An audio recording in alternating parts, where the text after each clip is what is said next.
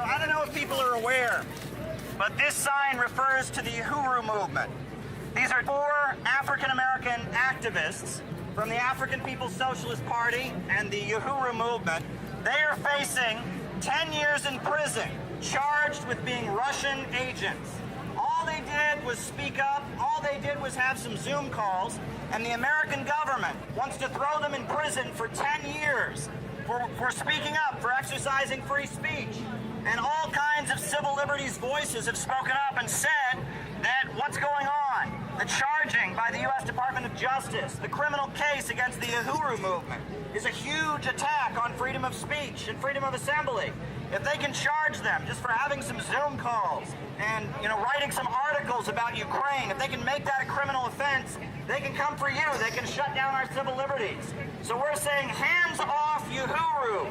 Drop the charges. Hands off Uhuru. Drop the charges. Hands off Uhuru. Drop the charges. Hands off Uhuru. Drop the charges.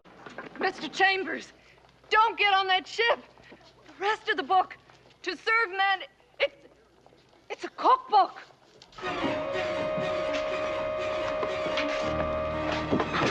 No!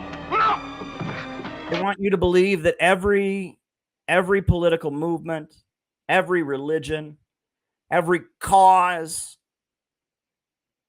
everyone who calls on you to believe in anything, every truth, every principle, every creed, every mobilization, every mass movement is a cookbook.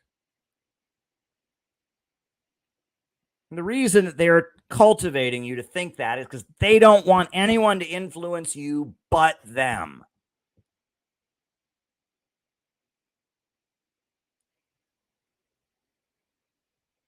They want the control and the power over you.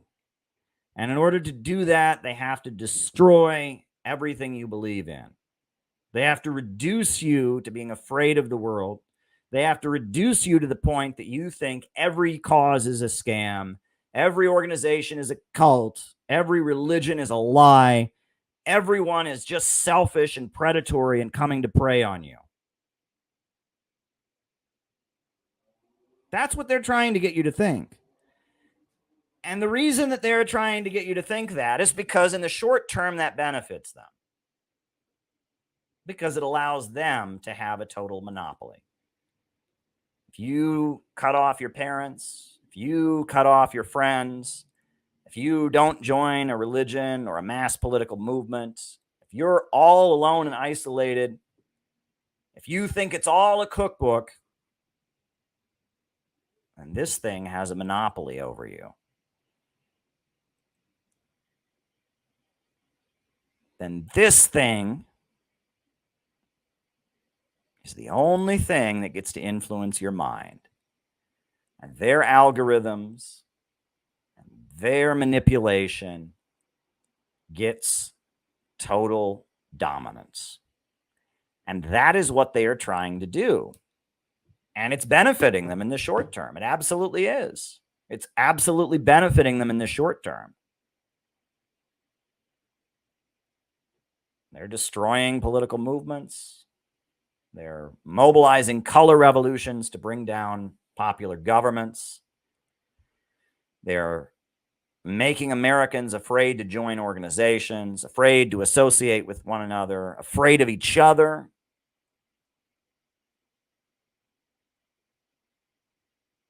But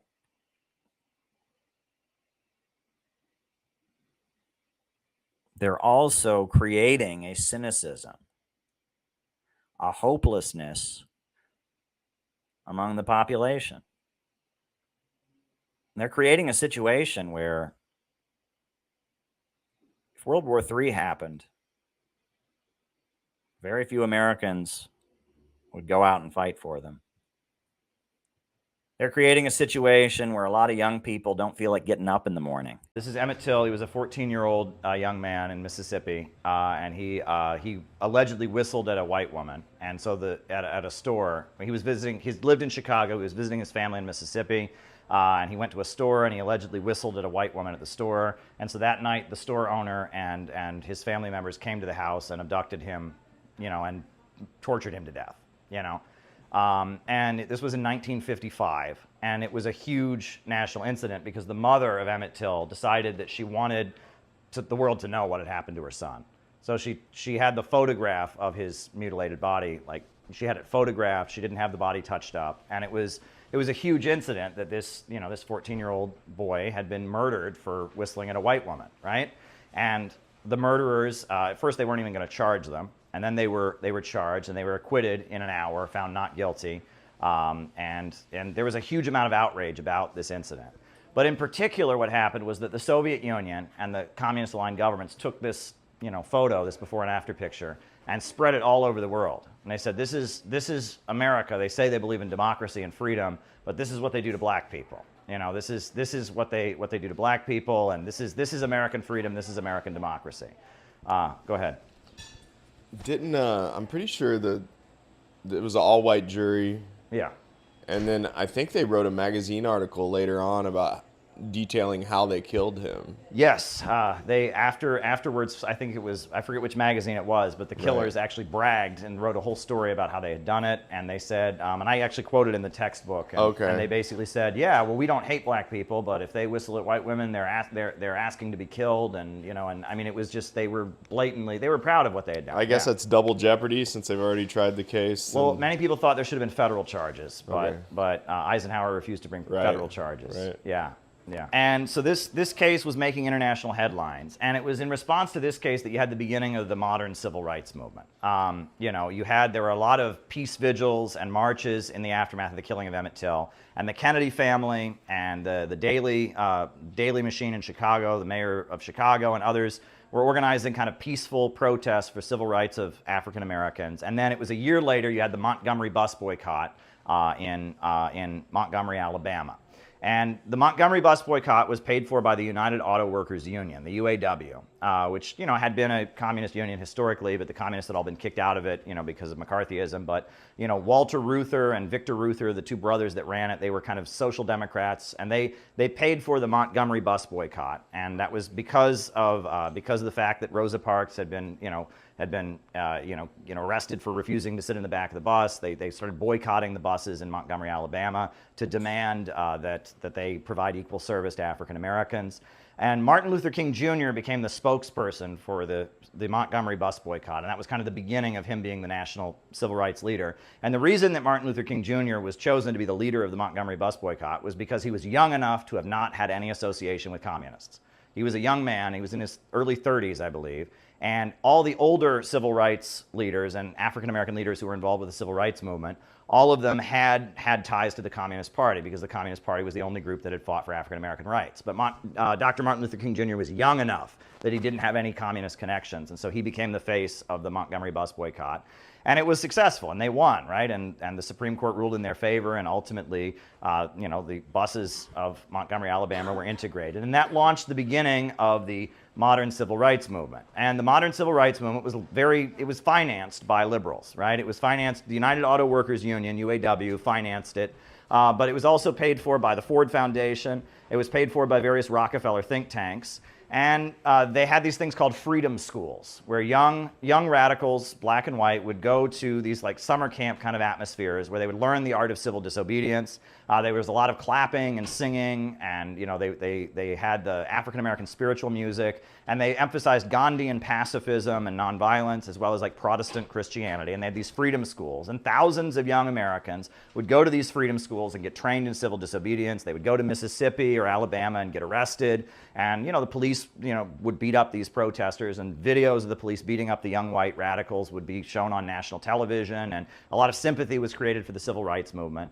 And this was all kind of part of the blowback against McCarthyism, right? In response, as McCarthyism was moving out of fashion, you had the rise of the civil rights movement and thousands of these young people going and getting arrested as part of the civil rights movement. And that's the beginning of what you can call the new left. was these people that, and it was largely created by the American liberal establishment. The Kennedy family, the Ford Foundation, the Rockefeller think tanks, the UAW were paying for these mobilizations of young people to go and get arrested and oppose Jim Crow segregation, largely because there was a feeling that Jim Crow was a ticking time bomb, and that if somebody didn't lead a civil rights movement, the communists would.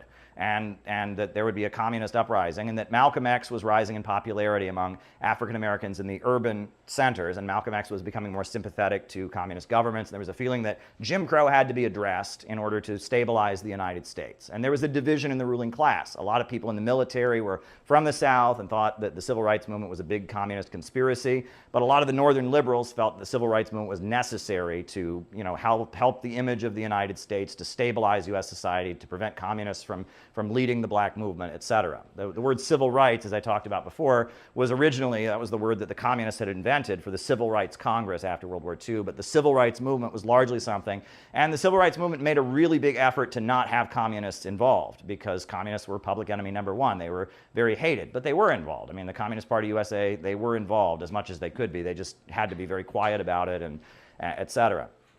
I think at one point they had a billboard that was put up various places, and it had a picture of Dr. Martin Luther King, and it said, Dr. Martin Luther King attended a communist training school. And that was just a billboard to, why you shouldn't support Dr. Martin Luther King, because he had gone to some workshop or something. So, that was, I think one of our members, as a joke, he made an image of that billboard, and he said, be like Dr. Martin Luther King, come to CPI's next workshop, attend a communist training school.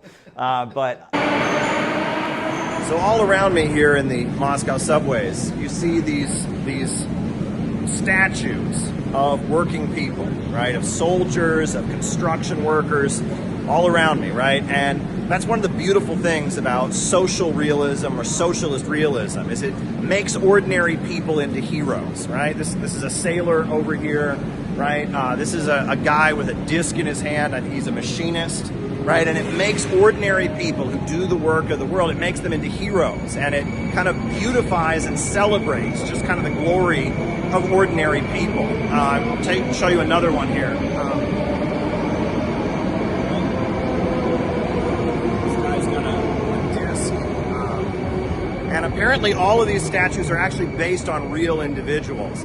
But the reason this is important, right? This is a woman, feeding a chicken, right? A woman feeding a chicken. The reason this is important is because this kind of art, social realism or socialist realism, this was not only the art that was popular in the Soviet Union, it was also popular in the United States. When President Roosevelt hired millions of unemployed workers to build hospitals and schools and post offices and libraries across America, they put social realist paintings and social realist murals and statues in these new buildings that were being built in the United States. And it was in the 1950s that the Central Intelligence Agency of the United States, the CIA, decided that they didn't like this kind of art. They decided this kind of art was fascist, this kind of art was dangerous propaganda. So the CIA began funding modern art or abstract art. And because they wanted to counter this kind of beautiful art that glorifies and celebrates ordinary people, the CIA started funding the work of Jackson Pollock, who just kind of throws paint on a canvas, splattering paint, or art that is just abstract shapes, because they're threatened by the power of social realism. And it was the left, the socialists and revolutionaries that promoted social realism, but it's because of CIA meddling and the Congress for Cultural Freedom program of American intelligence, now the left no longer celebrates this kind of beauty. Now the left, glorifies, splattering paint on a canvas, modern art, degeneracy, these kinds of things. But that was a conscious manipulation by American intelligence. It's really wild to think that American intelligence agencies are funding art projects and funding music, but they did. They didn't like this kind of beauty. They wanted to steal it from us.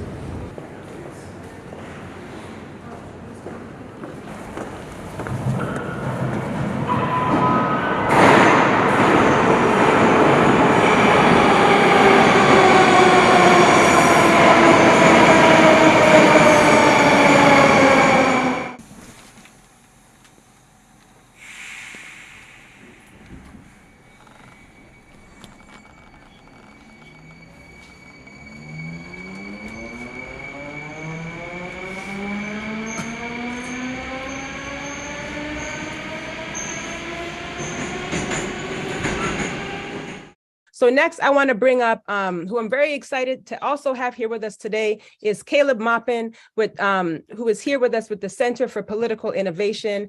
Thank you for being on, Caleb. We have a video that we're going to watch of your statement, and then we're also going to hear from John McCarthy, who was also with CPI. And John, you can follow up right after we hear from Caleb's statement. So while that video is being queued up, all right, we're in place. Thank you, Comrade Uhuru. On behalf of the Center for Political Innovation, I wish to extend our full support and unequivocal solidarity to the People's Democratic Uhuru Movement, the African People's Socialist Party, Chairman O'Malley, and all of the individuals facing criminal charges. This indictment from the U.S. Department of Justice is nothing but an attempt to stifle freedom of speech, to suppress political activity, and to persecute those bold enough to question and expose the lies being told to justify sending more weapons to Ukraine and bringing the world closer to the danger of a new world war.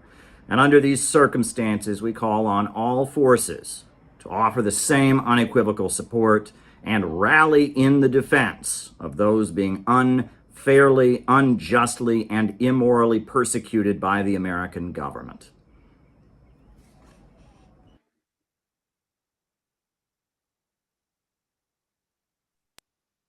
Hello? Uhuru, John. Yes, hi. Up. Yeah. Hi. I'm also with CPI. I'm in unity with everything that Caleb has just said. I realize they're not probably watching us live, but I wanted to use my time to challenge the people running against Joe Biden to join with us in demanding that he drop these ridiculous charges.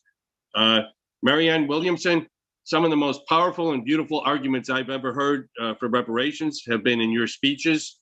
You made it an issue in the last campaign, but then the FBI declares that reparations are some kind of a Russian plot, and all of a sudden you can't find your voice.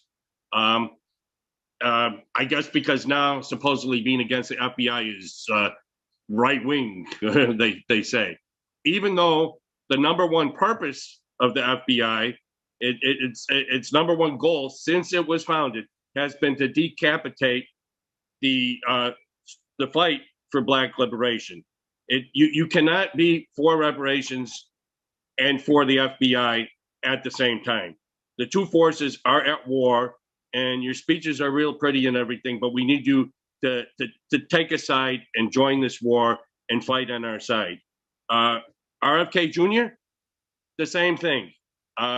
We appreciate the fact that you've spoken out for Julian Assange, but as his brother and his father have pointed out, the Julian Assange case and the Uhuru 3 case are the same fight. They're a fight to defend free speech at a time when we desperately need free speech in order to stop a nuclear war between Russia and the United States, a war that would destroy all life. So if the people who murdered your father and your uncle are using this case, the prosecution of the Uhuru 3, to try to murder free speech. And one of the best ways that you could get revenge on them is to join our fight to make sure that they do not succeed. So, Bobby Jr., Marianne, please, we need you to hold a joint press conference demanding that President Joe Biden drop this ridiculous prosecution. And I'll say this, if he refuses and the Democrats nominate him anyway, there will not be another Democratic president for the rest of this century. I promise. Uhuru. Uhuru, John. I just want to really appreciate that statement and, a few things that you said that I just want to reiterate and take this time to just kind of let the people know what's happening because, this is our ability to be able to talk to those people who need to know what's happening. So I want to appreciate you for just, pulling people into the fire, as well. And I wanted to also say what you mentioned about, they may not be watching us live. One, I wanted to state where people are tuning in from, but to also make the point that those who they are watching live, we don't see them on the air anymore. And we can remember recently Tucker Carlson or something, Tucker Carlson, I think show was recently canceled after covering this. And so we have to understand that this is not, it's an attack on the right to freedom of speech. So I just, go look that up. There's probably all these reasons for why it was canceled, but we understand why, because it's not that they don't even want this to be out there in the world. This system, this colonial mode of production, which we can see through its face of the FBI and the US government, they don't want people to know what the African People's Socialist Party thinks. They don't want people to know what freedom of thought. This is the thought crimes that we're talking about. So it's very important that you made that call. And I want to appreciate those who are tuning in with us. We have people tuning in from San Diego, California, from Brooklyn, New York. We want to appreciate you for being here. Chicago, through our CPI comrades, and other places throughout Illinois, Tampa, Florida, St. Louis, Missouri, Minneapolis, Minnesota, Inner Grove Heights, Minnesota, Houston, Texas, the United Kingdom, Oakland, California, Battle Creek, Michigan, Manhattan, New York, Ecuador, Miami, Florida, Boston, Massachusetts, San Mateo, San Diego, or California, St. Petersburg, Florida, New York, and Newark, New Jersey. So these are just some. And if you have just came in and you haven't let us know where you're tuning in from, please drop that in the chat. We want to appreciate you for being here with us from all places throughout the globe. One thing I was curious about is the use of icons in religion by the Russian Orthodox Church and by Russian spirituality, because I see that icons are very important, and I know this goes back thousands of years. They have icons of the saints, and then after the Russian Revolution, you saw icons of leaders. You saw the face of Lenin, the face of Stalin, and this is repeated in many communist countries. You see the pictures of the leaders of the revolution, etc. And I'm curious about the roots of this tradition. I don't know much about it, but I do know it is something that our Western leaders really don't like. We are taught that, cult of personality, this is a dangerous thing. In the United States, we're always warned against anything like this. They want us to be very, very afraid of it. We're almost indoctrinated to be very, very afraid of anyone who holds up a picture of a leader, a picture of someone they admire. And it seems like this is a very big part of the Eastern culture, in particular in Russia. And so I'm curious to learn more about the history of icons. I know that the Lenin mausoleum is just over there, but also, we have the church, the Russian Orthodox Church, with many icons of many saints and exalted figures. So I'd like to learn more about this tradition. One thing that is very apparent to me is in the West, they very much want to inculcate people with the notion that there is no truth. There is nothing to believe in, there's nothing to sacrifice for, and that if you believe in some kind of truth, if you believe in God or you believe in a political movement or a political cause, you're being foolish, you're being a sucker, you're being taken advantage of. And that in reality, it's just a matter of individuals struggling against each other. It's just a battle of individuals and selfishness. This is very much the ideology coming out of the West. You can talk about philosophical irrationalism, Friedrich Nietzsche, Ayn Rand, Leo Strauss, the father of neoconservatism, this belief that there is no truth, there's nothing worth standing for. And here in the East, you see that the opposite is the case. People are very, very committed to their culture, to their nation, to their land, to the struggle to hold their society together. I saw that at the World Youth Festival, all these young people, thousands and thousands of them coming together and doing a lot of very, very hard work to put on events that help better and strengthen their country's international ties around the world. I see opposition to this philosophy of liberalism and atomization that is coming out of the West. And that's what attracts me to Russia and other countries that are struggling against the Western imperialist system. But yeah, so there were thousands of young people that were involved in this, and every summer they would call it Freedom Summer. They would go and get arrested, and on the college campuses there was a lot of young people that were interested in civil rights, and there was an organization that was founded by the United Auto Workers with the United Auto Workers money. It was called Students for a Democratic Society, and they met in Port Huron at like a facility run by the United Auto Workers, and they formed Students for a Democratic Society. Students for a Democratic Society, they were a group, they wanted what they called participatory democracy that involved some kind of like worker management of factories, and they were in favor of the civil rights movement. They banned any communists from joining their group. They were a liberal campus organization, and they had thousands and thousands of members, right? And lots of money because they were funded to recruit young college radicals to get involved in civil rights activism. Now, on one campus at University of California, Berkeley, the campus banned any off-campus issues being organized around on the campus. You couldn't leaflet or do anything about any off-campus issue. So they had what was called the free speech movement, where there was a young person who had been involved in the Congress for Racial Equality, and he set up a literature table for his group, and the police came to arrest him, and then hundreds of students surrounded the police car and wouldn't let the police car go, and they put a speaker's microphone on top of the police car, and for 2 days they held the police car in this spot, and they had people speaking on the microphone, and it was called the free speech movement, until finally they dropped the charges against the guy who'd been arrested, and then the police let him go, and then later they took over buildings at Berkeley as acts of civil disobedience, and Berkeley finally did give in and change their rules and allow students to organize around off-campus issues. And that was called the free speech movement at University of California, Berkeley. We also had a group called the Student Nonviolent Coordinating Committee, and this is one of these groups that was organizing for civil rights. The leader of it was Kwame Ture. I think he was known as Stokely Carmichael at that time. He later changed his name to Kwame Ture. And a lot of the people that were in the Student Nonviolent Coordinating Committee had been people that had been around the Communist Party or kicked out of the Communist Party, had been part of the supporters of William Z. Foster and such. And so among the Student Nonviolent Coordinating Committee, a kind of secret organization was founded called the Revolutionary Action Movement, or RAM. And they were black members of the Student Nonviolent Coordinating Committee who listened to Robert F. Williams' broadcasts from Cuba about calling for a revolution.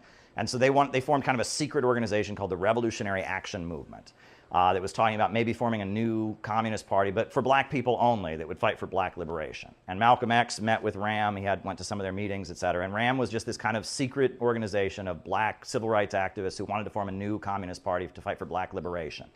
There were two members of RAM in Oakland, California, Huey Newton and Bobby Seale, and they eventually started the Black Panther Party. And it was started as kind of, it was people, they felt that RAM wasn't doing enough. It was kind of a talk shop, so they said, well, we're just going to do it on our own. And the Black Panther Party for Self-Defense that started their armed patrols, et cetera, emerged as a result of RAM, which came out of the Student Nonviolent Coordinating Committee. And you know, in the 1960s, there was very much a division in the U.S. ruling class. I mean, when it came to the Vietnam War, when you had the military-industrial complex that was very much in favor of it, you had the Eastern establishment, the Rockefellers and the liberals that wanted to de-escalate and felt that the Vietnam War was hurting the United States around the world. And so you had the anti-war movement get bigger, and SDS, this campus organization, it grew to be millions of members, and it got to the point that they didn't even need the money from UAW anymore, and they lifted the ban on communists. And eventually SDS became totally dominated by communist factions. And the two factions that dominated SDS were the Progressive Labor Party, which was a pro-China breakaway from the Communist Party of the United States, and then the other group was called the Revolutionary Youth Movement. Or RIM, Revolutionary Youth Movement. But everyone knew Revolutionary Youth Movement by their nickname, which was Weatherman. People called them Weatherman because they wrote a manifesto that had a line from a Bob Dylan song, "You don't need a weatherman to know which way the wind blows."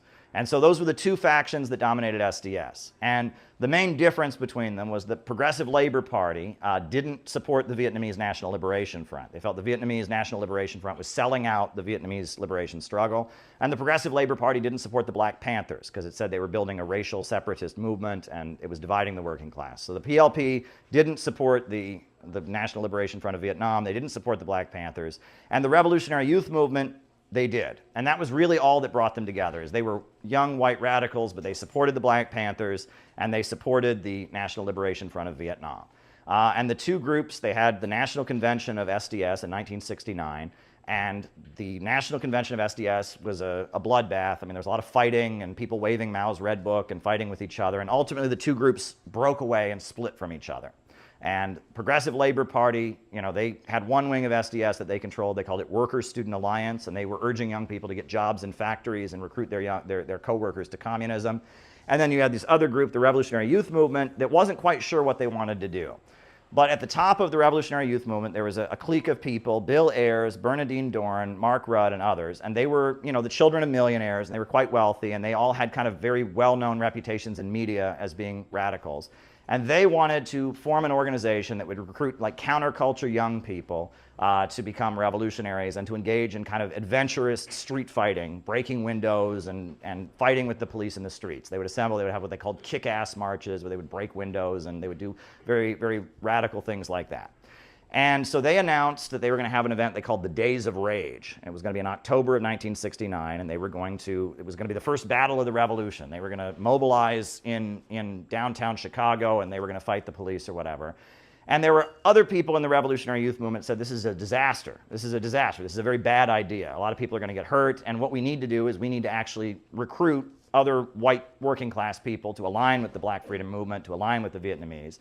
And so they broke away and they formed what was called RIM 2, Revolutionary Youth Movement 2, and they rejected the Weathermen and their street fighting, left adventurous tactics. And the Black Panthers supported RIM 2, the Revolutionary Youth Movement 2, and that was a group of white people that supported the Black Panthers. They supported the Vietnamese National Liberation Front, but they also rejected the street fighting and violent tactics that the Weathermen were embracing. The Weathermen very much wanted to embrace the hippie counterculture. They thought that the hippie counterculture was revolutionary. Revolutionary Youth Movement 2 thought that the hippie counterculture was actually very anti-working class and very alienating. So the Days of Rage happened, and the Weathermen thought there were going to be thousands of people who came to the Days of Rage. There was roughly 300 people. There was a lot of violence. A lot of people got hurt. There was shooting. My understanding is there was a local prosecutor, a criminal prosecutor, who enjoyed kind of beating up protesters with the police, and he came to the rally, and the Weathermen hit him in the back of the head with a baseball bat and paralyzed him for life. And then at one point the police opened fire on the rally, and no one was killed, but people opened fire, and there were some bombs that went off, and that was like kind of the beginning of what you might call the Weather Underground. Then they had an event in Flint, Michigan. And at that event in Flint, Michigan, that was when they were kind of announcing they wanted to start some kind of armed revolt against the American government. And they were supporting Charles Manson because the media was portraying Charles Manson as a hippie, and because, and he was against the government or whatever, so they were chanting in support of Charles Manson. And at that event, some of the people from Revolutionary Youth Movement 2 confronted the Weathermen about their line. And so I believe Tyler has that selection. He was going to read the selection of people confronting them at their Flint, Michigan event. Weathermen Flint War Council, 1970. Weathermen, virtually all white, continues to promote the notion that white working people in America are inherently counter-revolutionary, impossible to organize, or just plain evil. Honky bastards, as many Weathermen put it. Weathermen's bleak view of the post-revolutionary world comes from an analysis of American society that says that class doesn't count, race does. White workers are in fact fighting for their survival, insisted people doing organizing of factory workers in California.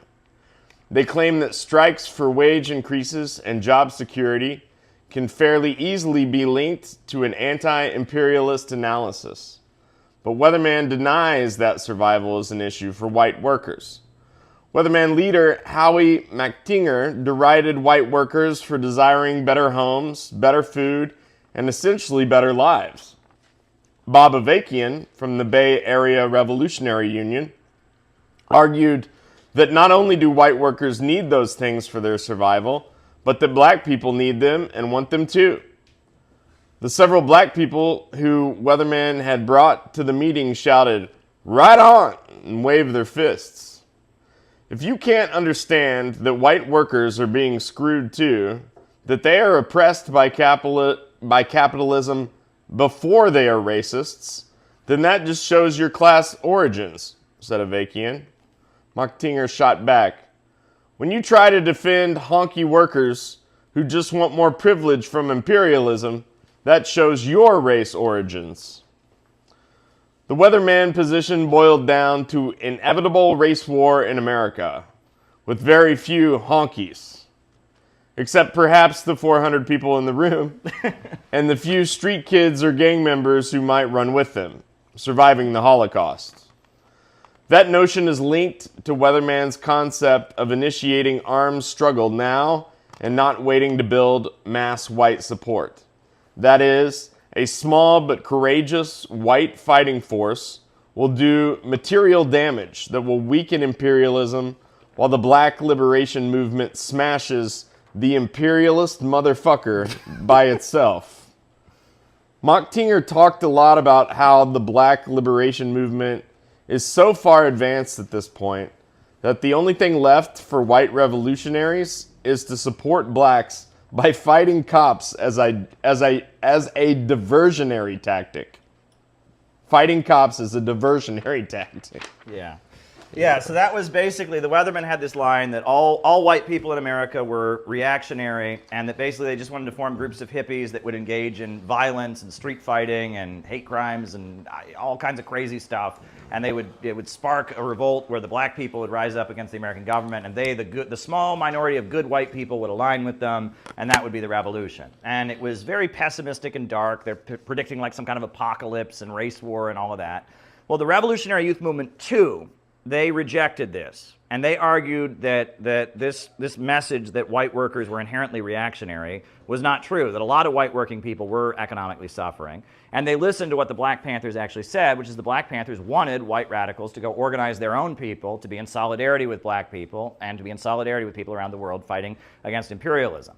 And it's the Revolutionary Youth Movement, too, that rejected the Weather Underground and their line. That is what laid the basis for what we can call the new communist movement of the 1970s. And there were many different groups that were part of the Revolutionary Youth Movement, and that were eventually formed as part of the new communist movement. But their whole thing was rejecting the Weathermen and rejecting the Weather Underground's approach, and instead trying to build a mass communist organization like the Communist Party had been in the 1930s, that would fight for jobs and schools and education, etc., and have a base among white working class people. And they spent the 1970s trying to do that.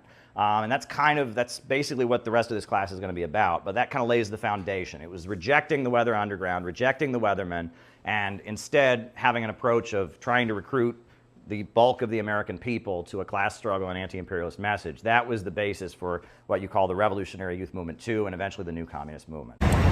So folks, those of you who may not be aware, there is a huge economic embargo on Cuba. The US government prevents medicine and food and other supplies from getting into Cuba. It's awful. Now, there's a group of protesters here in New York. They're marching behind a banner that says SOS Cuba. And so I'm going to ask them if they support ending the economic sanctions on Cuba, if they support ending the embargo on Cuba and preventing Cubans from getting food and medicine. Let's see if they actually want to help the Cuban people. Let's see what they're really about. So,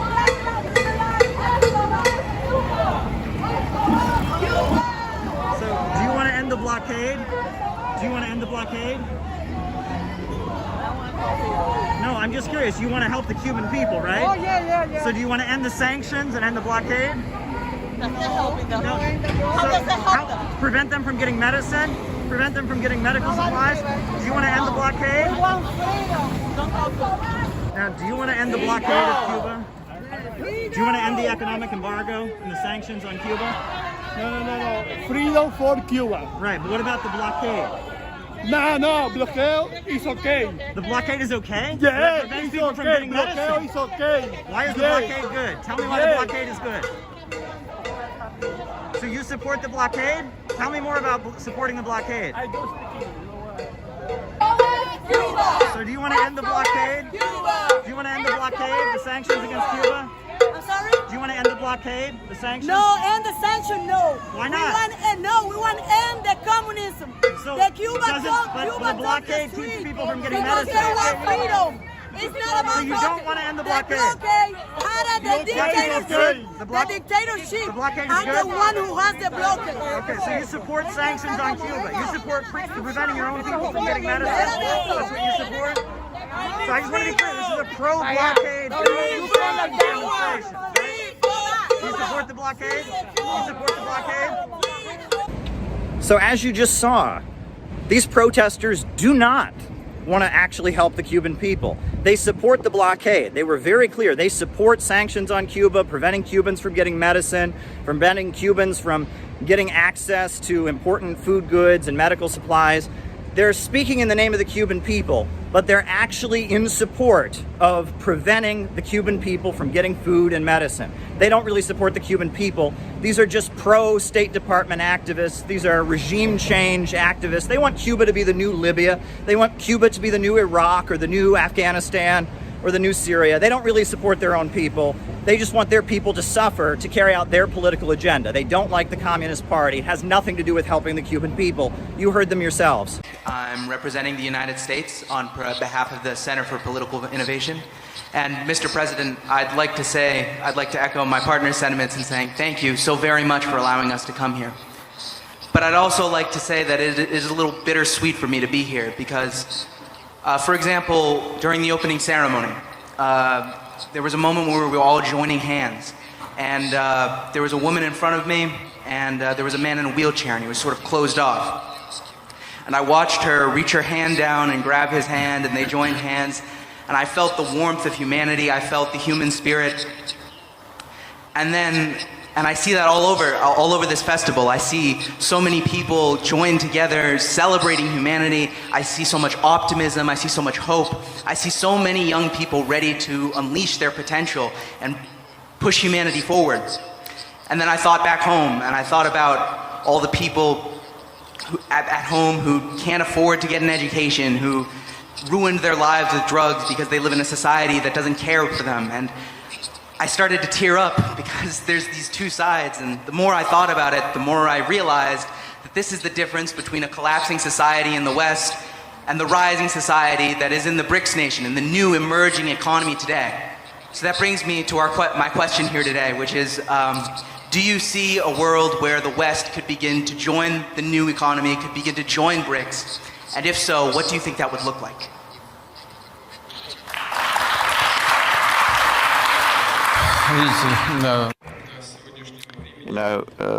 Before today, everybody wanted to join Western structures, including Russia, that wanted to join the G7.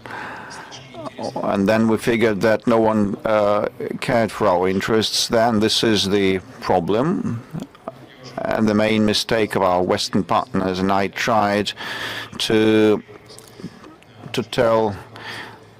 convey this idea when responding to the previous question by our American friend here. And you have mentioned, welfare and education matters. That is difficult, but they cannot afford to get proper education. It is not specific to the United States. It's a worldwide problem, and now lots of people from Latin America want to cross the US border illegally, and there are migrants, and everybody knows that. But this is universal across the globe. Many even rich nations have lots of problems, like the healthcare issues stand high on the European agenda. The United States has always tried to create the context, the most enabling context for top-ranking professionals, high-skilled professionals from across the world, and they offer better and higher salaries, and the Europeans migrated to the United States, therefore. But the world is not fully fair or just, and people with low incomes cannot receive a good education or medical assistance, and they can die on the threshold of a medical establishment if they don't have an insurance policy, which happened a lot. We know about these tragedies, but that does not mean that other countries in the world are fine and they have been able to strike the social balance properly. Our common goal is to provide a level playing field for everybody, equal conditions for all, but I'm convinced that if we are capable to establish a multipolar world where we all are interdependent and mutually reinforcing social matters and welfare matters, including healthcare and education, will be resolved easier and more efficiently. Because joining hands, we can attain more and do better. Thank you. And we have Brics. You'll remember 9/11, the September 11th attacks. And after 9/11, the country was kind of whipped up into a frenzy of patriotism. Some of us, it's interesting to think, some of us weren't even born yet at that point, but the country was whipped up into a frenzy of very frightening patriotism. It was, my country, right or wrong. George W. Bush said that you're either with us or you're against us. You're either with us or you're with the terrorists.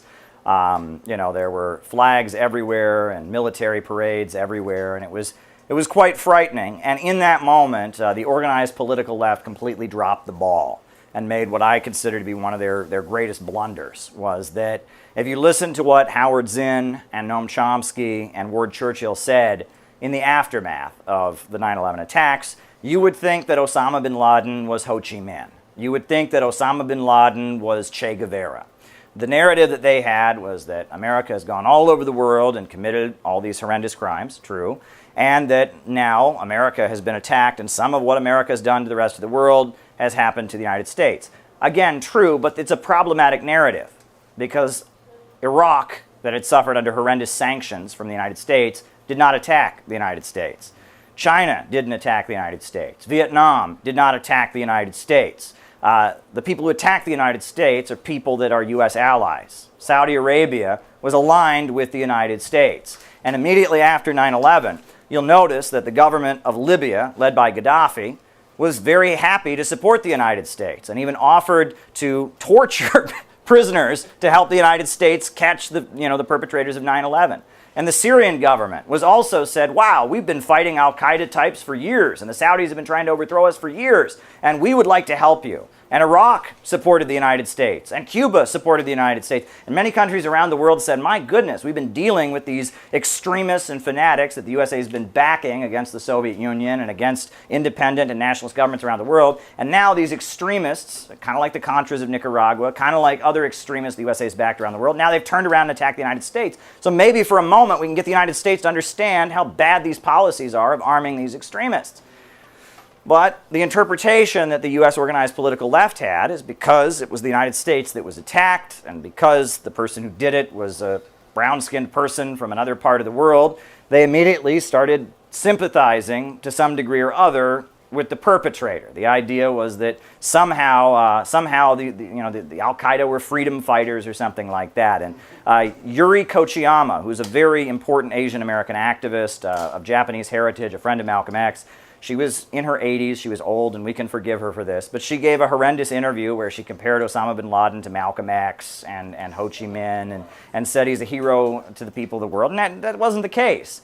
And you can understand why that message to average Americans didn't go over so well, right? And if the country's just been attacked and people are fearing for their lives and there's hysteria about terrorist attacks, if the message of the left is, well, we deserved it, we're the bad guys, we're the terrorists, you can understand that especially in the age of very simplistic, watered-down politics, where everyone has a very short attention span, the response of people to Noam Chomsky, to Howard Zinn, to Ward Churchill was a hostile one. It was an unfriendly one because they said, look, we feel like we're under threat, we feel like we're under attack, and the organized political left is telling us basically that we deserve it and kind of making statements that imply somehow the people who did it are heroes. You can understand why the left was isolated. And when Bush coming out of 9/11 attacked Afghanistan, he had something like 90% approval ratings for his invasion of Afghanistan, and the organized political left was pretty isolated. Now, the invasion of Iraq was much less popular. Europe opposed it and other forces opposed it. Iraq had nothing to do with the 9/11 attacks, so there was widespread opposition to the war in Iraq. The country at the time of the invasion was about 50-50. But there was a lot of confusion on the left because they had this narrative of we are going to speak truth to power. There was a lot of religious pacifism, a lot of candlelight vigils, and a lot of that settlers mentality that average Americans are the enemy. And Ward Churchill, who was the leading Native American scholar, who became kind of a target of Fox News during these years, Ward Churchill, he wrote his essay, Some People Push Back, where he talked about how he said 9/11 was horrendous, but it logically makes sense because of the U.S. sanctions on Iraq that killed all these innocent people. What would you do if you're an Iraqi? What can you do to wake the Americans up? Well, the thing was, Iraq didn't attack the United States. So, I mean, it's a fallacious essay. And the essay blames average Americans. It says, average Americans know the U.S. government put these sanctions on Iraq. It's killing people. They're not doing anything about it. And it referred to some people in the Twin Towers as little Eichmanns, compared them to, it was a horrendous anti-populist narrative, but it comes out of the 1960s. You know, this is the 1960s political narrative. This is the weather underground that thinks average Americans are pigs. That's how they responded to it. And Ward Churchill, it should be noted, you know, the leading Native American scholar, and he wrote these essays after 9/11 that made him kind of a target for Fox News and the conservatives. But he's also, he was the main effort, one of the main ideologues of Native American support for the Contras in Nicaragua. And he actually went to Nicaragua to work with the Contras against the Sandinistas in the 1980s, published essays justifying Native Americans collaborating with the CIA against the socialist government of Nicaragua. So it kind of makes sense that his analysis of this would be a kind of a wacky and weird one. And the first thing that I wanted to talk about in my opening remarks is I actually got some bad news today. And the bad news that I got is that somebody that has been a longtime friend, not someone I was deeply close to, but somebody that I did know and someone that I loved. I really did have love for this person. He was just a very kind, genuine person, an optimistic person. He died. And that person was somebody that, you know, he was at Occupy Wall Street when I was at Occupy Wall Street. He was involved in all kinds of anti-war activism. I was also involved in. He was a socialist and a leftist that I was involved in. He was a great man in so many ways. Paul Gilman, he died, and I did not know this. I got the news rather late. Apparently, he died at the end of May, which is shocking for me because I interviewed him on May 1st. At the Palestine rally that happened. I interviewed him, and I'd interviewed him a number of times, and I actually went through some of my old YouTube videos, and I found clips of Paul, and I want to tell you about Paul. I want to talk to you all about Paul. So here are two clips of Paul from Palestine rallies where I interviewed him. One was many years ago, and the other one was the more recent one in May, which was just a couple weeks before he died. He apparently died at the end of May. So this is Paul at Palestine rallies. Lives do matter, but so do Palestinian lives matter. And for them, they mean only Jewish lives matter. They don't care about anyone else. It's showing the true teeth of the oppression of this country. They say we're a free country, but the minute we do something they don't like, they send the cops in on us. If that's not fascism, I don't know what is. So I want to tell you the context, right? So this first interview, this was at the height of Black Lives Matter, at the Black Lives Matter protests. The pro-Israel forces in New York City decided to have a rally called Jewish Lives Matter. And it was basically saying you have to support Israel because Jewish lives matter. And he protested it. And that's the comment that he's making, that he made. I was working for Press TV. This is years before I even worked at RT, right? This is over a decade ago. And he was a Green Party candidate for New York City Council, I believe. And he said, Jewish lives do matter, but so he's saying Jewish lives do matter, obviously. do Palestinian lives matter. And for them, they mean only Jewish lives matter. They don't care about anyone else. It's showing. And that was what he was saying. He said, look, you know, I mean, we don't obviously disagree that Jewish lives matter. We don't want Jewish people to be harmed. But what about Palestinians? And that was a good point. And then this is him talking about the crackdown on pro-Palestine protests that happened across the country. I interviewed him about that on May 1st. And this is, very recently. This is just before he passed. It's showing the true teeth of the oppression of this country. They say we're a free country, but the minute we do something they don't like, they send the cops in on us. If that's not fascism, I don't know what is.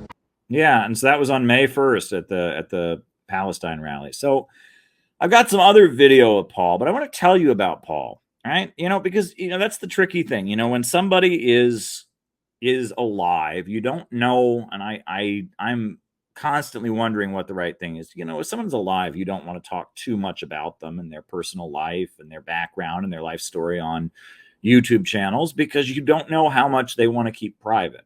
But Paul is now deceased. So I'll tell you what I knew about Paul. And then we'll watch some more footage of Paul. Paul loved marijuana. All right. And then you can see that in the clip I just showed. He's wearing a baseball cap with a pot leaf on it. Paul loved marijuana. And the way Paul got to be political was that Paul was apparently a marijuana dealer as a young man, and he got arrested, and he did some serious prison time in upstate New York. He was a young man. I don't know where he's originally from, but he was a pot dealer. Nowadays they're much more soft on that kind of thing, but Rockefeller drug laws, etc. He was a pot dealer, and he ended up doing some serious prison time. And it was during that prison time that Paul became political, and it was in prison that he started reading. He started reading the political stuff. He started reading about the Black Panthers. He started reading about socialism and communism. And he came out of prison as somebody that was an activist, right? I think this was in like the 70s or 80s. I think it was the 80s that he went to prison. And he came out of prison politicized, right? Because there was a movement, what they called a movement in those days. And there was, and he came out of prison as somebody who admired the Black Panthers, and he admired Native American activists. And as a result of being in prison, and in prison, you have a lot of time to read. And that there's many people who, maybe not as much anymore, but at one point, there were a lot of people who got very politicized in prison because they would read books, and books were available. And so he came out of prison as a politicized person. And Paul had a very hard time. I mean, being a convicted felon, it was not easy for Paul. But Paul was at all the rallies. He was at every anti-war rally that the Workers' World Party organized. He was at all kinds of demonstrations. And Paul was a communist. I don't think he was ever in any party or group, but he was very much a communist. And more specifically, he was a Maoist. And that's a bit of a contradiction because Mao Zedong was not a big fan of drugs, but, he was a marijuana legalization activist, and he was a Maoist communist. And my fondest memory of Paul is in 2019, I gave a class. This is before CPI got started. We had something called Students and Youth for a New America. And Students and Youth for a New America never really turned into a real group. It was always just kind of, there were a couple people on one or two campuses doing something, and I would rent a studio classroom in New York City and do something. So we rented a studio in New York City, and I did a class called Mao Zedong and American Socialists. That's what I called it. I had no idea that Paul was coming. But Paul showed up to the class, total surprise to me. I knew Paul from protests. He was a friendly guy, but I'd never been over to his home, and I didn't know him intimately, but he showed up. He brought his girlfriend with him, and he brought books of his own to the class, and he was so into it.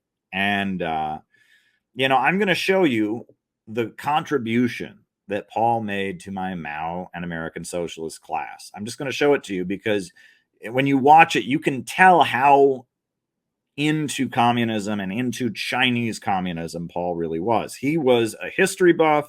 He was a communist activist, I'll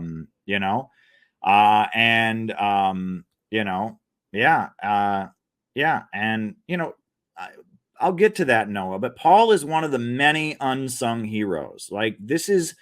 We need to talk about people like Paul. And I don't want to get ahead of myself, Noah, but there's so many great people like this. And we need to talk about people like this. And I'll get to that later. But let's just watch, and we're going to watch Paul's contributions to my Mao class. This is what Paul said, the contributions he made to my class on Chinese history, filling in the gaps of where I missed it, talking about what he thought was important. Chiang Kai-shek had killed Mao's first wife and sister. Wow. And it was Stalin that ordered, and they were deciding what to do. It was Stalin that was said, well, you got to form a united front with the KMT. And like Mao and his party were still deciding what to do, Stalin stepped in and did it. Now, the reason the generals did it was two reasons, right? The first reason is because the KMT refused to fight the Japanese. They had retreated as far as in southwestern China as you can get and still be in China. They were in Chongqing, and they were hoping that the Japanese fascists and the Manchukuo would wipe out all the communists. They couldn't do it. By then, the communists were in Yemen, which is after the Long March. They had made it there. Now, in the very beginning, you kind of left this part out, which is kind of important. When Trotsky and all of them were talking about a united front with the KMT, the Soviet Union had sent a general, and they founded what they call the Whampoa Military Academy. The Whampoa Military Academy is where both sides started getting their armies. An interesting note to that, Chiang Kai-shek was the president of, or the chancellor, whatever they called the head of that. The political commissar was Zhou Enlai. And on a little interesting minutiae side note, Ho Chi Minh was the translator because he could speak Chinese, Russian, and Vietnamese. He was in, when they found, he was in Moscow, part of the Comintern. So Ho Chi Minh was the translator between the Russians and the Chinese. The Dalai Lama himself admitted that Mao was a great man. And you always see the hints of, in the Bertolucci film on the Tibetan Lama, when he's leaving, the last thing they did was commit human sacrifices, these lamas. Yeah. And this is actually hinted in the movie where the guy who plays the Dalai Lama turns and says, "Is this necessary?" And the reactionary a-holes that are actually the political powers in Tibet say, "Yes, it is." Oh, so here's the funny story. I'll just share this before Paul continues. Speaking of the Dalai Lama, I just remembered this, but I used to do a lot of activism near Union Square, and Union Square, the political group I was working with, they had their headquarters like up on 17th Street, which was pretty close to Union Square. And Paul used to just hang out in Union Square, right? I think he would, get baked and he would smoke his pot and he would be just kind of hanging out in Union Square sometimes or whatever. So one day, me and a couple of friends, we were in Union Square and we saw the Dalai Lama, the Tibet separatists had gathered, and they were having an anti-China demonstration. So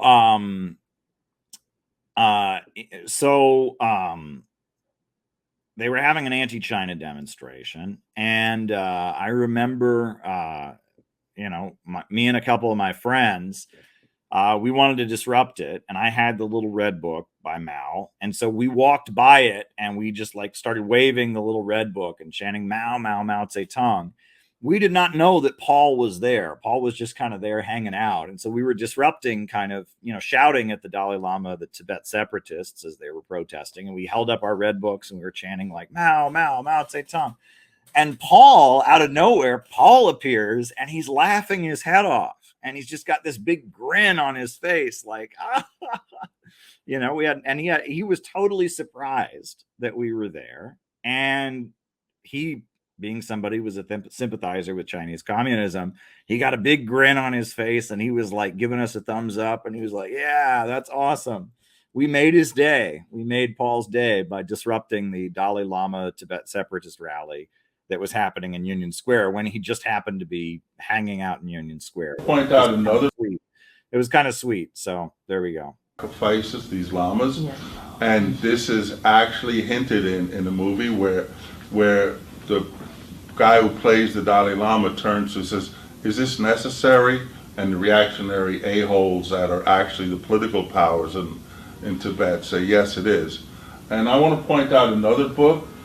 This is C.K. Yang's book.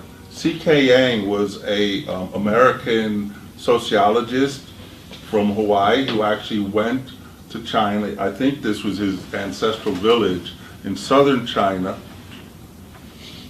And C.K. Yang did a really intense, minute sociological study of this village, and the big thing was the oppression of women, which was, he wrote about that extensively, and the hierarchies within the Chinese family.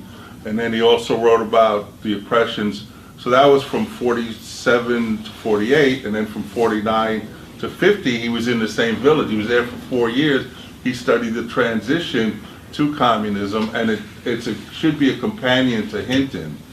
And I want to say one thing about Hinton's Fan Shin, the most, and this is a neglected book. I think all Marxists or people should actually read it. It's very dense, it's boring, it takes a while to get through, but it's worth it, you know? But I'll admit, I did it, I finished it. Okay, the most powerful, Hinton's book talks about the bottom-up transformation of Longbow, the village you mentioned, and one of the most powerful chapters is when half the world stood up, and it's all about the liberation of women. And the Communist Party didn't go in these villages and do this order and boss people around. They would send 2 or 3 cadres in there and find out who are the poorest peasants and have them lead the social movement. They would give them a little bit of training and do it. And in this, by then, Longbow was firmly in communist hands. They were doing the numerous land redistributions. And this chapter, when half the world stood up, this woman was complaining to the cadres how her husband was beating her.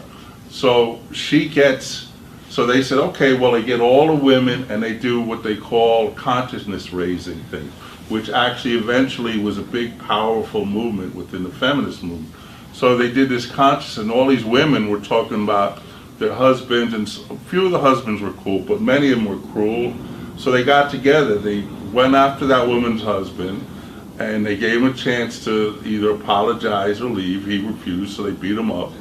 And then they went to all the bad husbands, and there was like a little bit of a counter thing, and some of the husbands said they're sorry and learned their lessons. Some were just complete assholes. They kicked their asses and they chased them out of the village. And then the big thing with this, and even in this movie, was a transformation of women in the revolution, because they were the most oppressed. I'm agreeing everything you said, and I'm just expounding, sorry about that. Yeah. Any other comments? And then I have some conclusions before we conclude. Except Paul, no Paul comments. Yeah, come on, Sanders. He's a dapper gentleman. Hey, I really appreciate this whole lecture. It was great. Unfortunately, 2 hours is not enough. Yeah. No. So I cannot complain that you had to skim over certain parts. There's nothing you could do about it. I'd like to comment on your opening statements with the racism. And there is a certain, I wouldn't call it racist in the American left, but it's certainly Eurocentric chauvinism, that's what I would call it, are totally dismissive of the Chinese Revolution and do not take it serious as a topic. It's really frustrating because now you have a mass insurgency in India, the Naxalites, that are also based on Maoist principles. I mean, it's a big mess, but no one's even studying it. Whether you support it, whatever, there's very little interest in it, which is fascinating. And another aspect that I also found concurrent with the chauvinism is that the Chinese Revolution was very female-centric, in the sense that I mentioned C.K. Yang and the oppression of women. Well, Pearl Buck wrote, she wrote The Good Earth, right? Now, Pearl Buck spoke Chinese, she lived there and everything. Everything that C.K. Yang wrote is confirmed in Pearl Buck's book, The Good Earth, and people read the Pearl Buck's book and Good Earth and think it's about peasants bettering themselves through hard work and everything. That's really the subplot. The real plot of the book is the oppression of women, and that never comes out in any real discussion of it. And I think that's so there's not only the Eurocentric chauvinism against anything that doesn't come out of Lenin or Trotsky.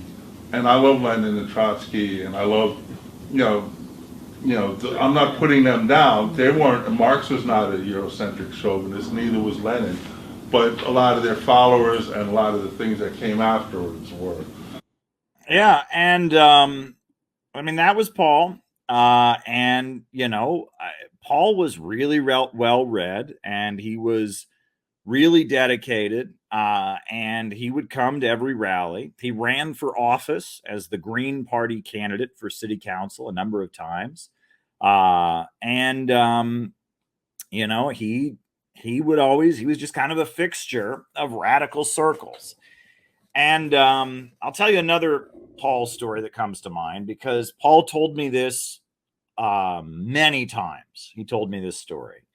And I guess I'm going to tell this story not because the story itself is necessarily so important, but because of how important it was to Paul. I think Paul told me this story at least 7 or 8 times. Almost every time I saw Paul, he would tell me about this. And I guess Paul had a son. I never met his son, but he said he had a son who was disabled, had, special needs. And I guess he would always tell this to me, but the political group I was in for years was the Workers' World Party.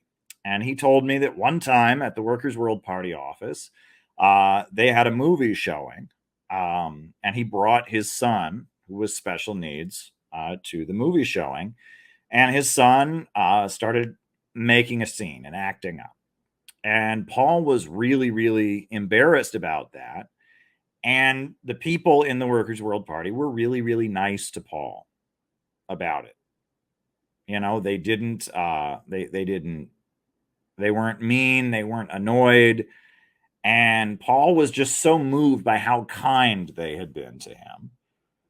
When his son, who had come to the movie showing, had been so disruptive and so, had made such a scene and been so rude.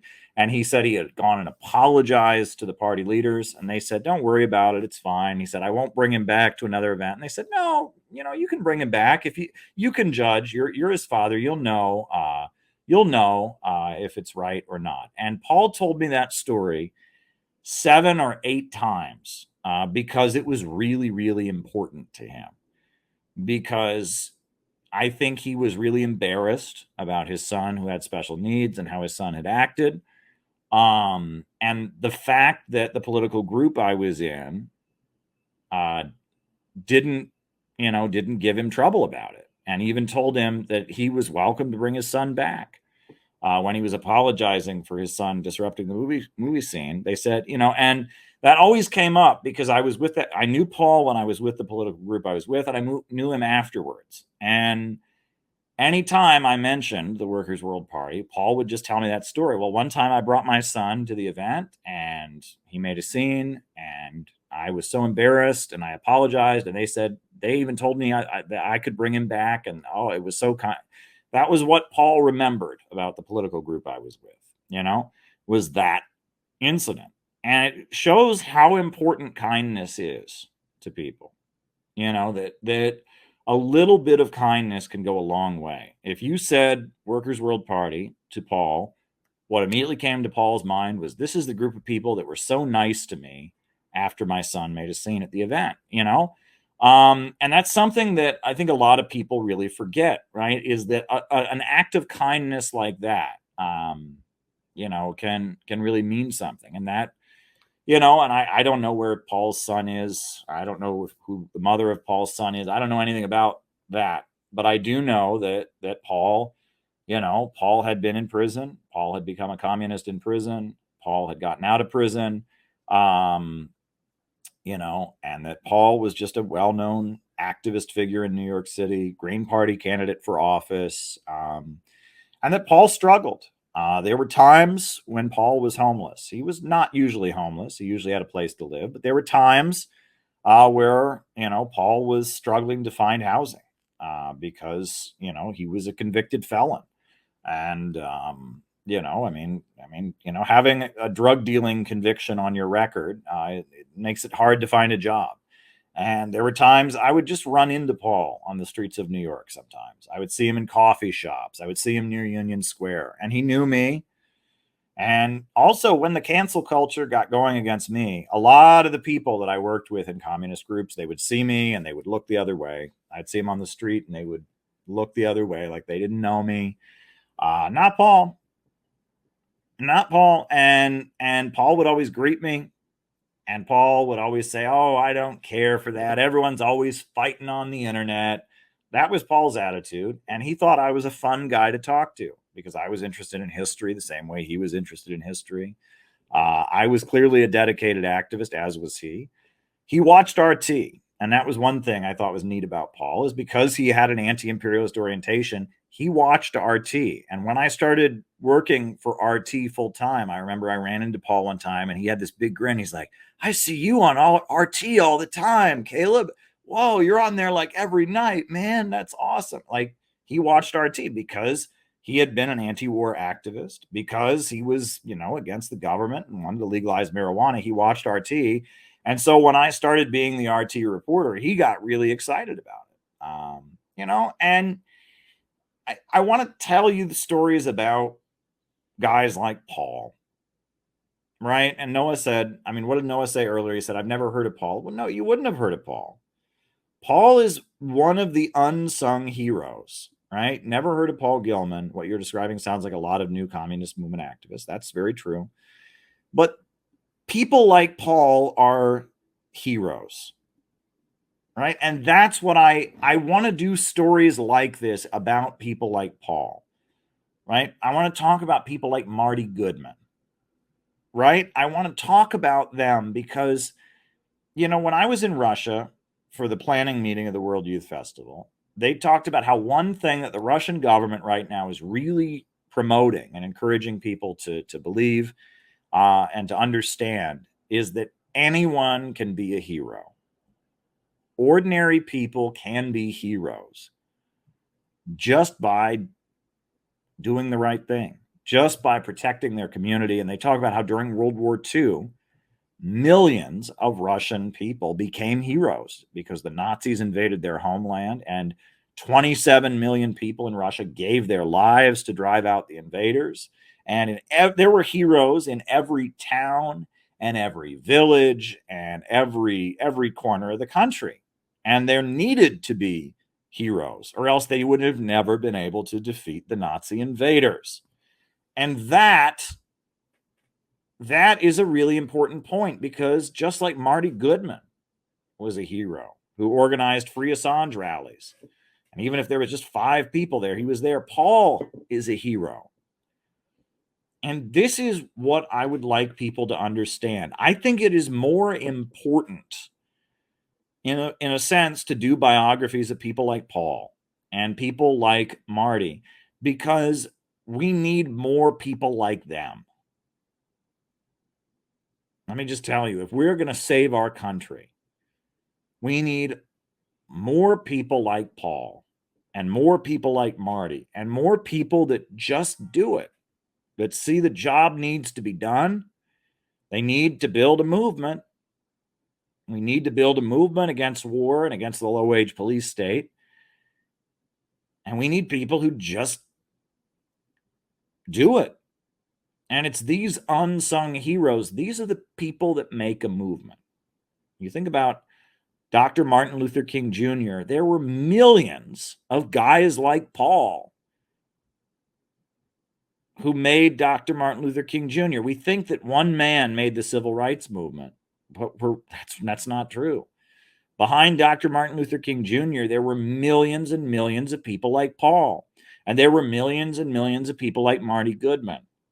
And that we need people to do that. And that, unfortunately, because of social media and because of the way our culture is, people have it in their mind that that if you're not the center of attention, and if you're not, in the spotlight, that you don't count.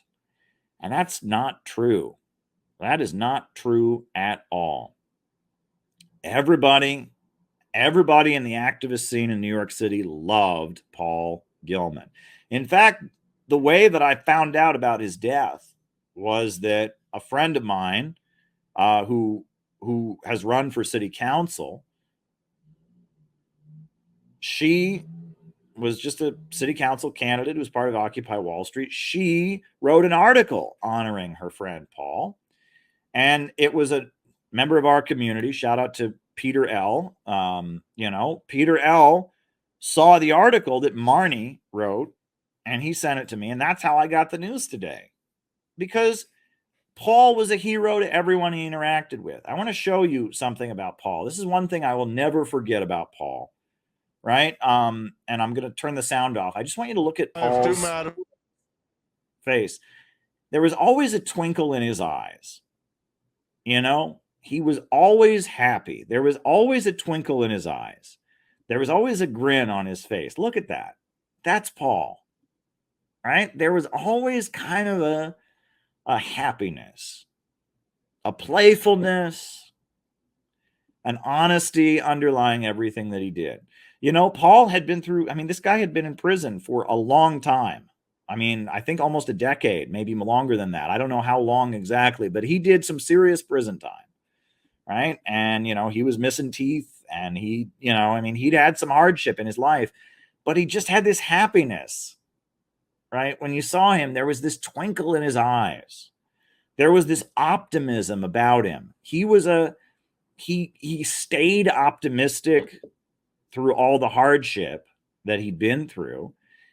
And he wasn't just a communist on the internet. He was a communist activist. He needed to be part of the movement, right? He was at every protest he could get to. He was at every demonstration, because it was like, that's what fed that happiness. He had that twinkle in his eye.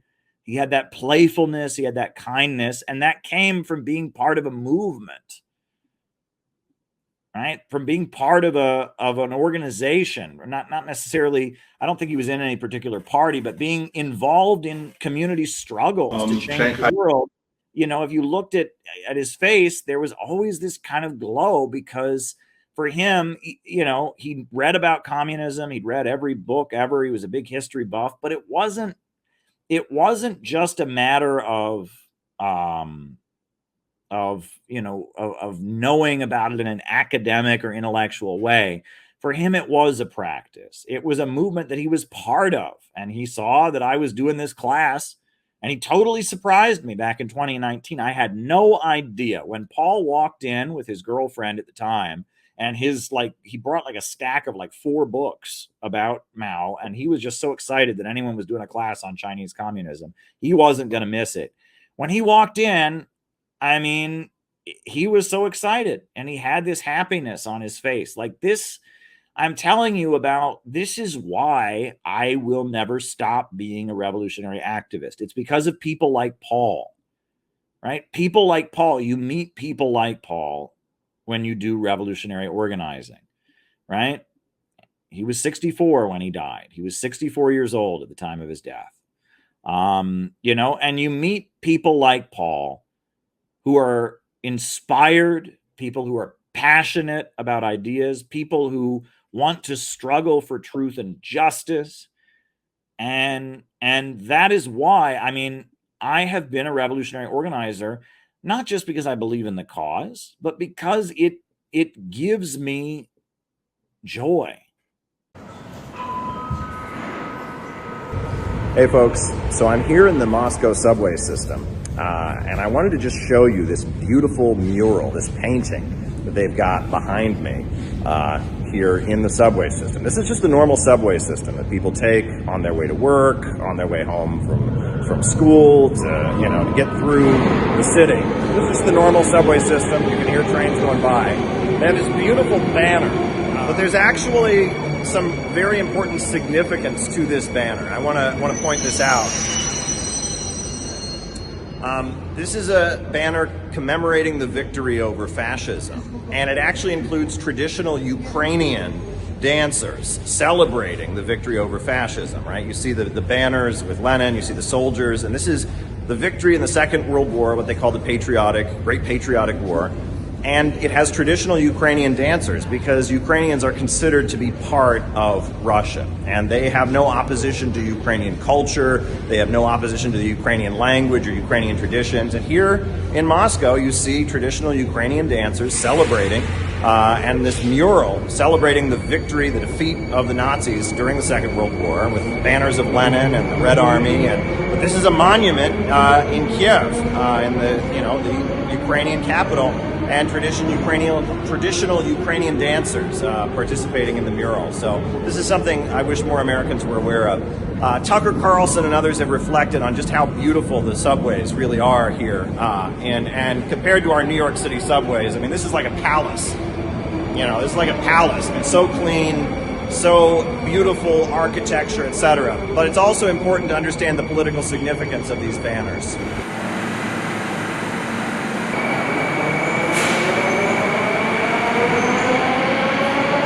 Said no because they wanted to quote unquote get rid and target Hamas. That has been the ongoing excuse. Now, I do want to ask you a little bit of background because I've seen a little bit of contradiction on this online. There is a general situation happening in Yemen where there is the state government and then there is the military that is Ansar, right? And then you have these two factions where a certain faction of the government really tends to work and sort of have this Western influence with the Saudis as well, whereas what we call the Houthi rebels, which is really, according to many Ansar, and we should be calling them that, are actually the ones waging this fight to protect and save Palestine. Is there a difference, and can you explain the difference between Ansar and the Houthis and the different factions in Yemen that have been also having their own internal struggle? Right. Well, in 2015, the Houthi forces, they took power and they declared the Revolutionary Committee to be the new government. They dissolved the House of Representatives. And then the president of Yemen at the time, Mansour Hadi, who was basically just handpicked by the Saudis. After the Arab Spring protests, they handpicked this guy, Mansour Hadi, who's a businessman. He's a former military guy who does business with the Saudis. They handpicked him to be the president. He was the only candidate on the ballot. It wasn't a real election. And they handpicked him to be the president. Well, in 2015, the Houthis, they marched into the capital. There were big protests going on about the rise in fuel prices at the time. The fuel subsidies had been cut and the population was angry, and the Houthis already controlled a big chunk of the country at that point. And so amid the protests, they marched in and they declared the Revolutionary Committee to be the new government. And that is the real government of Yemen is the Revolutionary Committee, which does not only include the Houthis, right? The Houthis are the main fighting force. They're a religious organization. They have a militia, a military they've had for many years. But there's also the Yemeni Socialist Party, which is the old ruling party of South Yemen. What they call the Yemeni Socialist Party, parenthesis, anti-aggression. They are a part of the Revolutionary Committee. There's also a feminist party called the Arab Hope Party.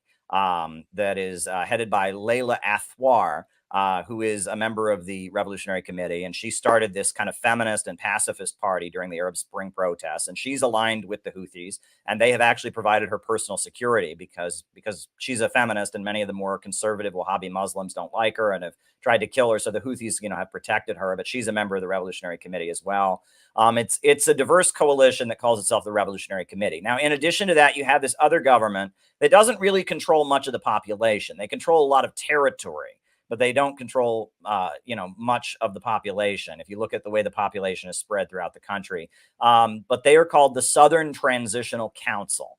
And it's a breakaway from what they called the Southern Movement, which were people that wanted to restore South Yemen. And during the Cold War, Yemen was divided. You had North Yemen that was capitalist, and then you had South Yemen that was communist, or the Democratic People's Republic of Yemen. So the faction of the Southern Movement, of people who want to restore Yemen that don't like the Houthis, that supported Saudi Arabia, they were backed by United Arab Emirates and some other forces, and they were fighting the Houthis for a while. But a truce was declared last year. Or 2 years ago now in 2022. So they have kind of reached a truce where they're not fighting, but they are dual government structures. So you have the Southern Transitional Council and you have the Revolutionary Committee led by the Houthis. Those are the two governments of Yemen.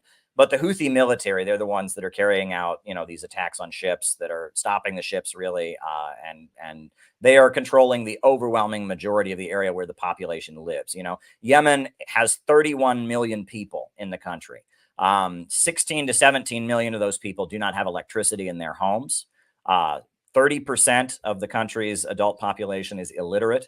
In addition to that, their life expectancy is only 67 years. And that's 191st in the world. It's pretty low. I mean, there's some African countries that have a lower life expectancy, Afghanistan, Haiti, but they're pretty low in terms of life expectancy. This is a deeply poor country. Some people estimate it as one of the poorest countries in the world.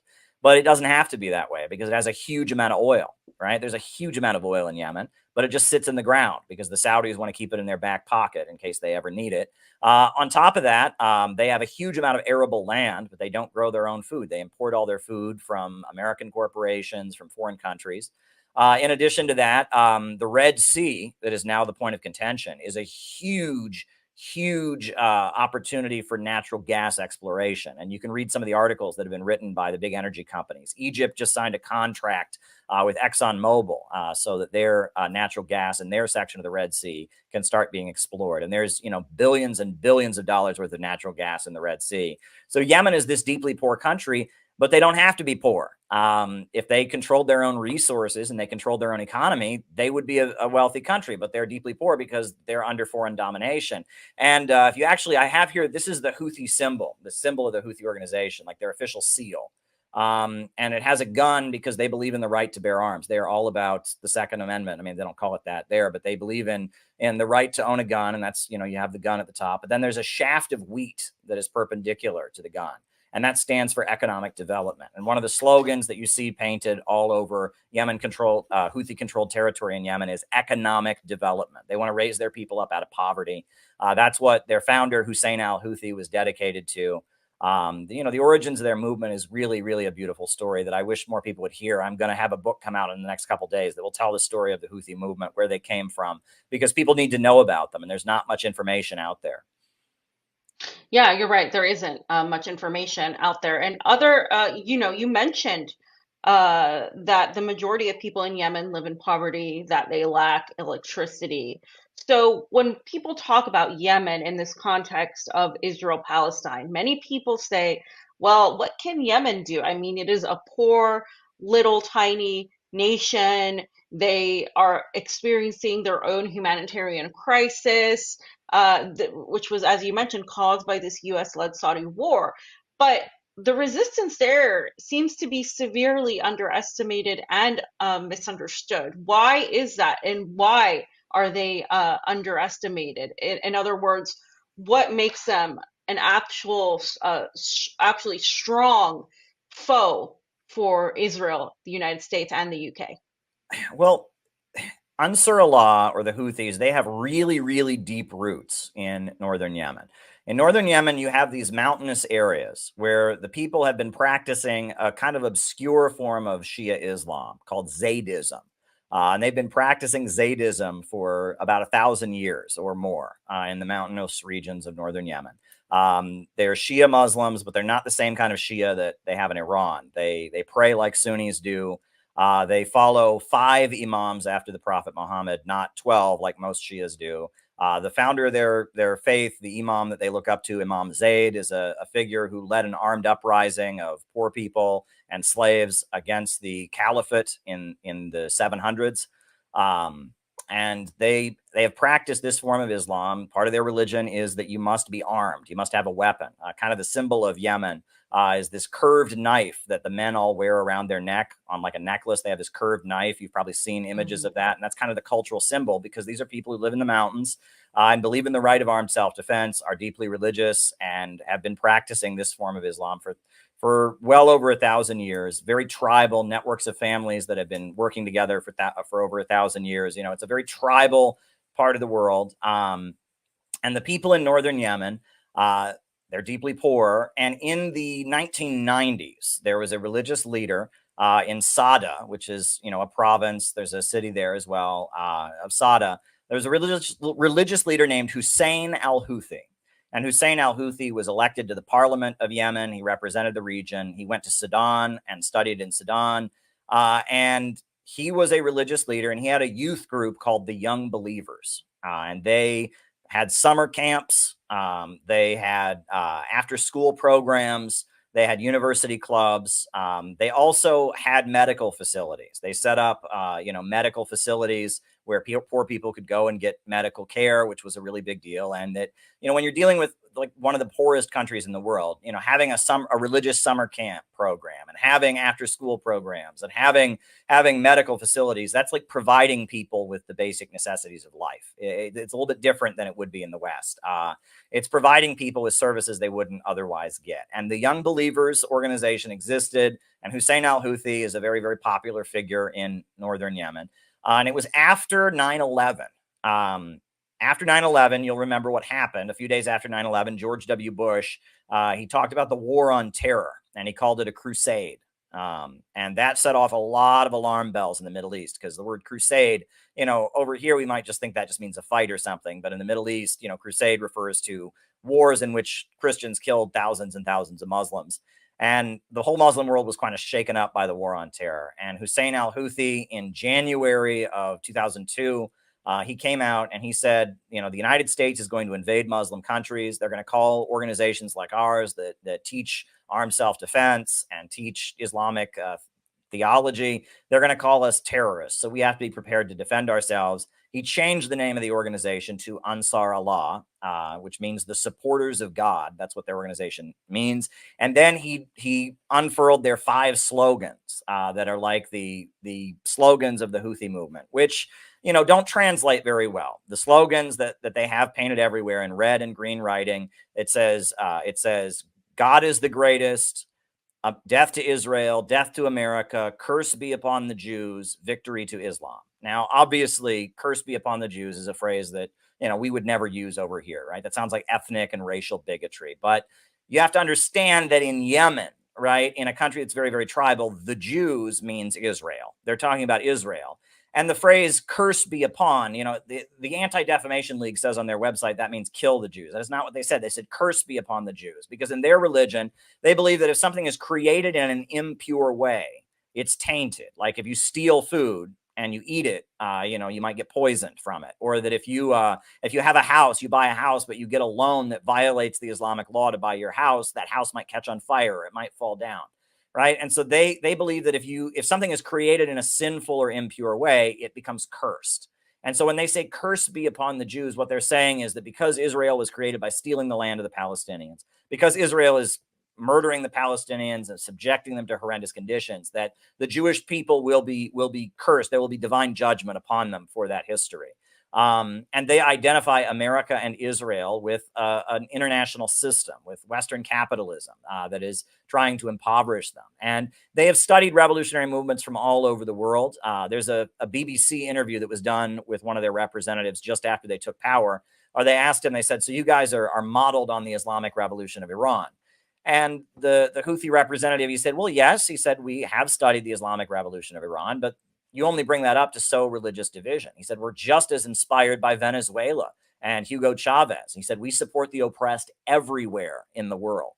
And they do support the oppressed everywhere in the world. And they very much, they looked at China as an inspiration and Mao Zedong. They at this point, it's reported widely they're getting weapons from North Korea. And the Houthis just consider themselves to be an anti-imperialist movement that is against Israel, and they're against the United States dominating the world. They want economic development for their people. They want to raise their people up out of poverty. They want to take control of their natural resources. And they believe it is their duty to stand with Palestine. And before he was killed, Hussein al-Houthi, the founder of the Houthis, was killed by a bomb in 2004. Before he was killed, he told his followers over and over again, you are going to need to stand with Palestine when no one else will. We can't count on the Europeans to support the Palestinians. We can't even count on the corrupt Arab countries to stand on the Palestinians. But there's going to be a time when we, the Yemenis, are going to have to stand with the Palestinians when no one else will. And so when the bombing of Gaza started, they said, this is that moment. This is the prophecy. This is the moment where we have to stand with the Palestinians. And so they started blocking those ships, because the Red Sea, that's 20% of global trade, I believe, goes through the Red Sea.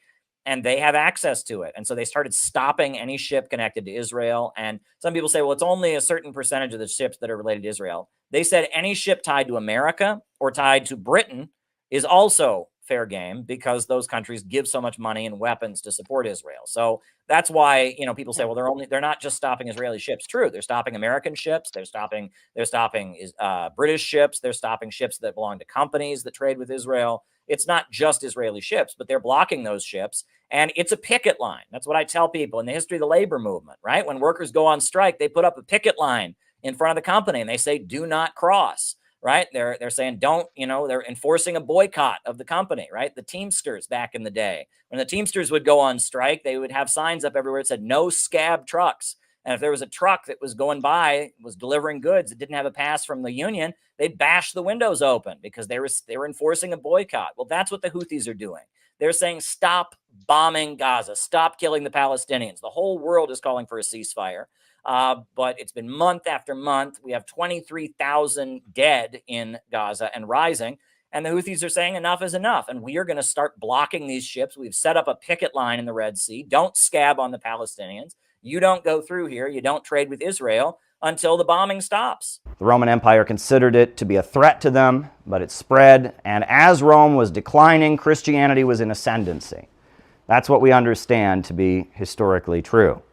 That Christianity was rising as Rome was falling. And in fact, the city of God, which is one of the key texts of Christian theology, is written from a defensive perspective. St. Augustine is writing the text because the Roman Empire, the biggest empire that dominated the modern world, it fell almost simultaneously as it adopted Christianity as its religion.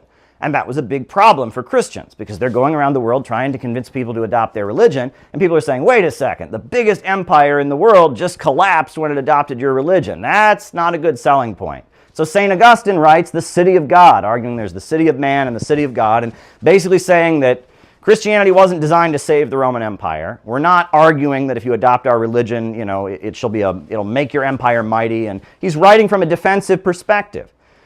And that's a key point. And that the Roman Empire, now we'll talk about the proletariat, because it's in Rome that you first have the proletariat. The origin of the word proletariat, it's Latin, it's rooted in Latin, it's the word for having children. A proletarian is one who has children. And the reason that they referred to this group of people in Rome as those who have children is because they didn't have any slaves and they didn't have any land, but they weren't owned by anyone else. They weren't slaves themselves. So they were men of no property. That's one translation. Men of no property, or those who own nothing but their offspring, those who own nothing but their children, the proletarians. They were a class of people in Rome. Overwhelmingly, they were Jews from Palestine and they were Greeks. And they came to Rome because they had some kind of skill, because they could work as a wage laborer. The Romans had plenty of slaves to do manual labor, but they didn't have pipe fitters. They didn't have blacksmiths. They didn't have carpenters. They didn't have people who could do pipes, people who could do specific skills. And proletarians, they would come to Rome and they would get paid a wage. They would rent where they lived from a landowner, and they would live in Rome. And Rome was the capital of the modern world at that time. It was the center of this mighty empire. But you read about Cleopatra and you read about some of these kings who would visit Rome, and they'd be horrified to see homeless people on the street. And they'd say, how can this be possible? This is the capital of the modern world. It has so much wealth and power. How can there be homeless people on the street? Well, there's homeless people on the street because when you have proletarians, those proletarians are sometimes unemployed. And when they're unemployed, they can't pay their rent. And when they can't pay their rent, they get thrown out on the street. And in fact, in Rome, you had a big problem of homeless children were a menace to Roman society. It's written about, people would be walking around and there'd be these mobs of homeless children that would rob them and steal from them. And the Roman Empire is constantly dealing with all these homeless children they had in Rome. Another aspect of Rome, infanticide. The Roman Empire, foundational to their establishment was the practice of killing babies right after they're born. In Rome, they had a ceremony. Every household, they would have a ceremony when a baby was born, either to a slave or to a woman that was married to the men of the house. And there would be a ceremony where the baby was presented to the owner of the house, to the man who owned the house, the patriarch, and he would inspect the baby. And if the baby was up to his standards, they would keep it, and if not, they would throw it in the river. And this was everyday practice. And in fact, it was punishable by death in Rome not to practice infanticide. If you gave birth to a child that was disabled or disfigured in any way, and you didn't throw them in the river, you could be executed. And this was some kind of demented eugenics that the Roman Empire practiced, and it was horrifying. And what's interesting is so many of the stories and legends from ancient times talk of babies that are thrown out in this horrible way who somehow survive and go on to do amazing things. The founding myth of the Roman Empire is Romulus and Remus, two brothers who their father leaves them to die by the river, and they are raised by wolves, and because they're raised by wolves, they become tough and mighty, and they establish the Roman Empire. And, you know, the story of Moses, right? Again, another baby that's just cast aside, that goes on to lead the Jewish people out of Egypt, right? And that all throughout the ancient world, you see many myths and stories and legends and that are telling of babies that were cast aside who go on to do great things, because it's the human psyche trying to deal with the trauma of this horrendous practice, Can you imagine taking a baby that's just been born from a mother and throwing it away? Can you imagine the horror that people felt at seeing this in their everyday life? It's just a heartlessness. Then that gets us to Stalin. Who is Stalin? Right? And Stalin is another case of, like, if you go to the library, you go to not the library really, but if you go to Barnes and Noble, you will find all kinds of books about Stalin that are I mean, it's just so ridiculous. It'll be little anecdotes that people said. You'll just get this image of this monstrous, brutal tyrant who ate little babies for dinner and had blood dripping down his throat and had vampire teeth, and you know, I mean, you'll get this over-the-top caricature. And the sad thing about, you know, if you ever read anything about Stalin, okay, I'm not going to get into, you know, what happened when Stalin was the leader of the Bolsheviks. I'm not even going there. But it's like Stalin was wildly popular when he was running the Soviet Union. And still to this day, he's very, very popular in Russia, number one. And number two, he was very, very effective as a political organizer before the Bolsheviks took power. He was a very, very, very effective political organizer. So if there was nothing good that he ever did, if he was just this caricature of evil, who just sat around and was evil all day long, and how can I kill more people today? You know, if that's who he was, why do people still love him? Why was he able to get so many people to follow him? Why was he, you know, why was he so effective in organizing and building the Bolshevik Party before the revolution? You know, I mean, this was a guy who obviously had a lot going for him. And you know what drives me crazy? You know what drives me absolutely crazy? I'll just say this, is that what I just said about Stalin, that, okay, put aside, we're not going to argue about Holodomor and gulags. I'm not even going to go there. I'm not interested in talking about that. Right now we're talking about personalities, okay? Right? So let's just put aside. I'm not going to engage in the historical debate of I'm not doing that, right? We can agree that a lot of people were in gulags who didn't belong there. We can agree there were some pretty bad famines that happened because the country was barricaded and because they were struggling to industrialize and collectivization. So I'm not even gonna have that argument here. Put all of that aside, right? I'm sitting here telling you that Stalin, in order to do what Stalin did, in order to industrialize the USSR, in order to defeat the Nazis, in order to build the Bolshevik Party as effectively as he did, he must have been very charismatic and very skilled. That's something that if you're an honest person, you could be the most extreme anti-communist ever. You can hate everything that Stalin stood for. You have to admit, the guy was quite competent on some level. And people are happy to say this about Hitler. Did you notice that? If you said that about Hitler, you would be the History Channel. You could be the History Channel and say that about Hitler. We all know that Hitler killed millions of people in gas chambers, that Hitler was a mass-murdering, racist, fascist who started a war that killed hundreds of millions of people. Hitler was evil.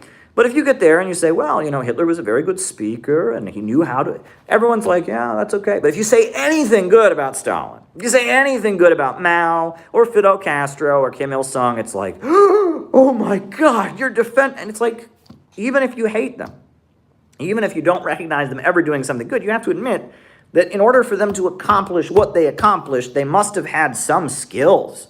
They must have been somewhat charismatic. They must have been somewhat, somewhat effective in their work, but you can't do that. And you can do it with Hitler. For some reason, you can do that with Hitler. There's no, if you say Hitler, oh, well, he was a good speaker. Oh, he knew how to give good speeches. He knew how to organize. Everyone's like, yeah, that's fine. That's the History Channel. That's, college history classes. Hitler is, we're going to read every biography and every book. And, but with Stalin, if you get anything other than mass murdering, baby eating butcher, and same with Mao, anything but evil, satanic, blood drinking. It's weird. It's, Harpal Brar, who I've interviewed before, communist writer in Britain. I interviewed him, and in one of his speeches, I remember he said that when the bourgeoisie talk about communism, they stop sounding historical, and they start sounding hysterical. And it's totally true. And as weird as it is, Hitler is widely hated. The majority of the human race recognizes how horrendous the Holocaust was and how horrendous Hitler's crimes were. So we all know how evil, Hitler was. But for some reason, we're allowed to acknowledge that in order for Hitler to do all the evil things he did, he must have been effective in some ways, but not with communists. You can't acknowledge that with communists. With communists, oh, no, they're pure satanic evil. And if you say anything, oh my God, it's the weirdest thing. It is the weirdest thing. I remember sitting there in school, the way they described communism, it's idiotic, it's stupid, only an idiot would believe in communism. They want to divide up everything actually absolutely equally, and everyone gets paid the same wage. That's retarded. They don't believe in God. Communism is pure stupidity, pure idiocy. But fascism, it's like, well, Hitler was a very good speaker and he made the trains run on time. It's like fascism is an understandable mistake. And communism, you just have to be an idiot. U.S. society is really, really slanted to the right. It's really, really slanted to the right. If you don't think there's a right-wing bias in U.S. society, I'm sorry. It is utterly ridiculous. Fascism and Nazism are, that's an understandable mistake. And communism is, you have to be an idiot to believe in and it's like, no, and again, there's not intellectual honesty here. I'm not a fascist, but I understand the appeal of fascism. I understand the arguments that fascists made. I understand what they believe. I understand the effectiveness that fascists built their organizations with. Because I'm honest, I can admit that, look, there was a reason that the fascists were able to take power. In order to actually understand things, you have to be honest, right? You have to put aside your bias and understand things. I think fascism is abominable. I hate fascism. I'm appalled by fascism, but I understand it, right? With communism in the United States, you're not allowed to understand it. Communists are just these stupid people who think that everyone should get paid the exact same wage no matter how hard they work, and human nature, duh. And it's like the way people talk about communism is so, you look at the 20th century. How many millions of people fought and died for communism? How many people, intellectuals, Albert Einstein, John Stein, all these people believed in communism, but they're all just fucking idiots. They're all just not smart enough to watch Jordan Peterson videos. Are you kidding me? There's a lack of intellectual honesty. So I just want to throw that out there, right? Try to cancel me all you want, but I'm telling you, with Stalin, right? Stalin was obviously somebody, like him or hate him, who knew what he was doing, right? He was a very, very effective organizer. So I'm going to tell you about Stalin and his personality. Stalin, he was not Russian. Did you know that? Everyone thinks Stalin was Russian. He was not Russian. Stalin was from Georgia. And no, I do not mean Georgia in the southern United States. He was not from Atlanta. He was not from that state right next to Alabama and right above Florida. No. Stalin was from Central Asia. And Stalin's mother has one of the biggest personalities that you can ever read about. Stalin's mother is, and by the way, one of the best biographies I've ever read of Stalin is called Young Stalin. And it's by Simon Sebag Montefiore. It's called Young Stalin. And it's, again, Simon Sebag Montefiore is so right-wing and so conservative. He's from the British aristocracy. He went to one of these elite British private schools, Eton or whatever. And so because he's so conservative and he's so wealthy and all of that, they let him write a book that's kind of admits Stalin's effectiveness. And, Stalin, he's from a little village in Georgia. I think it's called Gori. He's a little village called Gori. And his mother, Stalin's mother, has a really strong personality. She's somebody who can do anything, practically, if she sets her heart on it. She can make anything happen, right? He's from a very poor family, but Stalin's mother is just this very forceful person who can just get things done. And there are different perceptions about why. One popular story, which again we cannot confirm, is that she had many miscarriages before Stalin was born. So she made a promise to God. She said, if you can let me give birth to a son, I will make him become a priest. That's one version. That's not confirmed. For whatever reason, Stalin, which was not his name, right? Yosef Yugashvili, right? His mother was determined for him to become a priest. And so, even though he's from this tiny little village, even though, his father's a bootmaker and an alcoholic, Stalin's mother goes around raising money to get Stalin to go to seminary school to become a priest. And so she does it. And that in and of itself, people have talked about how that is like next to impossible at that time. For a little town in Georgia, an impoverished person whose father is a drunken bootmaker, a drunken guy who makes boots, and it is like next to impossible for somebody from a little tiny town in Georgia to go to seminary school and become a priest. So Stalin's mother somehow going around and raising the money to get Stalin into seminary school is kind of amazing. It is like, it's huge. And that shows how kind of fanatical his mother was. And his mother lived well into the time when he was leading the country. And I know Stalin at one point banned any interviews with his mother because she was spending a lot of time doing interviews for newspapers and in the media. And Stalin was sick of hearing his mother talk on the radio and stuff. And he actually banned her from speaking in the media, which is kind of funny. Stalin's mother had this big personality, very religious woman. And she determined that Stalin should become a priest. So she somehow got him to go to seminary school. She got the money together to fund Stalin going to seminary school. And so Stalin went to seminary school, right? And at seminary school, Stalin was apparently one of the worst behaved students they had ever had. He was constantly getting into mischief, constantly getting into trouble, constantly breaking the rules. Stalin was apparently a horrendous student at seminary school. He was constantly getting in trouble, constantly breaking the rules. He was like a juvenile delinquent, at seminary school. One of the things, and this is fascinating, they had a rule at this seminary school that Stalin was at, that you could only read religious books. You can only read religious books. So Stalin went to the local village, and he got a subscription. You could do that at the bookstore in this village. He got a subscription. So they would send him every single book they got.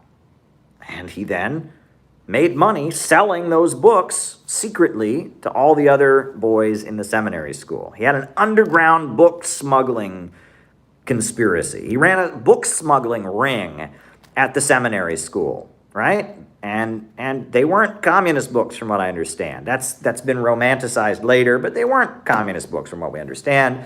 They were just, stuff like Victor Hugo and, just novels and stuff. But he was getting punished, and he was making money doing it, right? It was kind of his little hustle, as Girard says.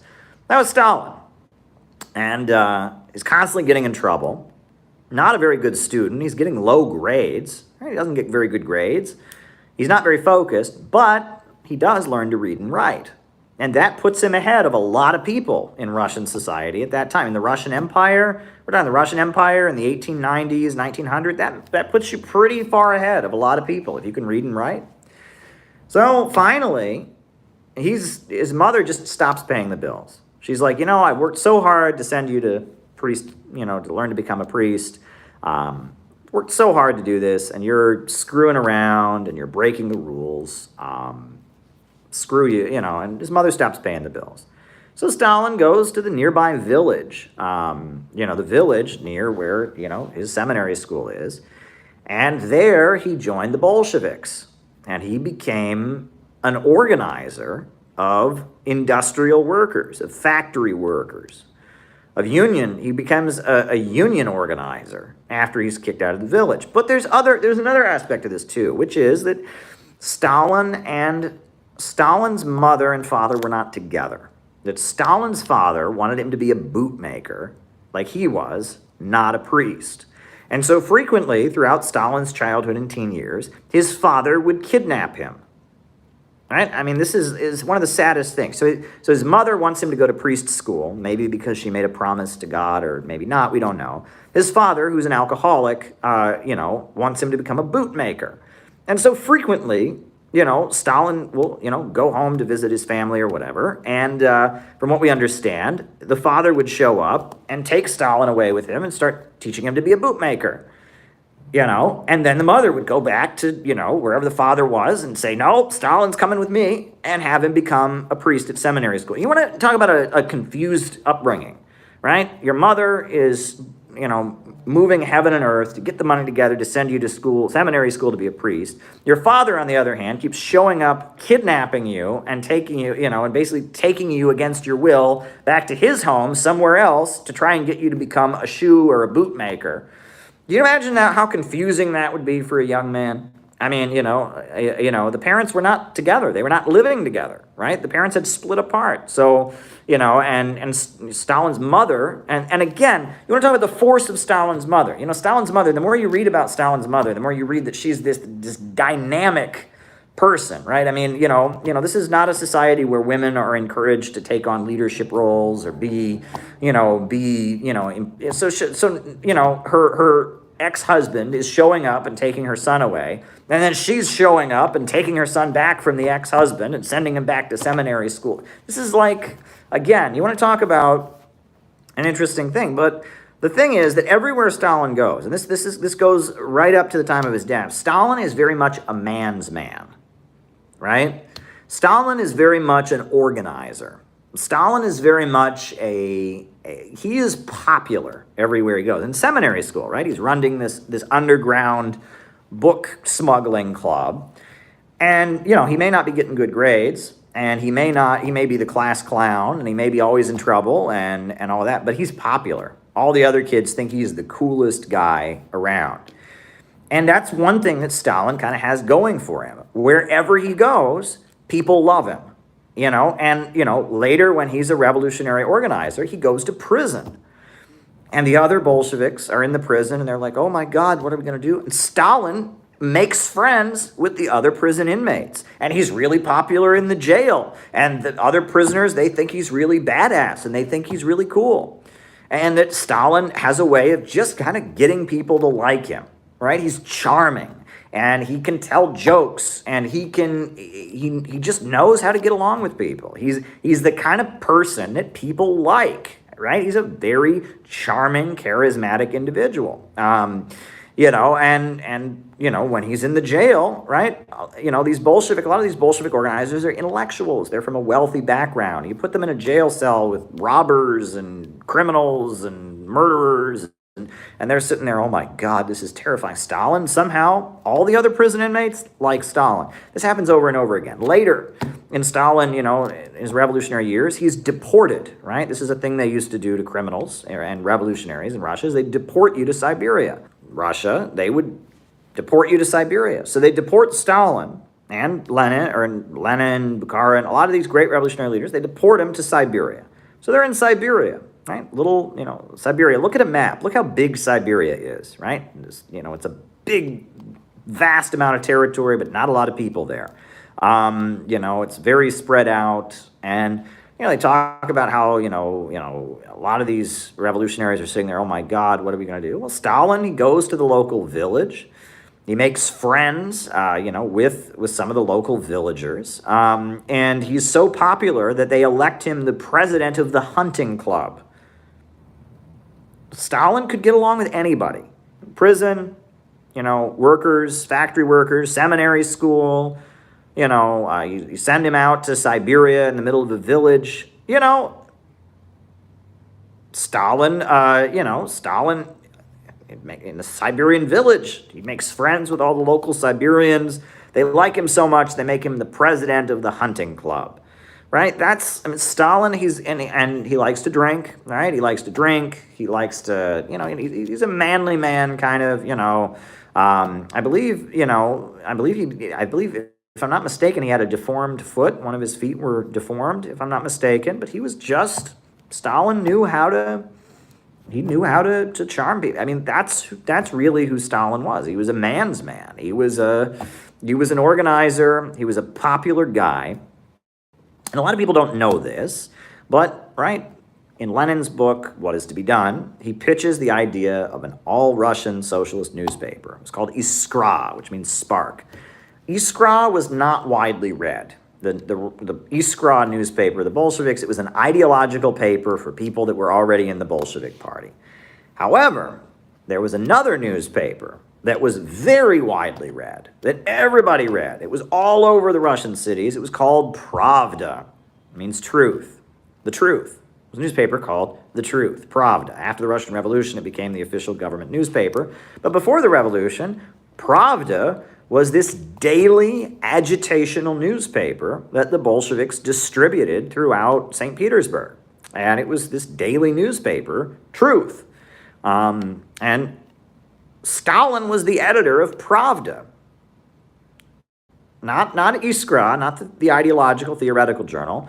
He was the editor of Pravda, of Truth. And a lot of what was in Pravda was what they called worker correspondence, letters to the editor. And it was just people complaining about their conditions. And it was anonymous. A lot of it was anonymous.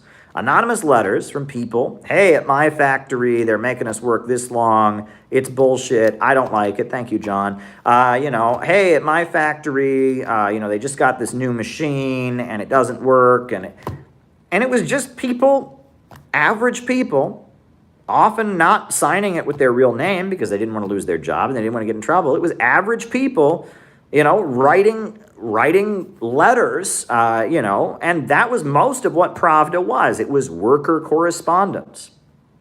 And Stalin was the editor of Pravda, of the daily newspaper that people could read.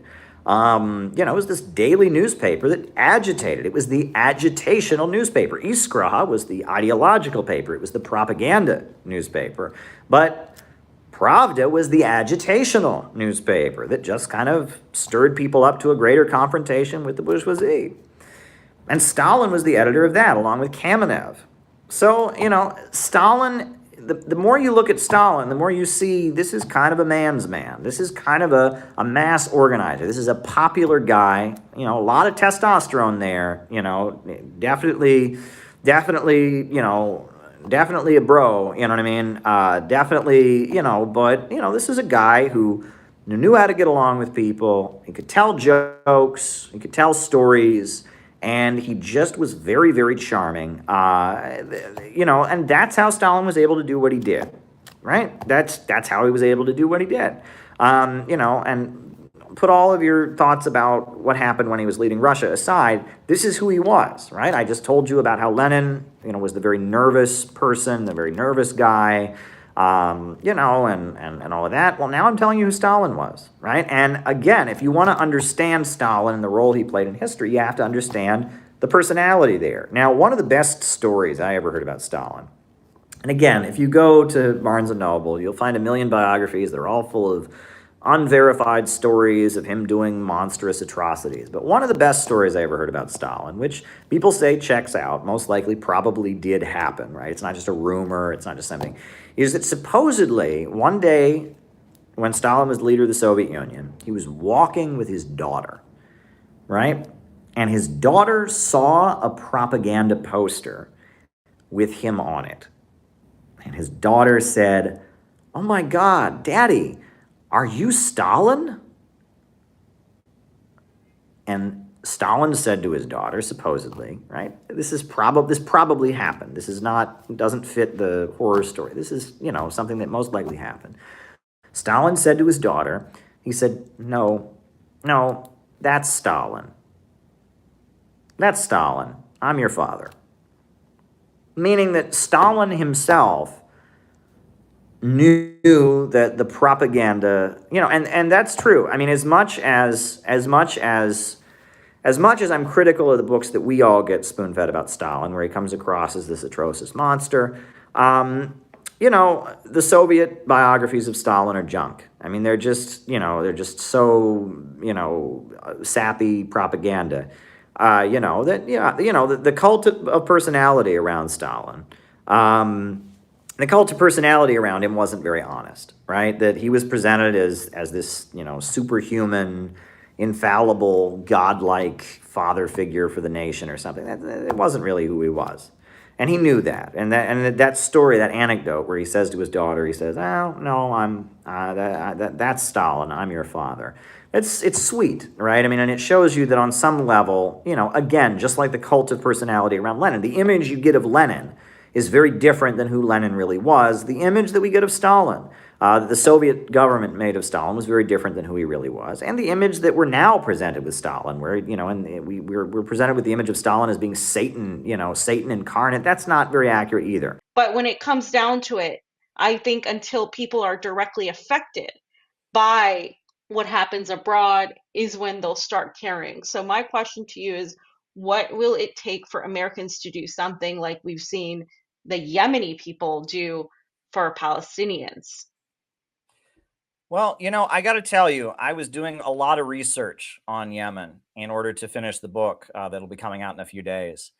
And one of the papers that I read was a document put out by the Yemeni government that was hostile to the Yemenis, the previous Yemeni government before the revolution.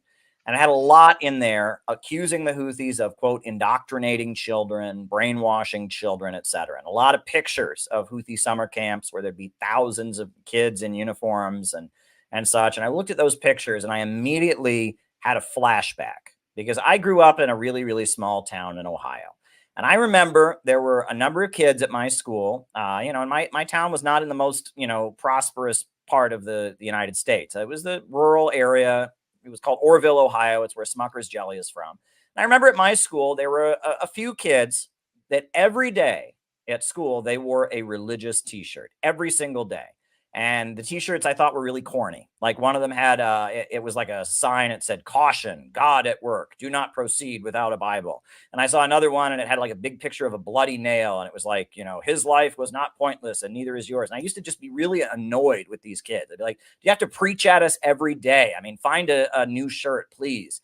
Well, I feel kind of guilty about that now because I realize the reason those kids were wearing religious shirts every day is because they got those shirts for free at the church.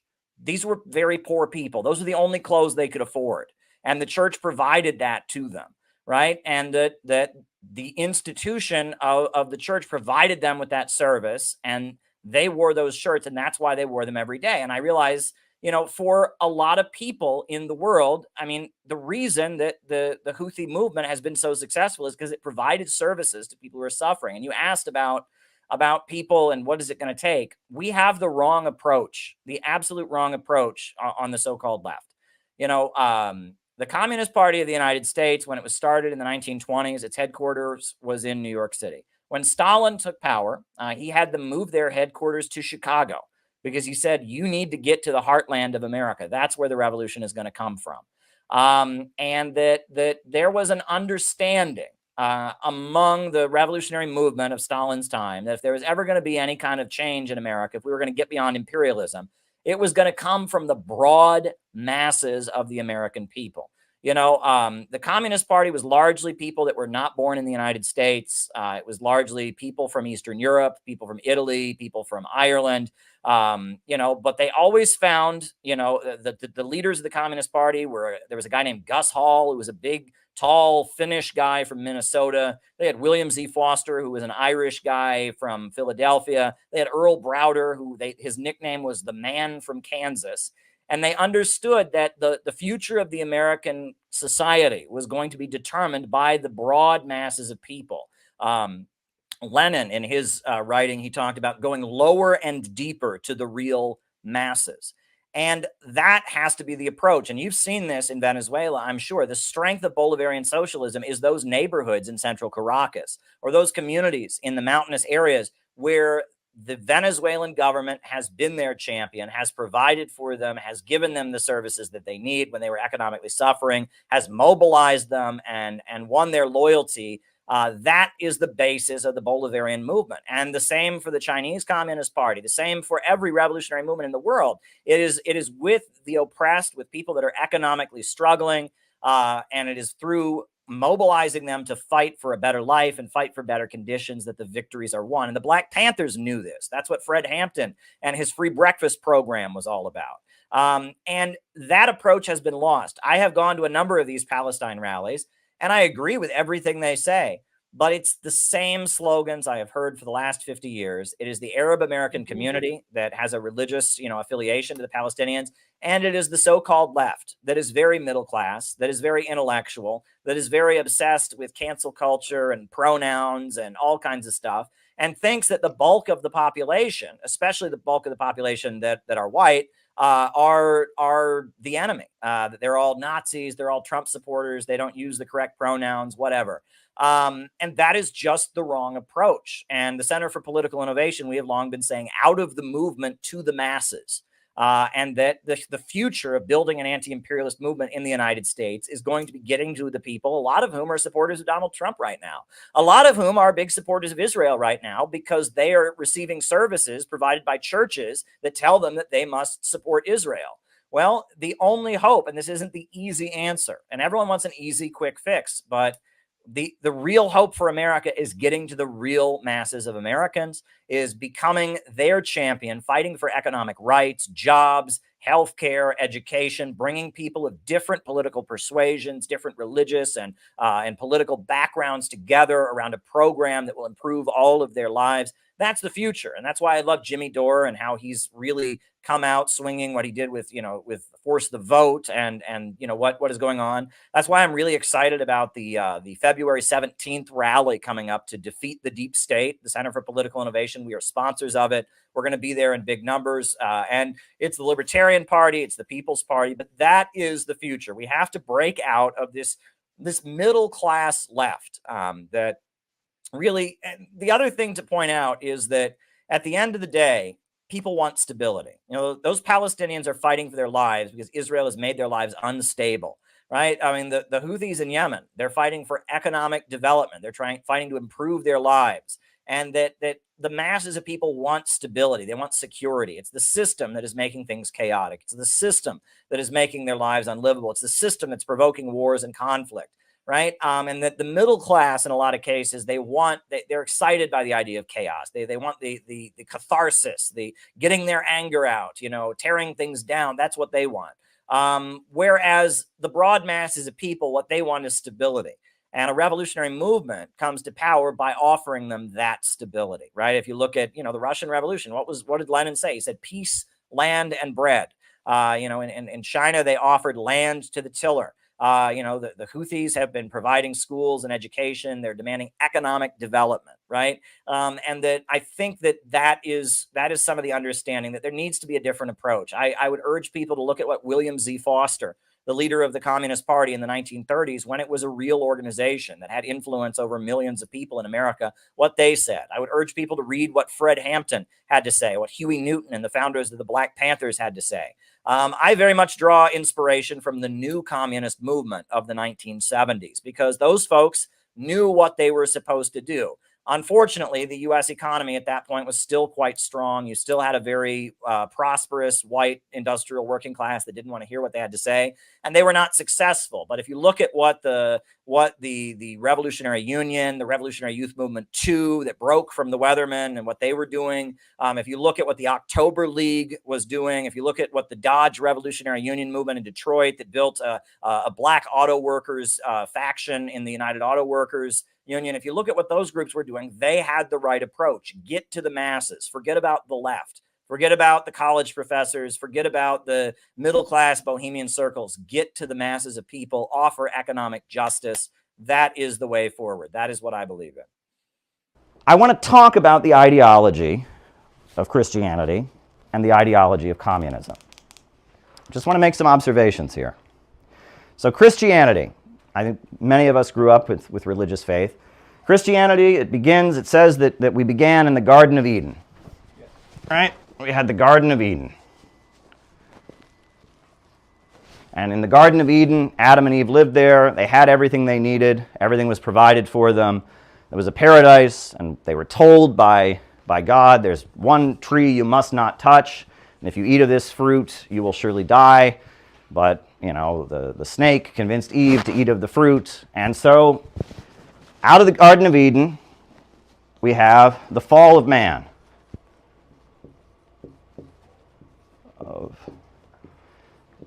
And what is the fall of man? Well, Adam and Eve are cast out of the garden. And after they're cast out of the garden, what happens next? God says, "And in the sweat of thy face that shalt thou eat bread, until thou return unto the ground. For it is out of it wast thou taken, for dust thou art, and unto dust thou shalt return." So when Adam and Eve are kicked out of the garden, they suddenly have to start working the land and growing their own food. They have to live by the sweat of their brow. So after the fall of man, we have all kinds of turmoil. And that's the Old Testament of the Bible. It tells us all kinds of turmoil. Moses and Noah and Isaiah and Jeremiah and all the prophets. We have all kinds of turmoil that exists as the children of Israel are going from land to land and being oppressed, and prophets are coming down to them, and etc. All of this turmoil leads to the Messiah. The Messiah returning. Jesus. So Jesus comes. All this turmoil leads up to the arrival of the Messiah. And with the Messiah, we have the birth of the church of Christianity. And then the understanding is, I guess, the birth of the church. And then the understanding is that eventually, as a result of the church and as the result of the battle between good and evil, this will all lead to the second coming and Eden restored.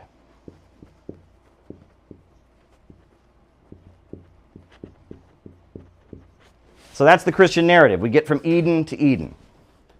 We get from Eden to the fall of man, to the turmoil that leads to the coming of the Messiah and the creation of the church, and the church eventually leads to a gigantic battle with the forces of evil that then leads to the second coming and Eden restored, heaven on earth. That is the Christian narrative, as I understand it. So what does communism teach us? Okay, so communism teaches us that first we had primitive communism, hunter-gatherer civilization.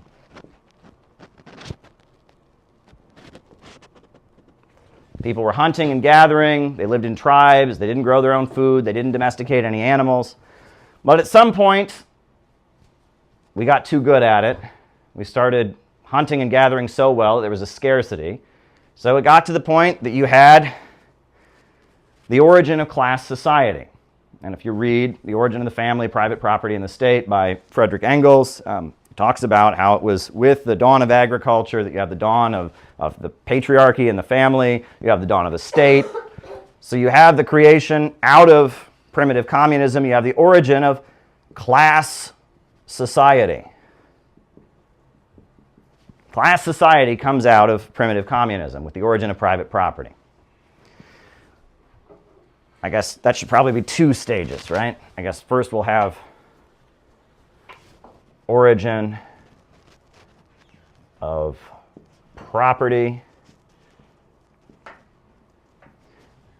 and that leads to class society.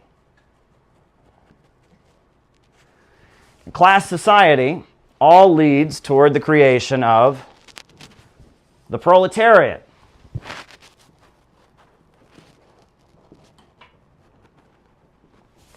The final class of history, the proletariat. And then the understanding is, with the emergence of the proletariat struggles against the bourgeoisie as the final class of history. All other previous movements have been movements of minorities, Marx tells us, but the proletarian movement is the movement of the immense majority on behalf of the immense majority of society. And the struggle of the proletariat leads to higher communism.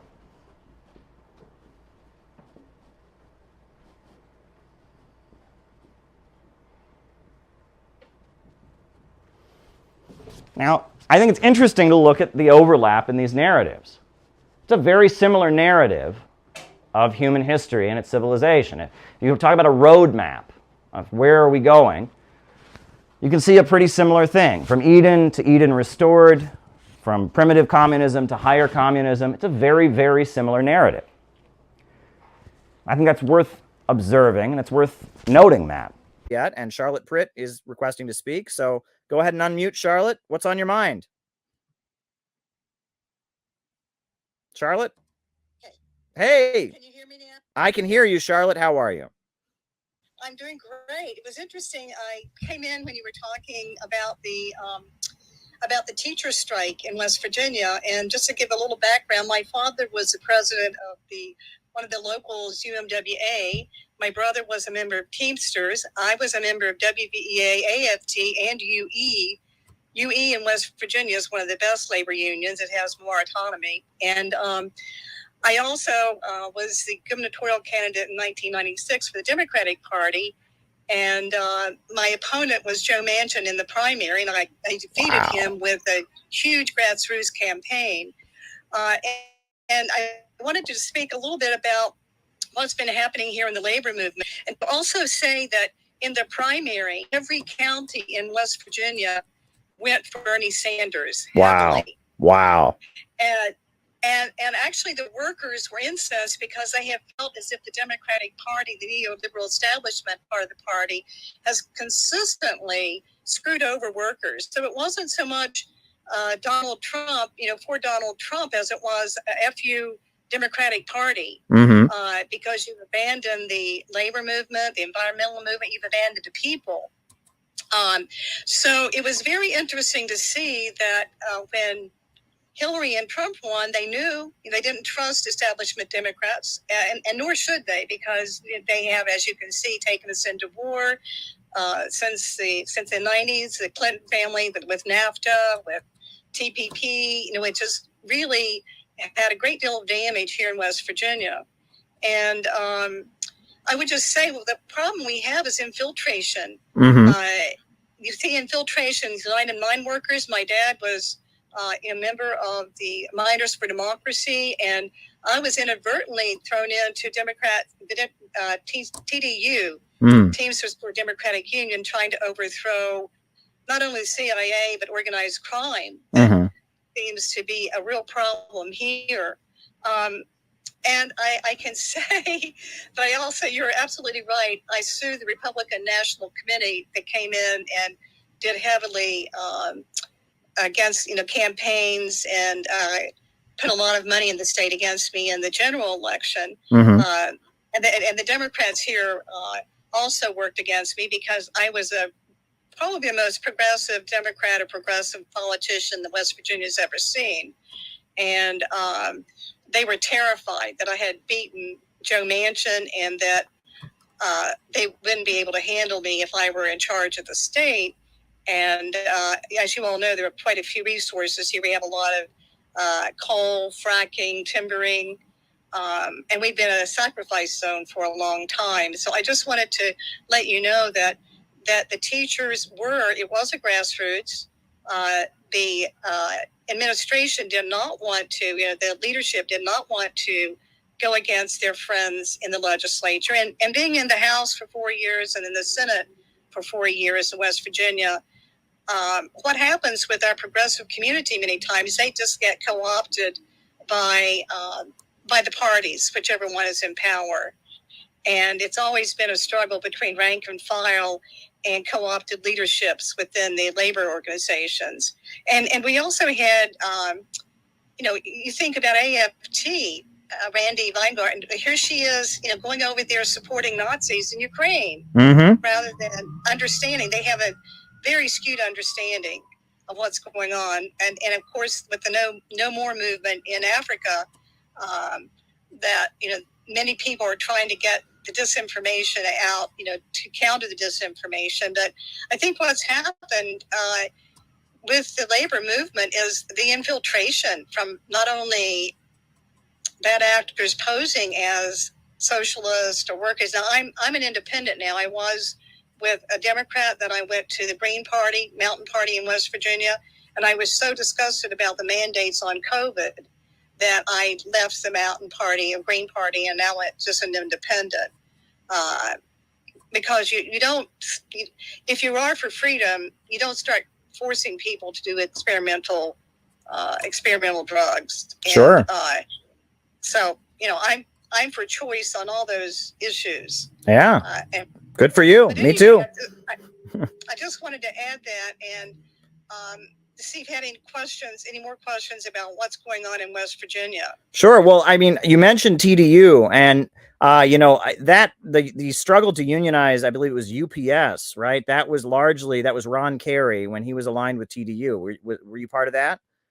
Yeah. Well, here's how I got part of it. When I was first running for the House in 1985, TDU was running, and my dad was helping, I guess, to some degree, helping Teamsters or Democratic Union. And they asked for my dad to come and speak because he was the president of United Mine Workers, and he was also involved with Miners for Democracy and was one of the more true blue labor-oriented people. And he told them my daughter was going to come and speak. And I looked very Republican, had my suit and heels on and a little briefcase when I went to speak to them. And they were joking, saying, "Oh my God, that can't be Garnet Fritz's daughter. She looks like a damn Republican." And so they were all laughing about it. But I inadvertently went in and just talked to them about a grassroots campaign and how I was running mine and that might be helpful for them. Well, they got really involved in my campaign. And then they also, when I went in to ask for the Teamsters to speak to the Union Hall, the Teamster president in West Virginia, who was in bed with the organized crime and the elements that needed to be taken out, overtaken because the union was very corrupt under Hoffa. He wouldn't let me in the Union Hall. And said that you're not speaking here. You've been speaking to those TDU guys. And I found Rick Blaylock, who was really close to Ron Carey, was from West Virginia, and I got to know Ron Carey. And when I ran for governor in 1996, he came to West Virginia. Jerry McEntee there were several different labor leaders in the United States who helped in that campaign in 1996. My relationships with Ron Carey I always felt him, for me, I don't know what kind of relationships others have had.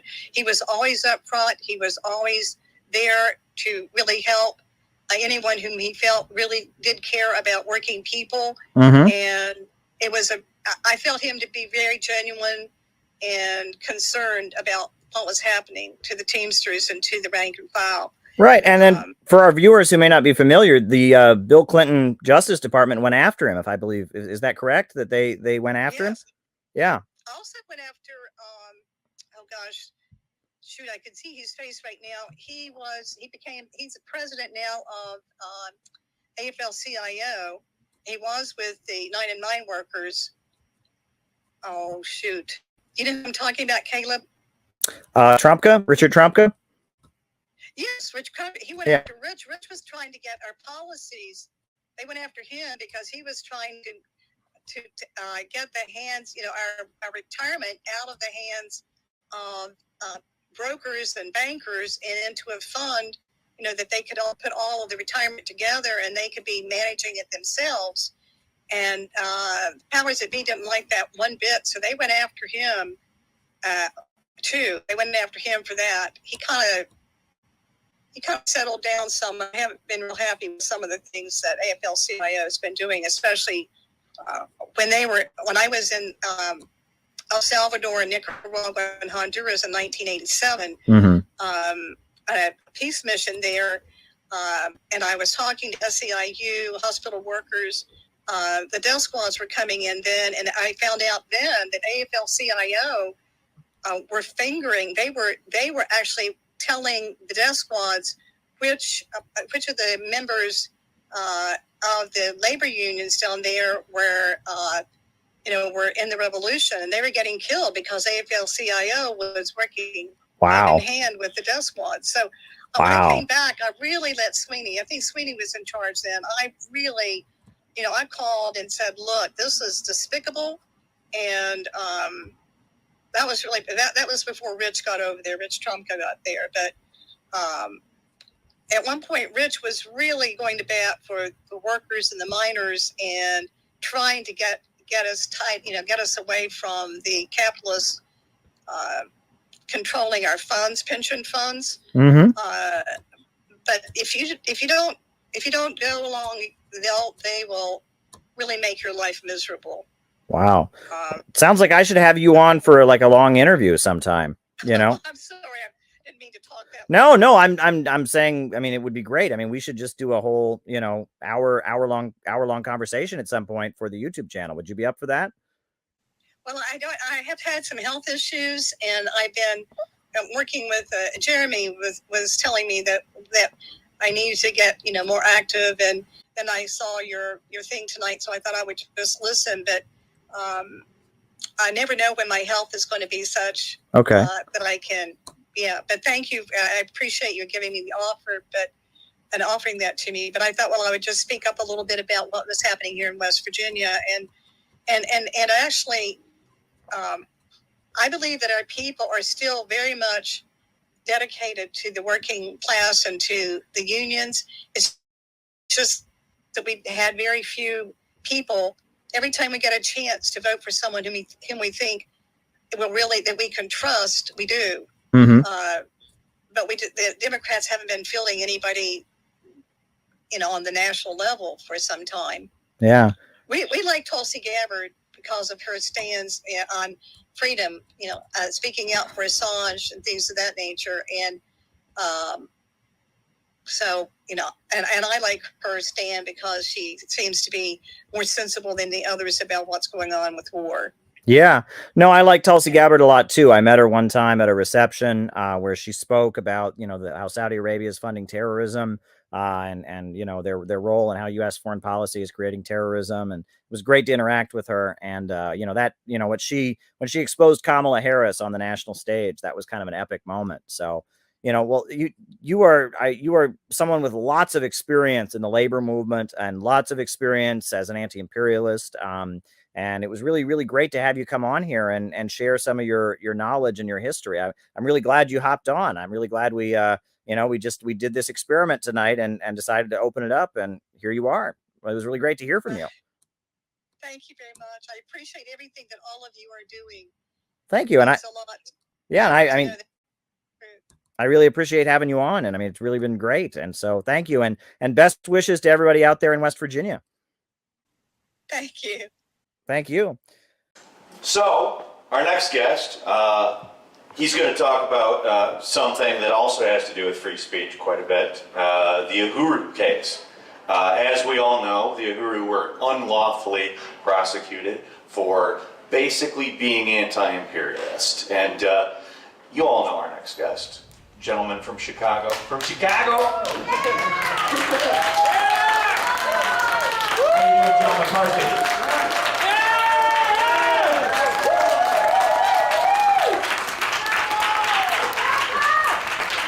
Okay, a couple of months ago, the African People's Socialist Party issued a new book.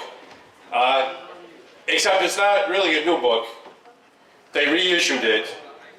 This is the testimony from the First World Tribunal on reparations for African people in America. And this took place in 1982, and there are a lot of very convincing arguments in here, documents and testimony, about how the United States government is committing genocide and about how reparations are deserved, right? But it doesn't matter whether these arguments convince you or not. What matters is that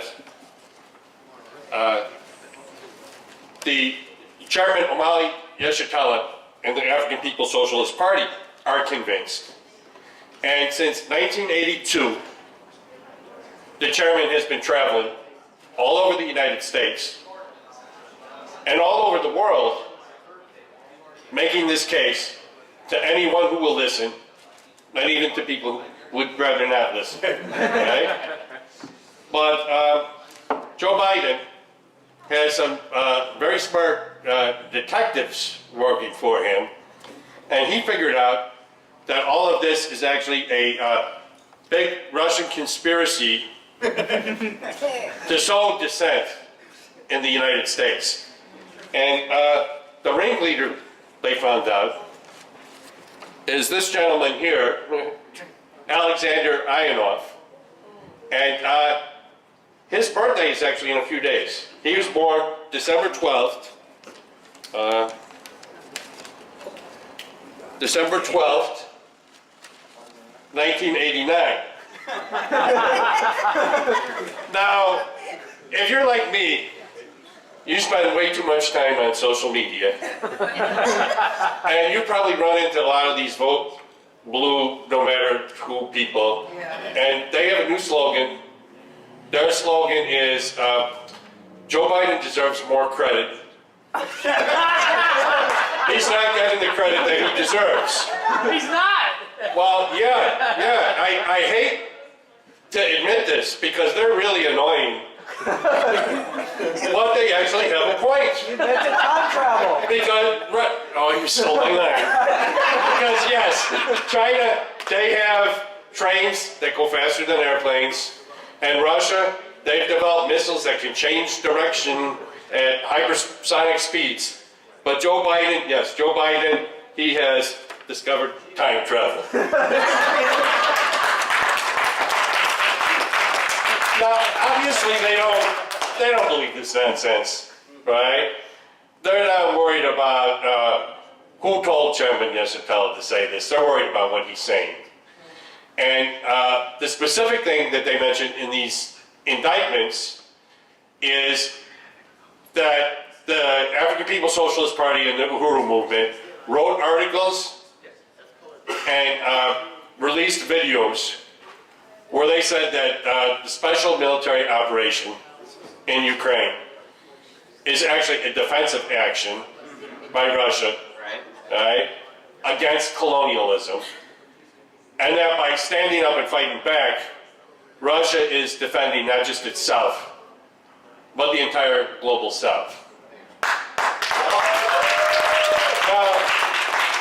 They want to make it illegal to say that. That's what this case is all about. That's why it's so urgent, because guess what? That's the message that we're putting out, right? Yeah. And it's absolutely true.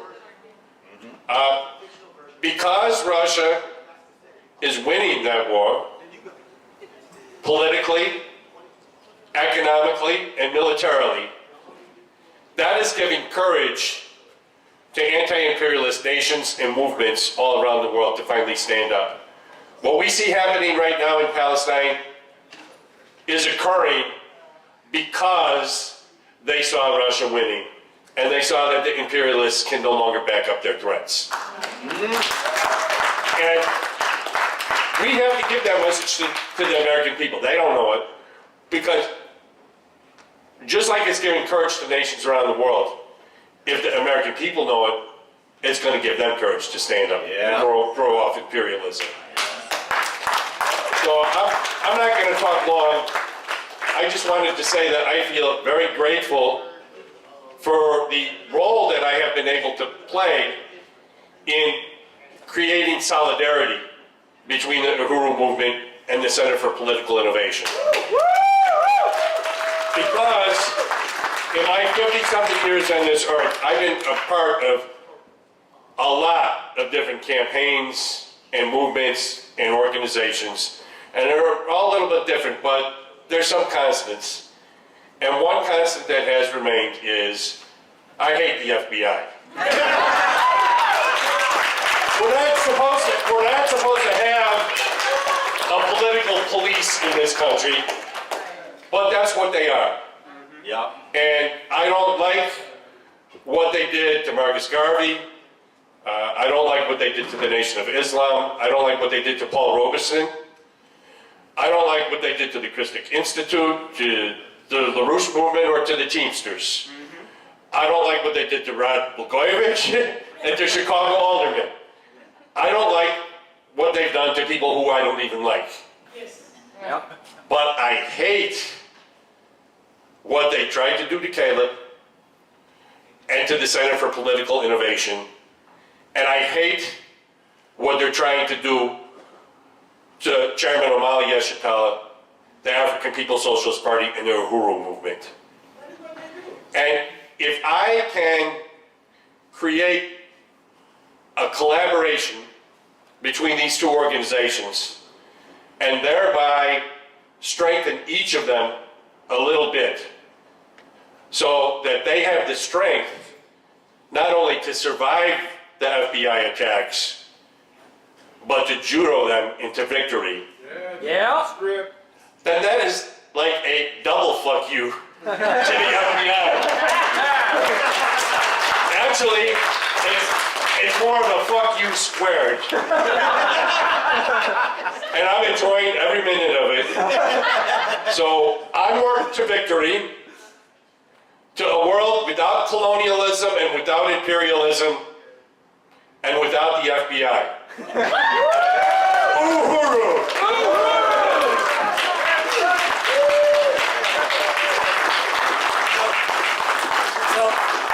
I couldn't let you step down without saying a few words. Okay. Okay, because, you know, I don't know if folks remember, but a couple of years back, or was it a couple of years, about 1 year back, right? About a year back, we had a convention or conference in Chicago. A year ago.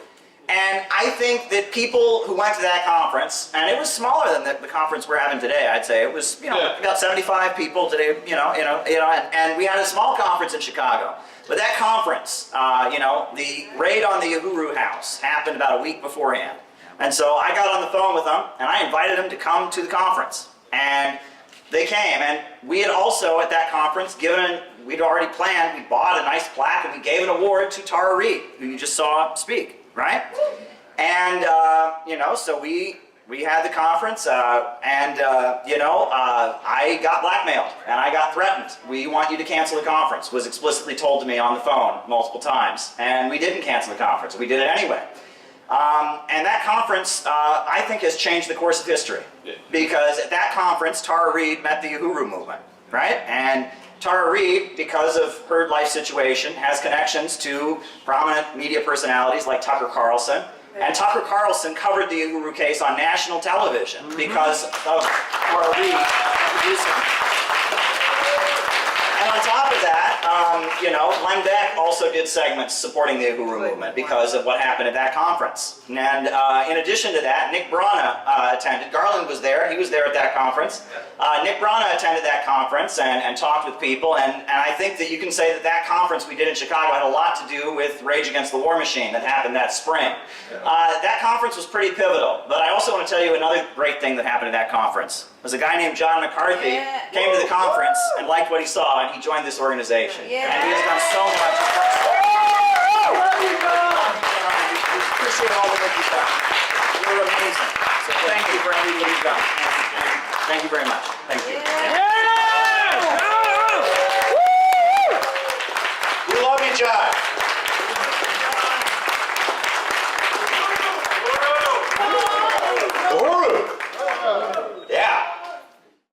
And so Rome is this empire founded on might makes right, where they start doing, the gladiatorial shows. You read about the Colosseum. They're trying to desensitize the population, get the population to be desensitized to war and killing in order to psych the population up for the wars. This is an empire that's going around the world plundering nations at the point of a spear, and it's declining economically because slavery is a highly inefficient system. Slaves have no real motivation to work, right? A slave, he can't get ahead in the world. He can't gain anything. And when you have 10 slaves in a household, they might gain as the whole household kind of gains, and so they might have some motivation. But if you have a plantation and there's hundreds of slaves on it, they don't gain anything.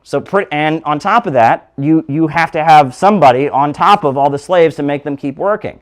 If you got 100 slaves, that's very difficult. But if you get 1,000 slaves, it's even more difficult. And that the bigger slavery gets, the bigger the Roman mines and plantations got, the bigger the caches of people that they brought in from different parts of the empire got, the more inefficient the empire became. And their ability to produce their own crops was constantly decreasing. And their ability to produce their own metal tools was constantly decreasing.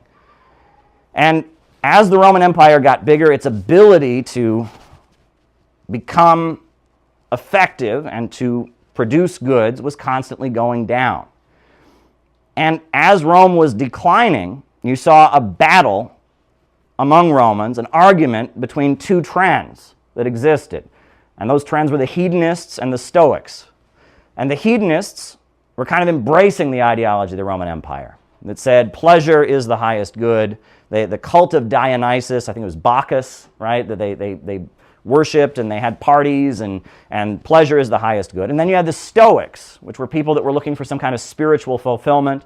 And the Stoics would starve themselves, they would take hallucinogenic drugs, they tended to worship different gods that were imported. They would worship gods from Egypt or gods from Persia, and they would worship foreign religions that were brought into Rome. They would follow philosophers like Seneca, who urged them to live humble lives. Well, that was the pushback between the hedonists and the Stoics in Rome. And they were clashing with each other. Is it better to live for pleasure, or is it better to suffer and somehow become pure or find some moral, fulfillment or spiritual fulfillment during suffering? That's the fighting that's going on.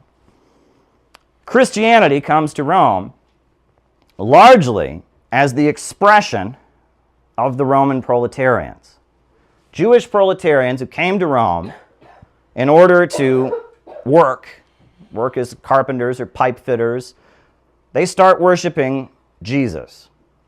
What's interesting is it was illegal in Rome to practice any form of monotheism, because if you believed in one God, you were denying the great gods of the Roman Empire. So it was illegal to believe in monotheism. But the man who changed that law and legalized monotheism was Julius Caesar. And the reason that Julius Caesar legalized monotheism is because he was a champion of the Jews, of the proletarians who came to Rome. And he was considered their champion, and as a favor to the proletarians, who he was supporting and enacting all kinds of reforms as he battled against his own class as a Bonapartist, he changed the law and legalized monotheism, made it legal to believe in one God in Rome. And we know that Julius Caesar was stabbed to death. What's interesting is that until the killing of Julius Caesar, Rome had been a republic. It had had an elected National Assembly, and it had a hereditary Senate, and it was the Roman Republic. But the stabbing of Julius Caesar on the Ides of March, 44 BC, that marked the end of the Roman Republic. And after the Roman Republic, they then, from then on, had a monarch, an emperor. And the emperor, the Romans proclaimed, was a god on earth. He was a man-god. But also, after they established the monarchy, in addition to having their living emperor, they built a temple to Julius Caesar. And at that temple, they argued that Julius Caesar, after being stabbed to death, had become a god. After dying and being killed, he'd become a god. And they began practicing and worshiping Julius Caesar as a deity. And some of the images of Julius Caesar, he has an interesting crown on his head, a wreath of laurels on his head. And this man who'd been seen as a champion of the proletarians, he has a wreath of laurels on his head. He died for the people, and they are worshiping him. He's now ascended into heaven, and he's the champion of the people. It's very interesting to look at how these things develop. But the important thing to remember about all of this is that there's a real parallel in what happened to Christianity in ancient Rome and what's happening to communism today. Which is that in ancient Rome, these Christians, they existed and they worshipped Jesus Christ, who'd been killed by the Roman Empire. And because they worshipped Jesus Christ, a man who'd been killed by the Roman Empire, the Romans declared their religion to be seditious. You're worshiping someone who waged a rebellion against us, someone who was killed. It was not legal to practice this religion. Christians were killed, they were persecuted, they were burned, they were fed to lions, etc. But they continued believing. And in fact, much of what's written in the New Testament talks about how important it is to be willing to die for the belief. He talks about how those who die for me, those who give their life for me are the most holy. He says, whoever gains his life shall lose it, but whoever loses his life for my sake shall gain it. And whoever denies me before others, I shall deny before my Father in heaven. Saying that basically the Christians were taught that it was their moral duty to preach the faith and continue believing, even if that meant being put to death and killed. And of course, this scared the Romans, because this was against everything the Romans had taught. People were supposed to be selfish. People were supposed to, be able to just, conform and do what they were told. These Christians are coming along. They'd say, are you a Christian? Yep, kill him. Are you a Christian? Yep, kill him. And they had the bravery to keep going. Where did this come from? We've seen this fish, right? The ichthus, right? Which became a symbol of Christianity. It was actually a secret code that in Rome, if you wanted to approach somebody and find out if they were a Christian, you saw the sand, you would draw that in the sand. And if somebody else was a Christian and they wanted to show you that they were a Christian, they would draw that, and that would be like their confirmation that you were a Christian. It was a secret code among Christians as they were being persecuted. And this movement of Christians proliferated, and the Romans couldn't wipe it out. And for year after year, they continued to try and wipe out this religion they considered seditious and dangerous. They couldn't wipe it out. And the Christians felt an obligation to care for people. Right? Their religion said you must be kind. And they also preached that a day would come where Jesus, the Messiah, who'd been killed, would return. The second coming would come, and he would strike down the Roman Empire and destroy the empire, and that they were waiting for the day that Jesus returned. And the proletarians would organize and go on strike against the bosses to demand a higher wage. And the proletarians that were organizing were often organized by the early illegal Christian church in doing so. And they also built orphanages for the homeless children, and they fed hungry people.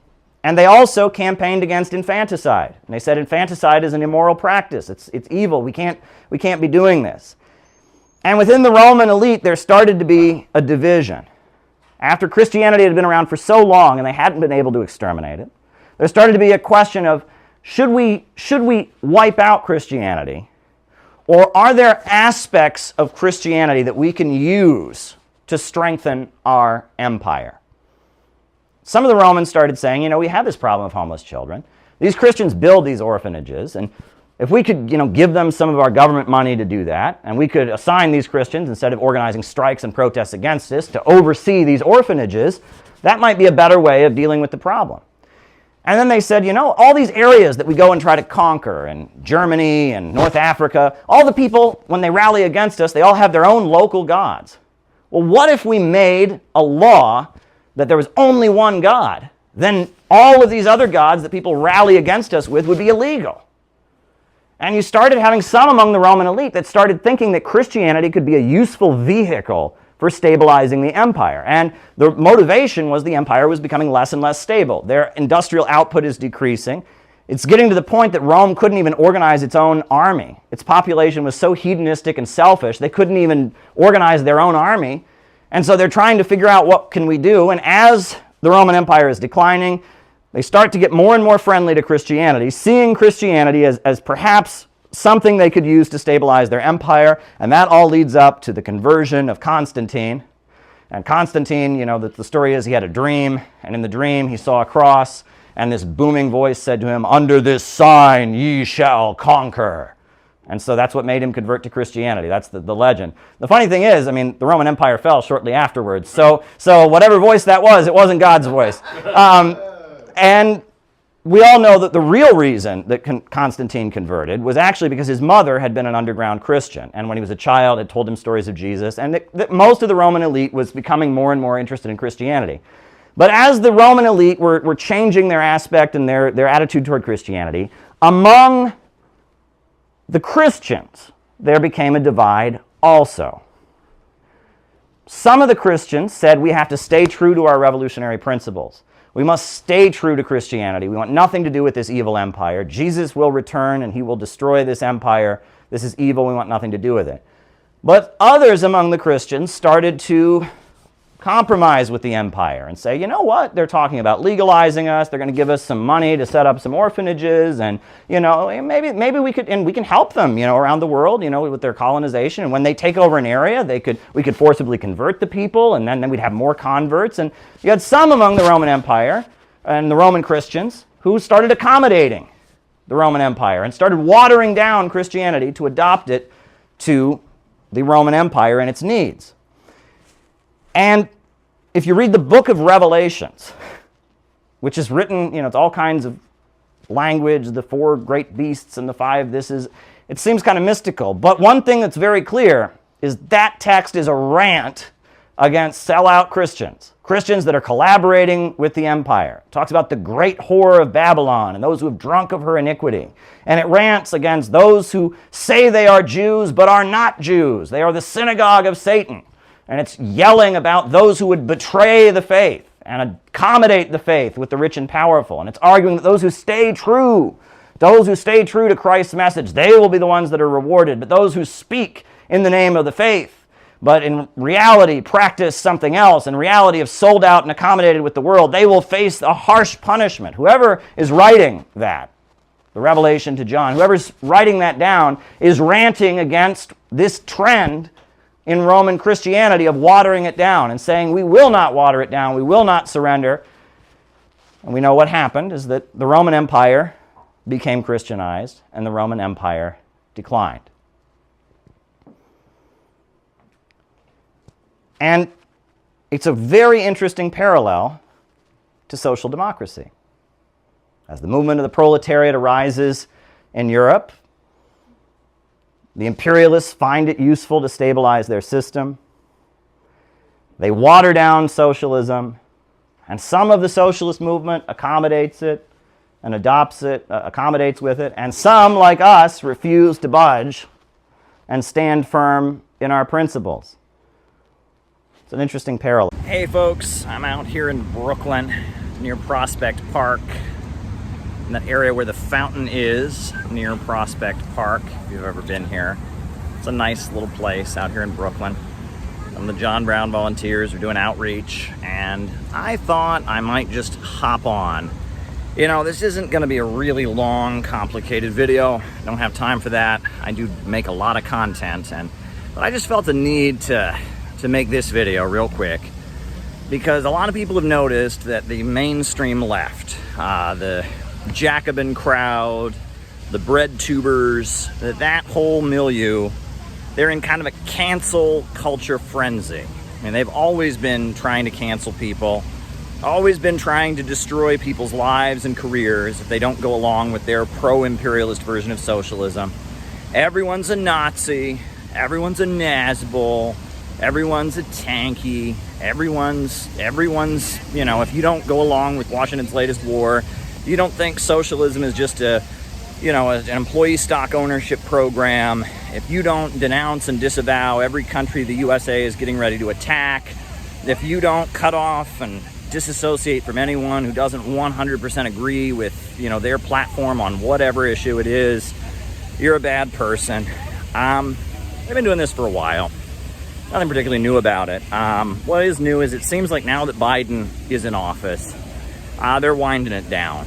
The DSA, BreadTube, Jacobin, they don't really have a reason to exist anymore, right? These are wings of the establishment that put out a socialist-sounding message that is safe and is, comfortable for the leaders. And then they police the rest of the movement. And I think right now, because Biden is in and the Trump movement is defeated and down for the count, they're trying to prove their relevancy. They're trying to argue that basically they're still relevant, they're not irrelevant, they still have a reason to exist. And that reason to exist is that they're going to purge, they're going to go after Jimmy Dore, and they're going to go after Convo Couch, and they're going to go after anybody, anyone who supports Tulsi Gabbard, or anybody who, doesn't support overthrowing the Cuban government, or doesn't support overthrowing the government of Venezuela, or the government of Syria, or the government of Iran. And they're trying to prove to the establishment they still have some value. And, the whole thing with Anna Kasparian and Aaron Mate and that whole thing, again, they really don't have a reason to exist right now. So they're struggling. They're struggling to prove that they're still relevant to the powers that be by ultra ramping up their role of, smearing and trying to destroy people's lives. And so that's why I wanted to just quickly make this video. I'm sorry, I'm rambling, trying to get to the point, which is that I've been canceled. I've been canceled, and I'm still here. And you will be too. I started making videos, and, immediately, people decided that because I spoke with a respected Russian anti-imperialist intellectual who has his own perspective that I don't agree with, oh my God, he's a Nazbol. No, I talked to somebody who used to be part of the Nazbol party and now runs the Eurasian movement. And people decided that, because I interviewed somebody who has a position on the transgender issue, that I must be an evil transphobe. Well, no, I work with a lot of trans people. I've always been sympathetic to the trans community and what they go through. I don't know very much about it, and I don't want to know because I view it as a human rights issue. I have a lot of love for my trans friends. I don't want anyone to harm them. But other than that, when it comes to what gender means and what it is, I don't know, and I respect them, and I want them to be respected. I want them to be who they are and have the right to be who they are and not have anybody mess with them. But other than that, I just don't get into it, and folks, these people, you will never please them. So that's the first thing you need to get through your head, is that when they come for you and they start with the red, brown, Nazbol stuff, you will never please them. No matter what you do, does not matter. You're a secret Nazi, you're a red-brown. No matter what. You could go out and say the sky is blue, and they'll tweet out that blue, everyone knows blue is a code word for white supremacist groups. There was a white supremacist group in France in 1942 that used blue as its code sign. These people are idiots, and you'll never please them. And when you fall into that trap of trying to please them, you're only making it worse. Because the more you fall into the trap of trying to please them, the more you look weak and pathetic. And at the end of the day, when stuff gets real, right now, we're talking on the internet and all that, but as the capitalist crisis continues, people are going to want real organizations. People are going to want real leaders who can really get things done. And when things get real, at that point, people are not going to want to follow a weak person. People are not going to want to follow somebody who goes, oh, I'm sorry, I disavow this guy. People are going to want to follow somebody with strength. People are going to follow somebody who's got some oomph behind what they say. And if you can withstand being canceled, if you can withstand, the hate videos and the smears and the lies, if you can withstand it, people will respect you. I've got to tell you, I don't know how many people that I've met in the last year who had never heard of me until these people started attacking me. And then they watched my content and they said, wow, that's just a pack of lies. Caleb's anti-racist. Caleb's anti-imperialist. Caleb is one of the smartest, well-informed people about Marxism I've ever heard. People love my lectures and all of that. And people see right through it. And when it gets down to it, you have to keep in mind that at the end of the day, the DSA, Jacobin, bread tube crowd are the best friends that real Nazis ever had.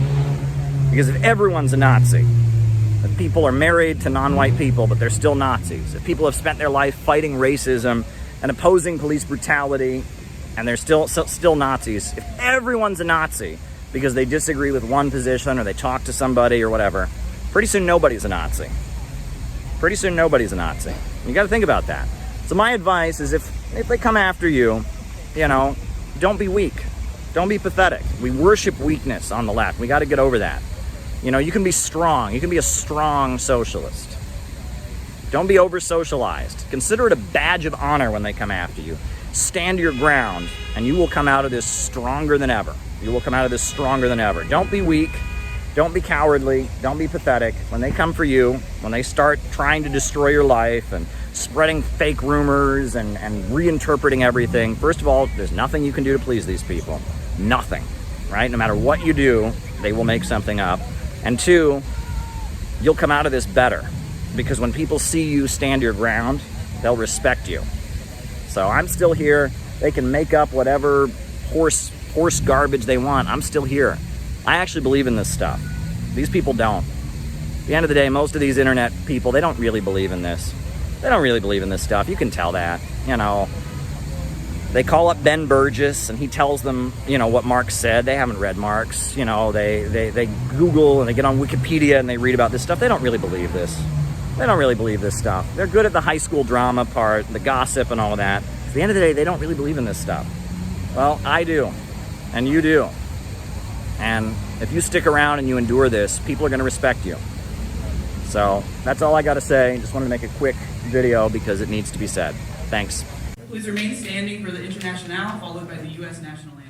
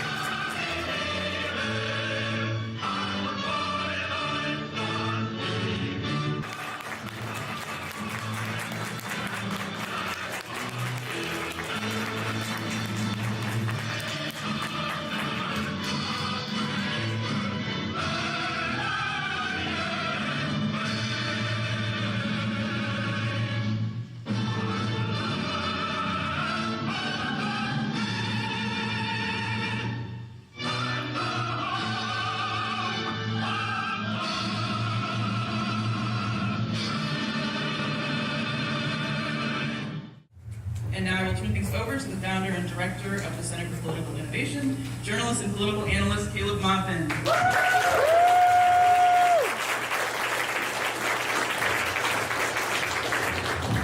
All right, everyone can hear me? Very good, very good. Well, there's been a lot of buzz about this meeting because we are planning to talk about Russia, and we will talk about Russia. But we're mainly here at this conference to talk about America. We love America. To us, America is not a flag, it's not the military, it's not the White House, the Congress, or even the Constitution.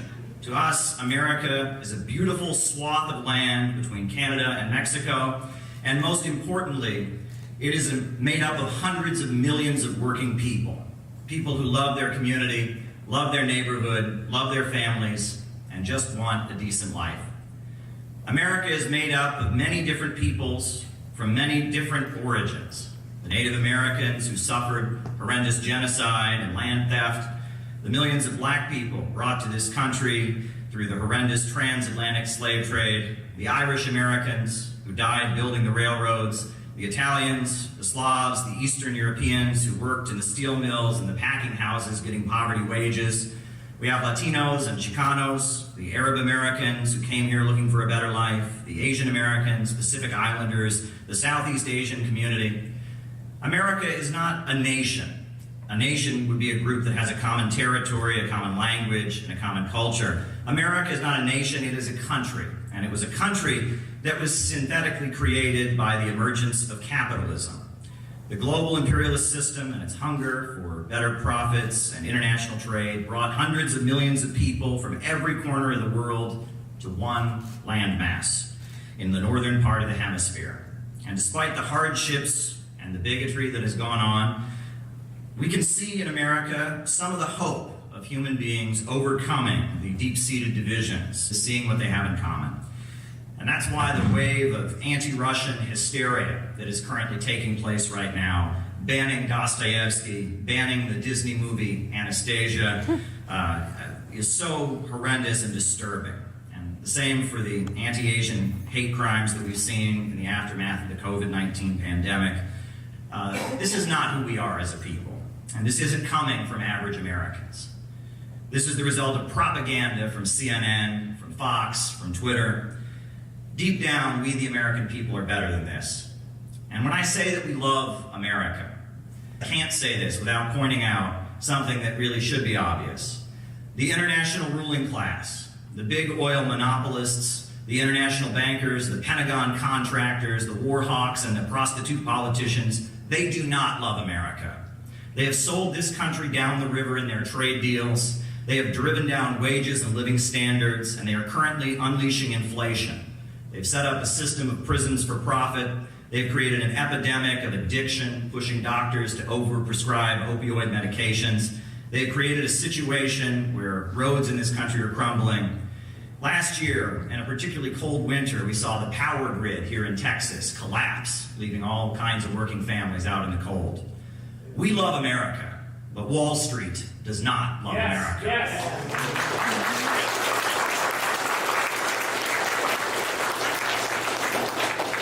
We at the Center for Political Innovation, we represent the interests of America's working class, the people who do the work that makes this country turn every day, and the people who have been stabbed in the back over and over again by both Democrats and Republicans. We are here to say that our enemy is not in Iran, or Venezuela, or China, or Russia, or Cuba, or Nicaragua, or Syria. Our enemy is on Wall Street, our enemy is in the Pentagon, and our enemy is in the London Stock Exchange. That is who the enemy of the American people is.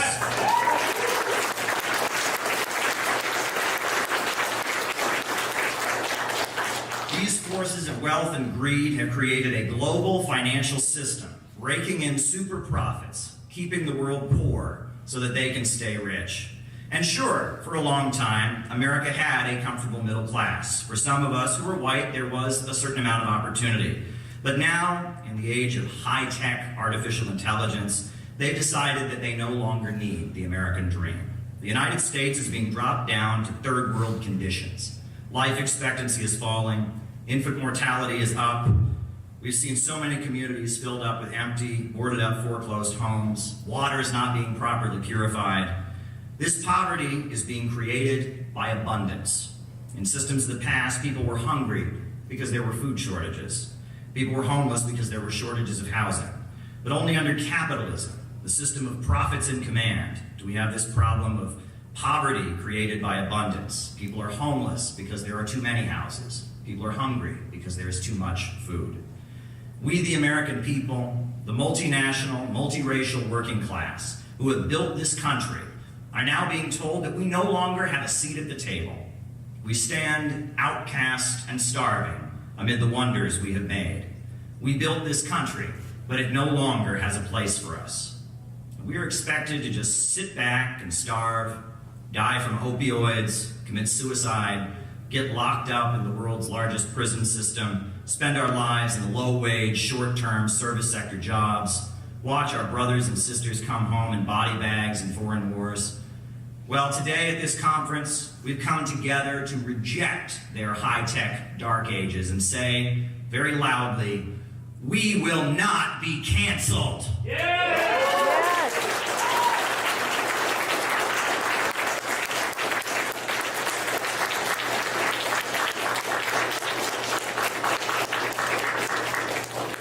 Why do they hate Russia? Why do they hate China? They hate them because at the beginning of the 20th century, both of these countries were impoverished, poor countries, underdeveloped by Western monopolists. They hate them because they broke free from that. It was Stalin, with his 5-year economic plans, that turned Russia into an industrial superpower. The Soviet Union saved the world from fascism, wiped out illiteracy, electrified the whole country, invented LED lights, invented space travel, and had tremendous achievements in science and technology. And the Chinese Communist Party has led China to become the second largest economy in the world, 800 million lifted out of poverty, the fastest high-speed railway in the world, the biggest telecommunications manufacturer in the world's largest hydroelectrical power plants, and amazing achievements on the road to fusion energy.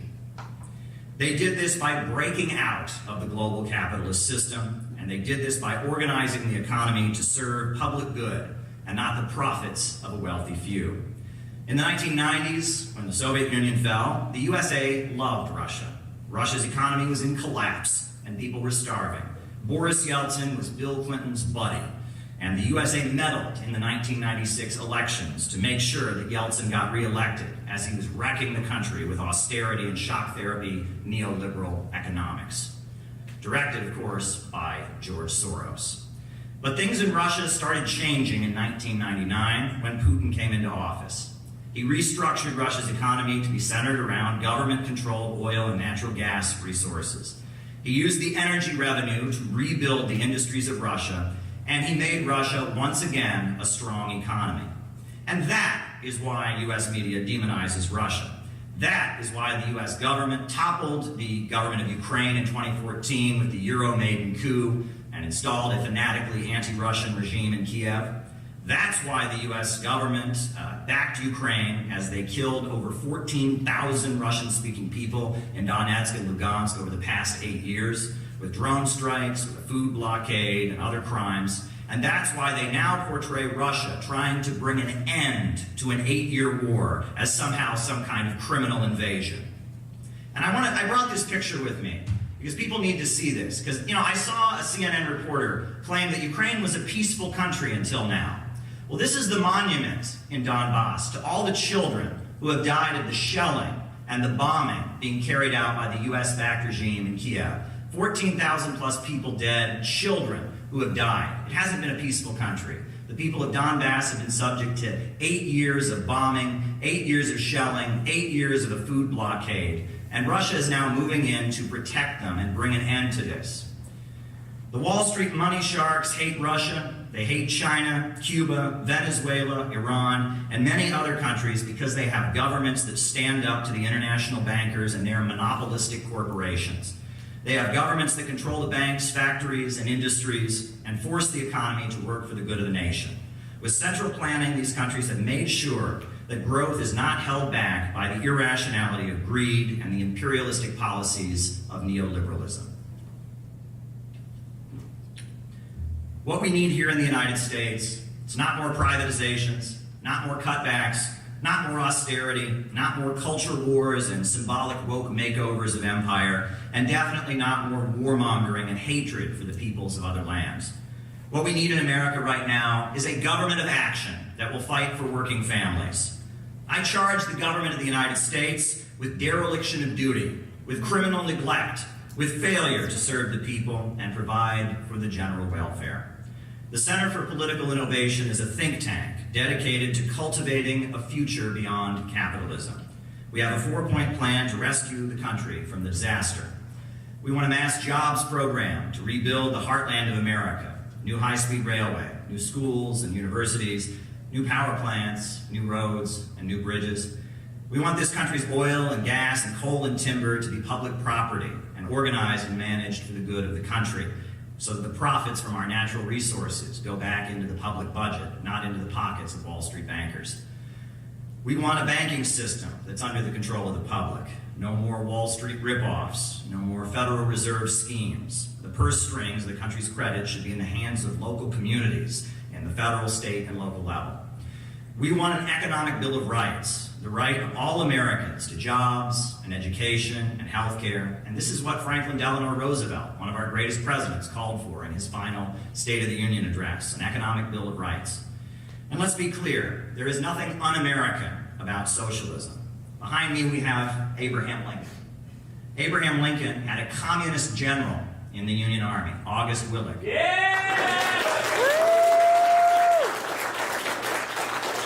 During the U.S. Civil War, the Republican Party newspaper in New York City, the New York Tribune, hired Karl Marx as its London correspondent. And Karl Marx praised Abraham Lincoln, calling him the single-minded son of the working class, rescuing an enchained race and carrying out the Second American Revolution.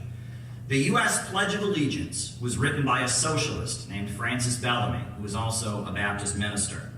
The first person to use the word socialism in the English language was Robert Owen, who built a socialist community in Indiana called New Harmony and gave lectures on socialism to joint sessions of the U.S. Congress. And when we move towards socialism in America, it won't be Venezuelan socialism, Russian socialism, Korean socialism. Every country has its own unique history and conditions. In China, they call their system socialism with Chinese characteristics. And the only type of socialism that will ever work in America will be some form of socialism with American characteristics.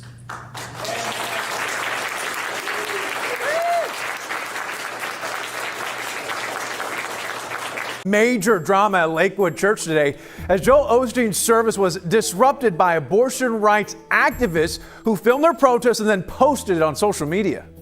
It's my body, my choice. Okay, we had to bleep that out. 3 activists with Texas Rise Up for Abortion Rights stood up and shouted, you saw it there, my body, my choice, then stripped down to their underwear at the beginning of the Lakewood service. That was this morning. They continued their chant as they were escorted out of the sanctuary. And that precisely because of how ferocious this is, there is a basis for people to see it and be woken up in the millions to fight against it. But only if we get out there and challenge them with the truth and struggle with them fiercely to wake up and join this fight now before it is too late.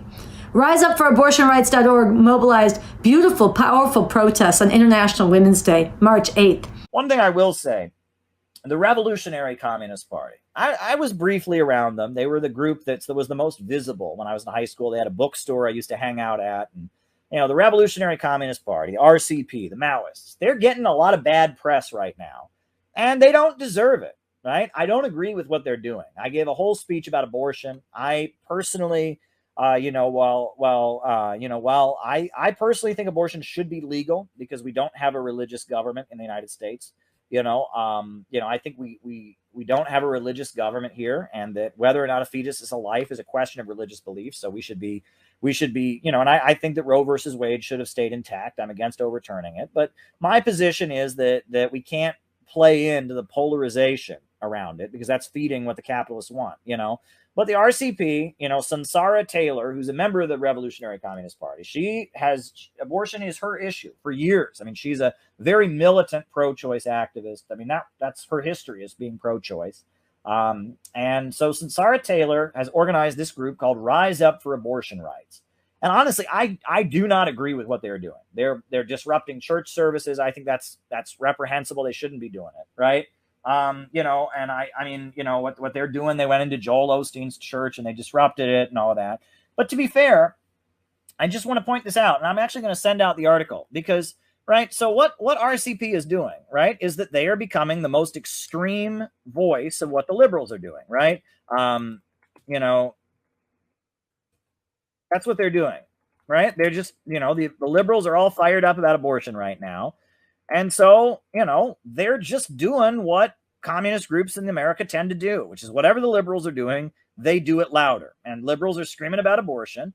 And so the RCP, right, they're pandering to liberals and they're disrupting church services and they're acting crazy. Okay, I mean, I don't agree with it. I think what they're doing, the Revolutionary Communist Party, what they're doing is not good, but that's what they're doing. That's what communist groups in America tend to do at this point. Whatever the liberals are doing, that's what they do.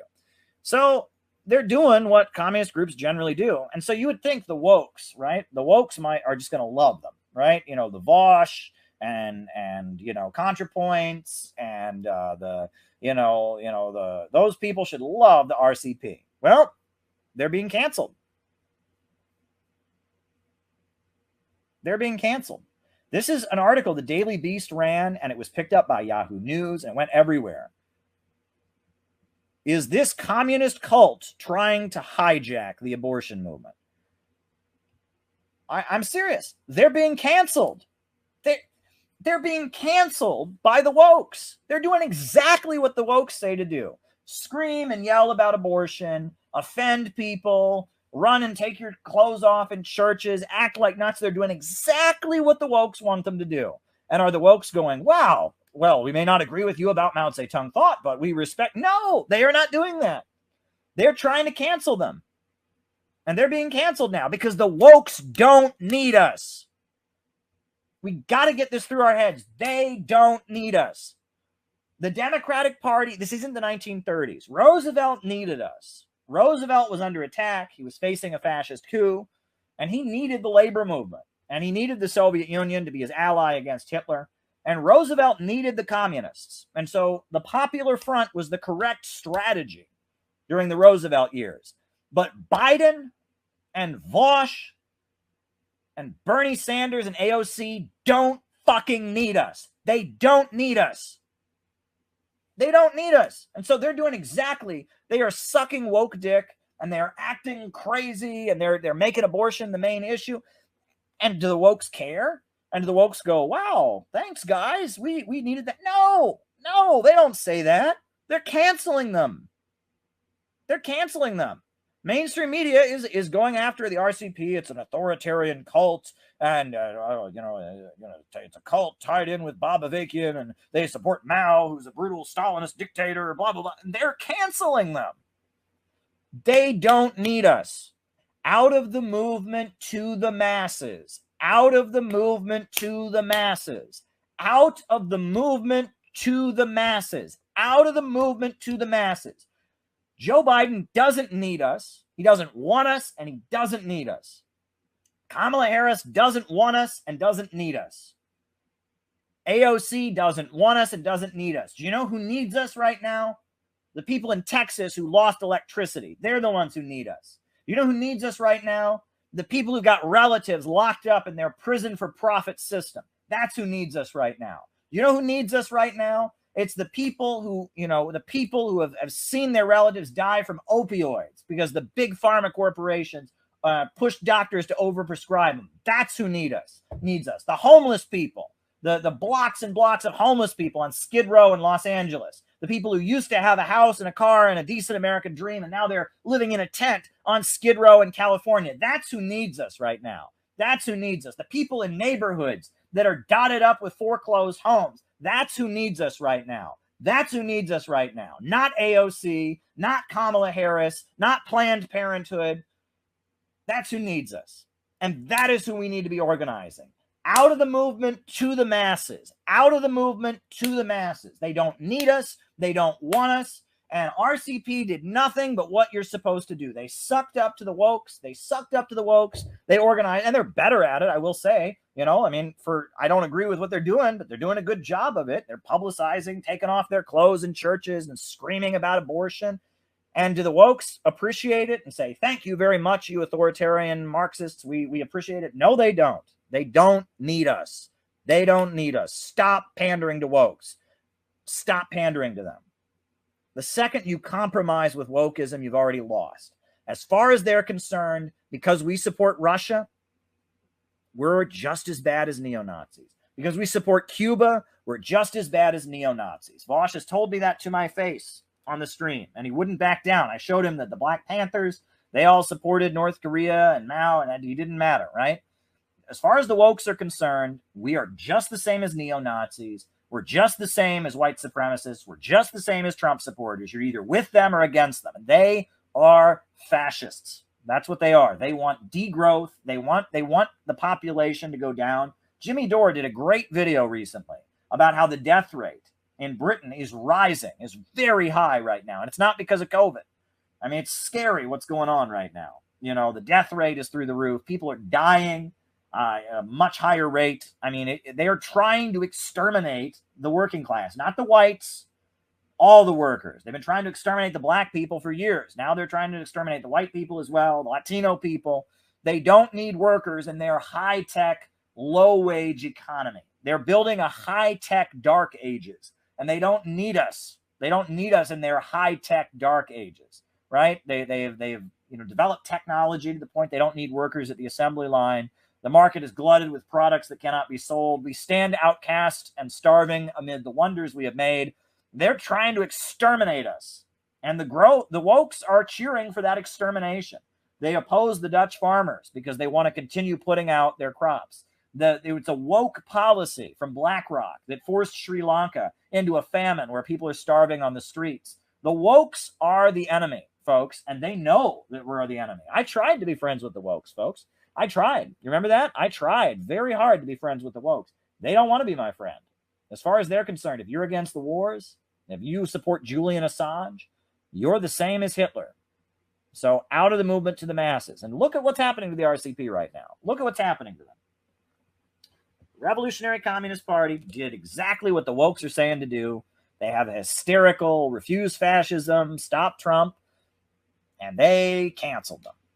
And they canceled them because they think we're the enemy. Anyone who's a real communist is going to get canceled by these people, right? As far as they're concerned, if you don't support what MSNBC and CNN say, if you have a dissident view, if you're not marching in lockstep behind Kamala Harris and Joe Biden, you deserve to be murdered. You deserve to be murdered. You deserve to be killed. And trust me, they say it to me all the time on Twitter. I mean, I've got so many messages, There's a reason we have to have armed guards at our conferences, right? These people, they hate communists with their heart and soul. They hate anything that resembles Marxism. Stop pandering to them. And that's what PSL, Workers' World, CPUSA, that's what they don't understand. They are still playing this game. They think Roosevelt is still the president. And Biden ain't Roosevelt. And Biden don't need us and don't want us. All right? And that the working people of America need us more than ever.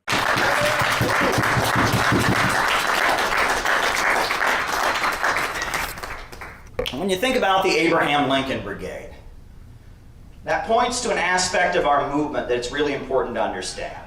There's a famous writer named Sherwood Anderson. You ever heard of Sherwood Anderson? He wrote Winesburg, Ohio. He was a novelist. And at one point, Sherwood Anderson was asked, what's the difference between a socialist and a communist? What's the difference?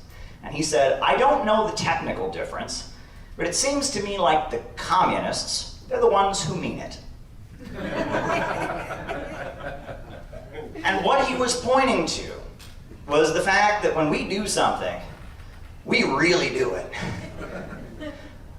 In the early 1930s, the understanding was that the Social Democrats and the Reformists, the sellout leaders who had sold out the revolution in Germany, that were leading workers to oppose the Soviet Union in the name of socialism, that they were the main threat. And it was necessary to expose the Social Democrats and the Reformists.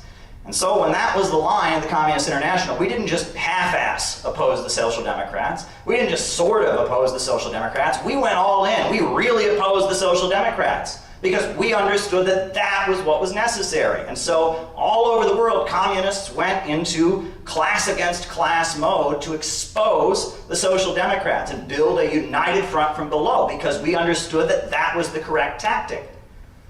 And then we know that after the rise of Hitler, and as the situation changed, the line changed, and it became correct to align with the Social Democrats in a united front against fascism.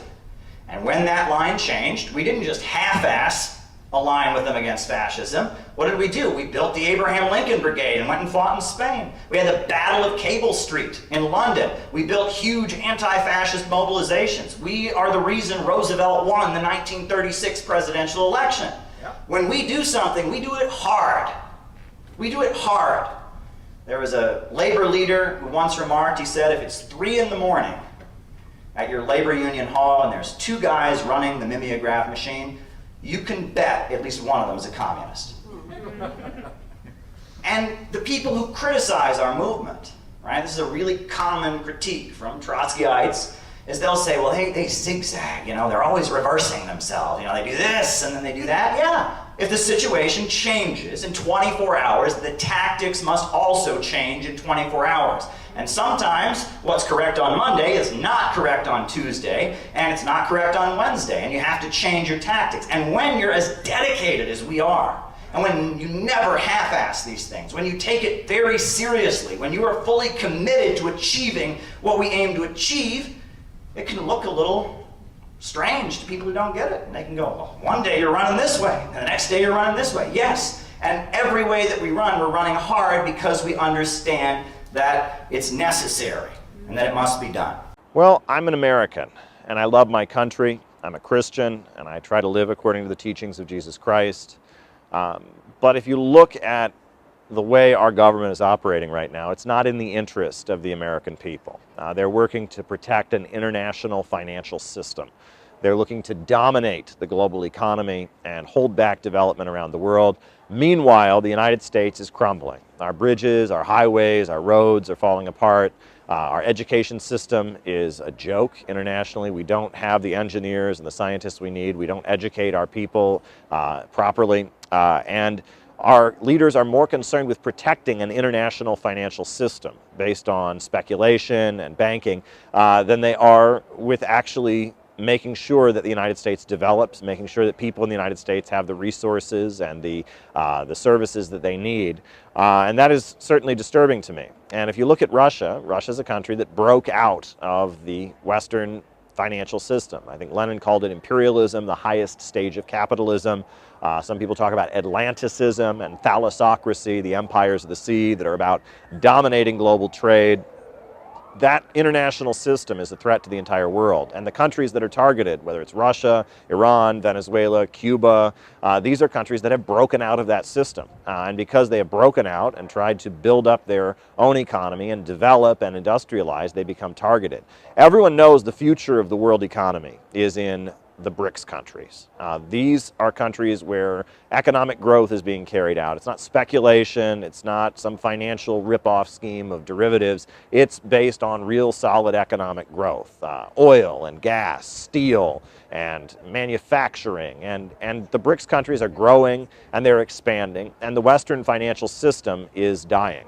And it is a big mistake on the part of our leaders to just continue to attack the Brics countries and separate the United States from them, because as they expand, we're not going to gain from that expansion. And our country is going to deteriorate along with this dying Western financial system. I tell people that America began with a revolution against the British Empire and free trade, and it was a revolution demanding our right to develop and have our own economy. The British wanted the United States to just be a trading hub in their global empire, but we wanted development. And Alexander Hamilton built a national bank and constructed, and the idea of America was that we could have independent economic development and build up our own economy, and that's what Russia wants. Russia wants independent economic development. It wants to build up its own industries, and that's what many countries around the world are striving for. So I think the future of the United States is breaking with this international financial system that comes out of the British Empire, that comes out of the World Bank, the IMF, the SWIFT system.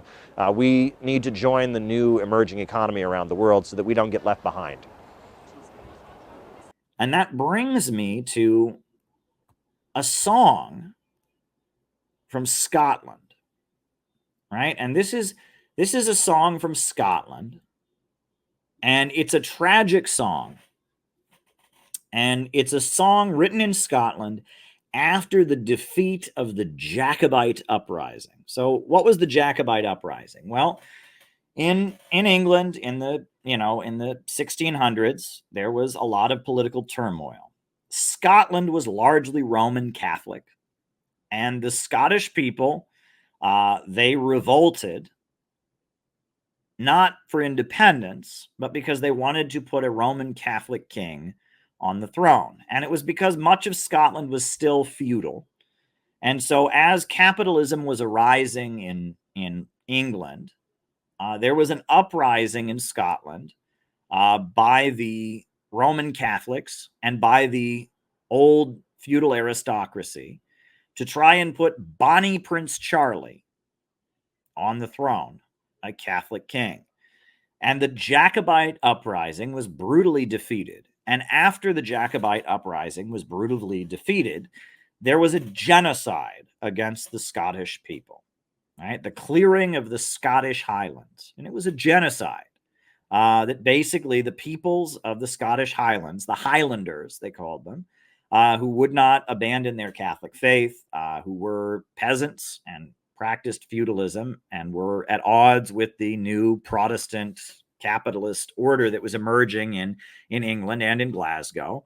They had their language beaten out of them. They were forcibly deported from the country, many of them. And it was a genocide. You read about the clearing of the Scottish Highlands. It was very much a genocide. And Scottish nationalism, which is different. The Jacobite uprising was not a Scottish nationalist uprising. It was an uprising trying to put this man, Bonnie Prince Charlie, on the throne, trying to make Bonnie Prince Charlie the king of Britain. But after it was defeated, and as the genocide against the Scottish people was taking place, that's when Scottish nationalism emerged, because Scottish people began believing that they were oppressed by the English and they wanted to be a separate country. And it was the mourning the defeat of Bonnie Prince Charlie and the defeat of the Jacobites that it was that pain of how they were genocided, they were defeated, they were crushed brutally, the Highlanders were killed. It was mourning that defeat that kind of laid the basis for eventually you had the rise of Scottish nationalism. And there's a number of very sad songs from Scotland that are about the defeat of Bonnie Prince Charlie.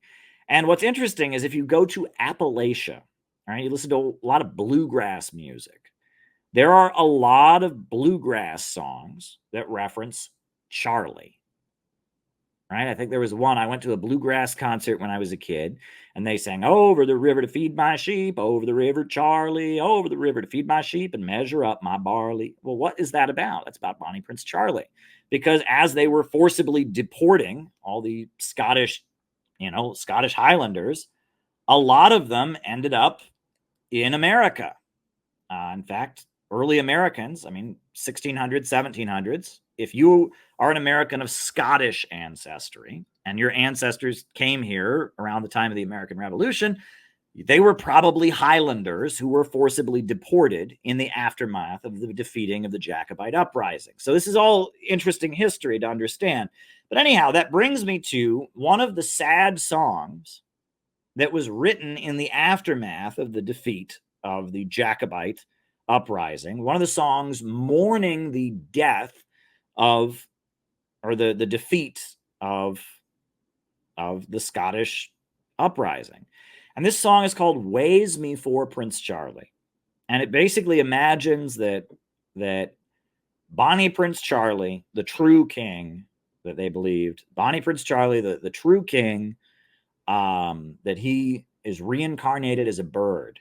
And he's flying over Scotland and he's seeing all the devastation and all the killing, and he's just horrified. That's what the message of the song really is. It's the idea that the one true king, the rightful inheritor of the throne, that he's flying over Scotland, reincarnated as a bird, and he's seeing all the horrible, horrible things that are going on. And he's mourning for the Scottish people and how they are suffering.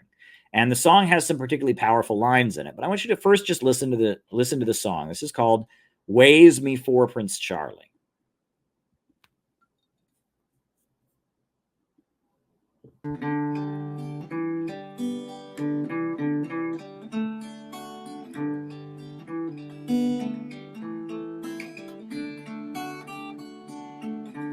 A we were come to our hod he war both sweet and early, and the outcome his lilt was ways me for Prince Charlie.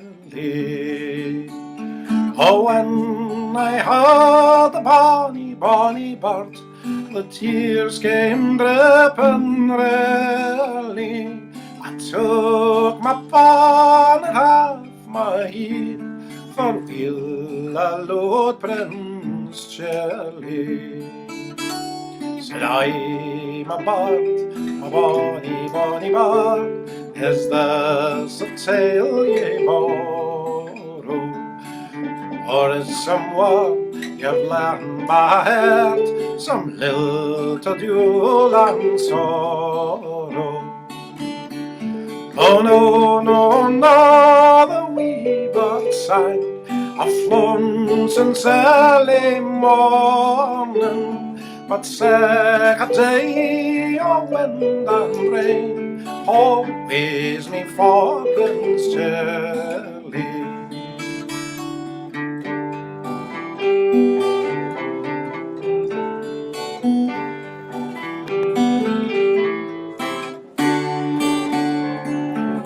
On hills that are by riders in, he roams a lonely stranger. On ilka hand he's pressed by want, on ilka side there's danger.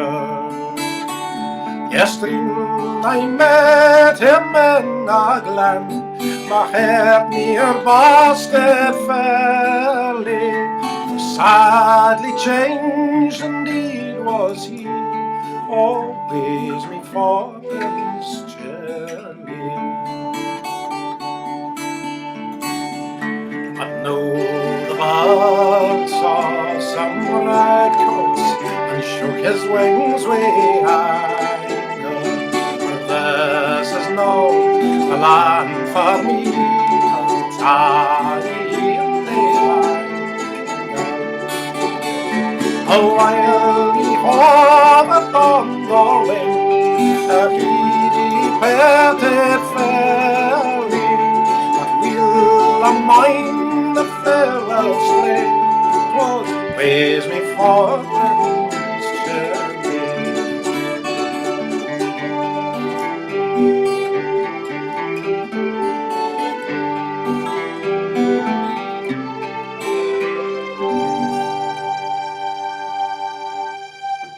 Now that song, the lyrics are a bit hard to understand because they're written in the Gaelic, the Scottish dialect. It's English, but it's the Scottish dialect. But there's one particular line in that song that I think speaks to all of us. And I want to put it on the screen because, you know, it's very important. And I think it's very related to what we are talking about tonight. On hills that are, by right his ain, he roves a lonely stranger.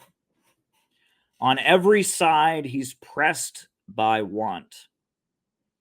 On every side is danger. Now, what is this saying? I'll translate it for you. On hills that are by right his own, right? That's Scottish. It's ain, but it's his own, like that belong to him. On hills that are by right his own, he roves a lonely stranger. On every side, he's pressed by want, that's hunger and poverty. And on every side is danger. Now, why do these particular lyrics stick with us, right? What is this about? Well, the idea is that this bird is flying over Scotland, and this bird is actually the king, the rightful king. And these are his hills, but instead of ruling over them, he's all by himself as a bird. He's lonely. And he's seeing hunger and poverty and danger and killing and oppression. And that this isn't right. This isn't how it's supposed to be. Because he's supposed to be the king who's ruling over his land, and instead he's a lonely bird flying over his land and watching all this devastation. But I think this particular line, this particular couplet really speaks to how all of us are feeling at this time. I mean, this basically speaks to the condition of a generation, but I would really say the condition of a country.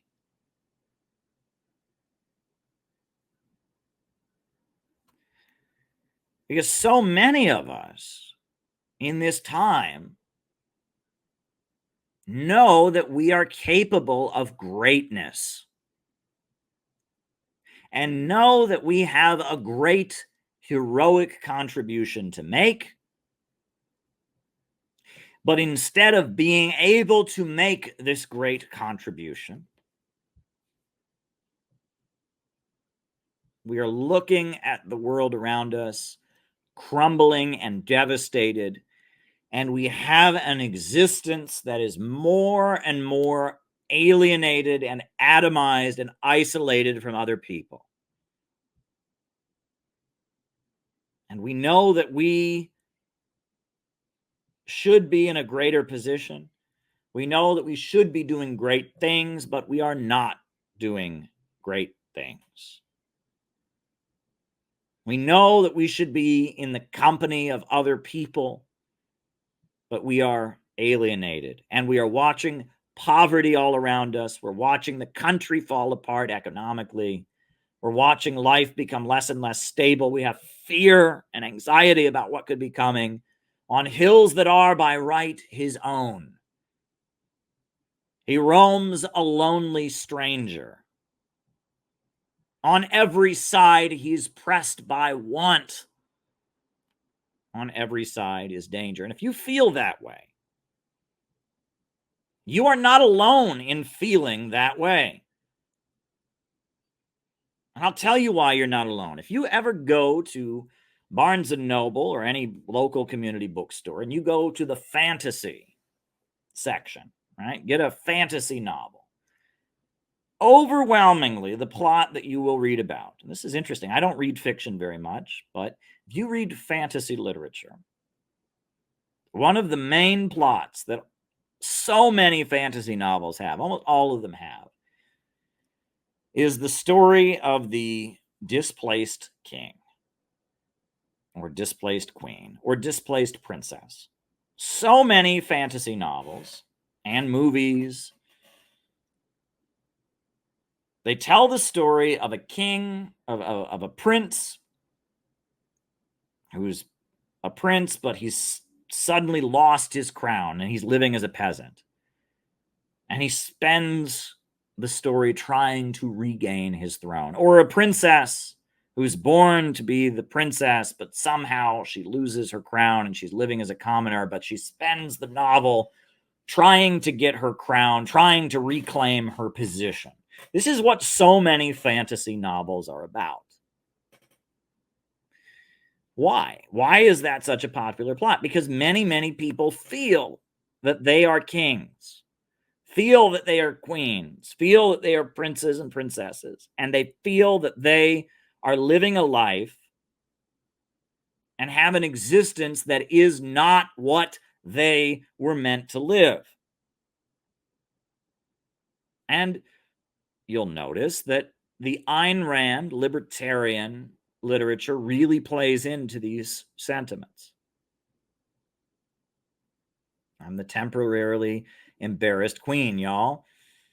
That Ayn Rand literature is all about how the great man, the motor of the world, is suppressed by the mob of others. And that this plot device, even though there was no social mobility in feudalism, you were born into your title, you were born into your job. It wasn't just, princesses who were born to be queens and princes that were born to be kings. It was blacksmiths were born to be blacksmiths, peasants were born to be peasants, serfs were born to be serfs, nobles were born to be nobles, basket weavers were born to be basket weavers. There was no social mobility in feudalism. So the plot doesn't even really make sense in how feudal society worked. Nobody changed positions in feudalism. Didn't happen. But regardless, the reason that plot is so popular, and the reason that a lot of people fall for libertarian, objectivist Ayn Rand fantasies and stories, is because a lot of people feel that they have been deprived of what is theirs. And it is not simply that they aren't as rich as they would like to be. It's not simply that they aren't as honored and respected as they would like to be. It's also that they have not contributed what they would like to contribute. And that's a really important thing. Right? It's not simply about the gains that they would get. It's about the satisfaction and the pride they would have if they were making the contribution they know they are capable of making. Right? It's easy to demonize somebody. Oh, he thinks he's entitled to having more money. He thinks he's entitled to being more famous. It's not that. Right? If you make it that just makes it easy for us to write the person off. But no, it's that the person feels they have a greater contribution to make. They could do more to make the world a better place.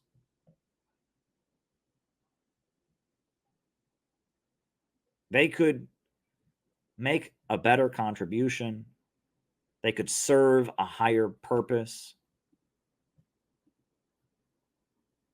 And the world around them is not giving them that sense of fulfillment. Instead, it's giving them more and more isolation. It's giving them more and more anxiety and fear. It's giving them more and more isolation and loneliness and hunger. And this is the condition that so many people in our generation are living in. And so novels about the displaced princess trying to reclaim her throne, or the prince who's been cast into poverty but spends the novel proving that he is actually the prince to regain his title, this appeals to people because on a subconscious level they know they are not who they could be and who they should be.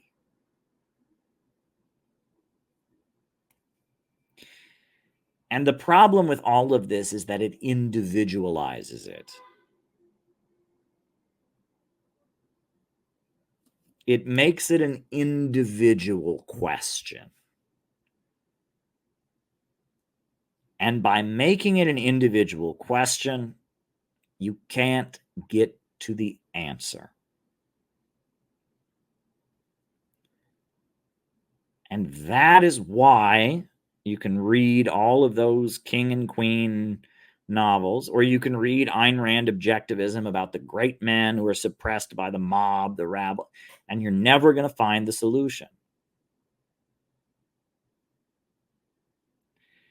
By making it an individual question, by making people simply look at themselves, their own condition, their own life, how others may have treated them, by making it an individual issue, people get stuck in isolation and they don't find an answer. But the truth is, you're not the only one feeling that way. You may be even embarrassed that you feel this way because you think other people will accuse you of being entitled. You think other people think you're arrogant. What, you think you're better than this? But I'm telling you, you're not the only one who feels this way. Almost everyone is feeling this way right now. This is the rage of a generation. This is the angst and pain of humanity in our time. Because what it means to be human is all about growth. That's what I'm trying to get you all to understand. Growth, creativity, this is the essence of the human experience. We are creative creatures. We build, we construct, we innovate. That's what it means to be a person. And if your ability to create, to innovate, to construct, to be heroic is deprived from you, you will feel a loss You will feel a loss that will be hard to fill. There'll be a hole inside of you because you want to contribute. You want to build. You want to be heroic. That is what you want to do. Because that is what you are. You are a human being. You're not a beaver building your beaver dam the same way for 1,000 years. You're not an ant building an ant farm the same way for 1,000 years. You're a human being. And you're a human being and you want to create and you want to innovate and you want to expand and you want to invent and you want to take the world around you and adjust it and force it to serve you in a more efficient way. This is who you are. This is what it means to be a human being. And when you are deprived of that, it is an awful feeling. And it's nothing to be ashamed of. And it's nothing that you have in isolation from other people. It's not that you are so special and all the others are holding you back. No, it's not that. And it's not that you have an entitlement and other people. No, not that either. It's that this system, capitalism in its economic crisis of overproduction, where people are homeless because there are too many houses, where people are hungry because there is too much food, where poverty is created by abundance, this stage of development, this moment in history, this prolonged capitalist crisis is depriving you of the ability to be human. It is preventing you and putting you in a situation where you can't achieve what a human being is meant to achieve. You can't create. You can't innovate. You can't be the hero that you know you are capable of being. And that is the source of this frustration that you feel. And we are all feeling it in our time. But I'm telling you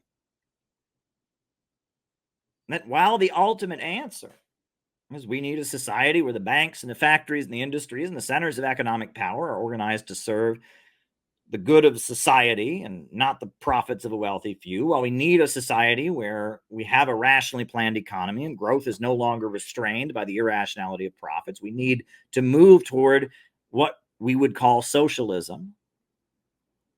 While that is ultimately the solution, Paul Gilman was a hero.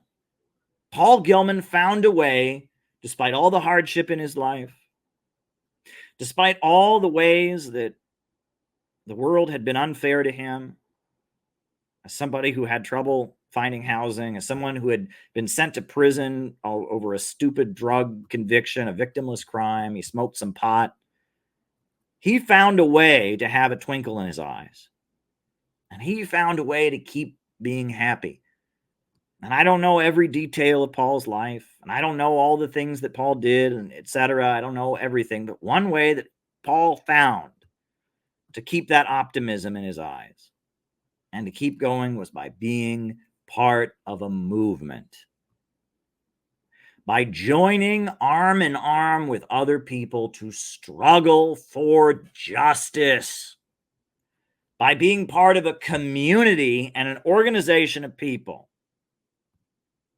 And utilizing whatever strength he had, whatever knowledge he had, whatever ability he had to advance a movement to change the world.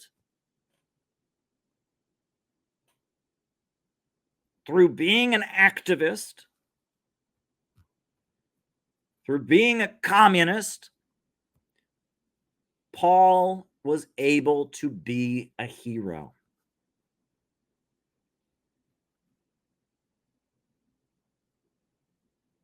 I'm not saying he was happy all the time.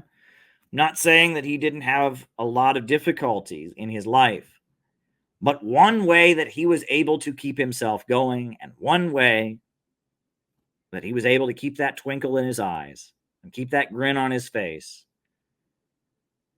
was by being involved in a movement, by being involved in a struggle, by having comrades, brothers and sisters with whom he organized and with whom he could work to achieve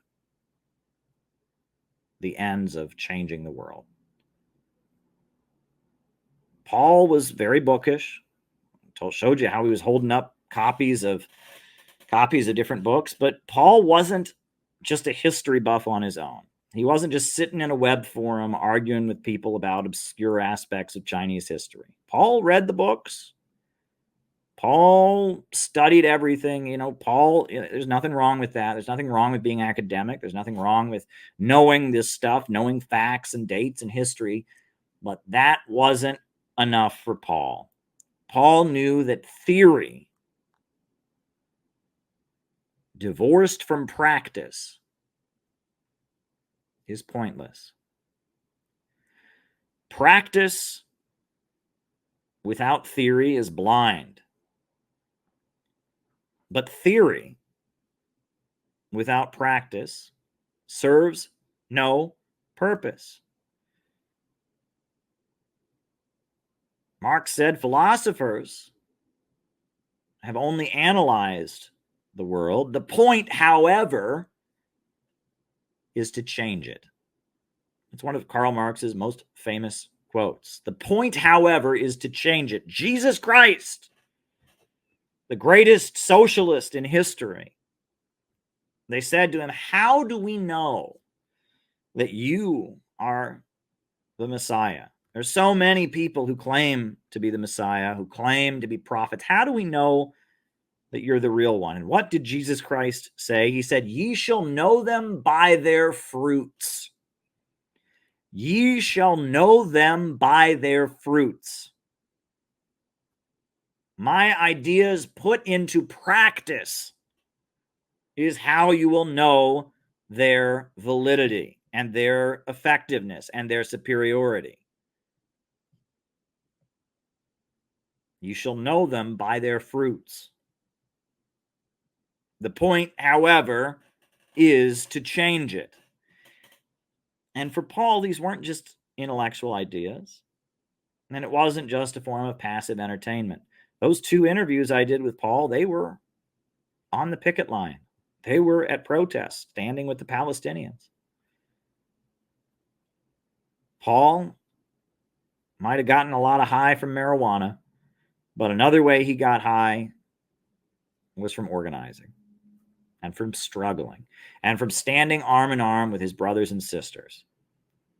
And I am striving with every ounce of my being to bring that joy to you, because that is the only way in my life that I have ever found true satisfaction. I am being dead honest with you. That's why, as much as I disagree with Bob Avakian, I owe Bob Avakian my life. I owe him a lot, because through his group, I found my way into a movement. They taught me to go out and sell newspapers on the street. They taught me to go out and do outreach, and they taught me to engage with people. And it's only been being in a movement that I have been able to find fulfillment. I never would have met my wife if I hadn't been in a movement. I never would have traveled around the world if I hadn't been in a movement. I never would have returned to my Christian faith if I hadn't been in a movement. I never would have had anywhere near the meaning that and the satisfaction that I've had in my life if it wasn't being in a movement. And that's why I'm on here night after night after night telling you we need to build a movement, and telling you I don't care if I win the internet. I don't care if I get the most likes and shares and the most views. And I'm not trying to win the internet. I'm trying to use whatever resources I can muster and whatever energy I can find and whatever people I can find who are willing to work with me, some of them permanently for a long time, some of them even for a short time. I'm trying to utilize everyone I can in order to build a movement, because what we need is a movement. We need a movement of people who will stand for truth and justice, amid this breakdown of civilization, amid this breakdown of capitalism, amid imperialism in its decay. We need a movement. We need people who can rely on each other. We need a community. We need to struggle not in isolation and in atomized frustration. We must stand arm in arm together and organize and build something beautiful together. That is what we need in our time. And we need that urgently. And it's not going to look like it looked a generation ago. And it's not going to sound like it sounded a generation ago. A lot of things are topsy-turvy. I just did a podcast with a Republican called Guns, Jesus, and Babies. I just flew out to Los Angeles to speak to the Unification Church. I'm good friends with a Unification Church pastor and a Unification Church community in New York City. Right? I've got people on the left who hate me and want to kill me and hate my guts. This is a weird time that we live in. Things don't make sense. It's not left versus right, communism versus capitalism, atheism versus Christianity, science versus religion. It's not that simple anymore.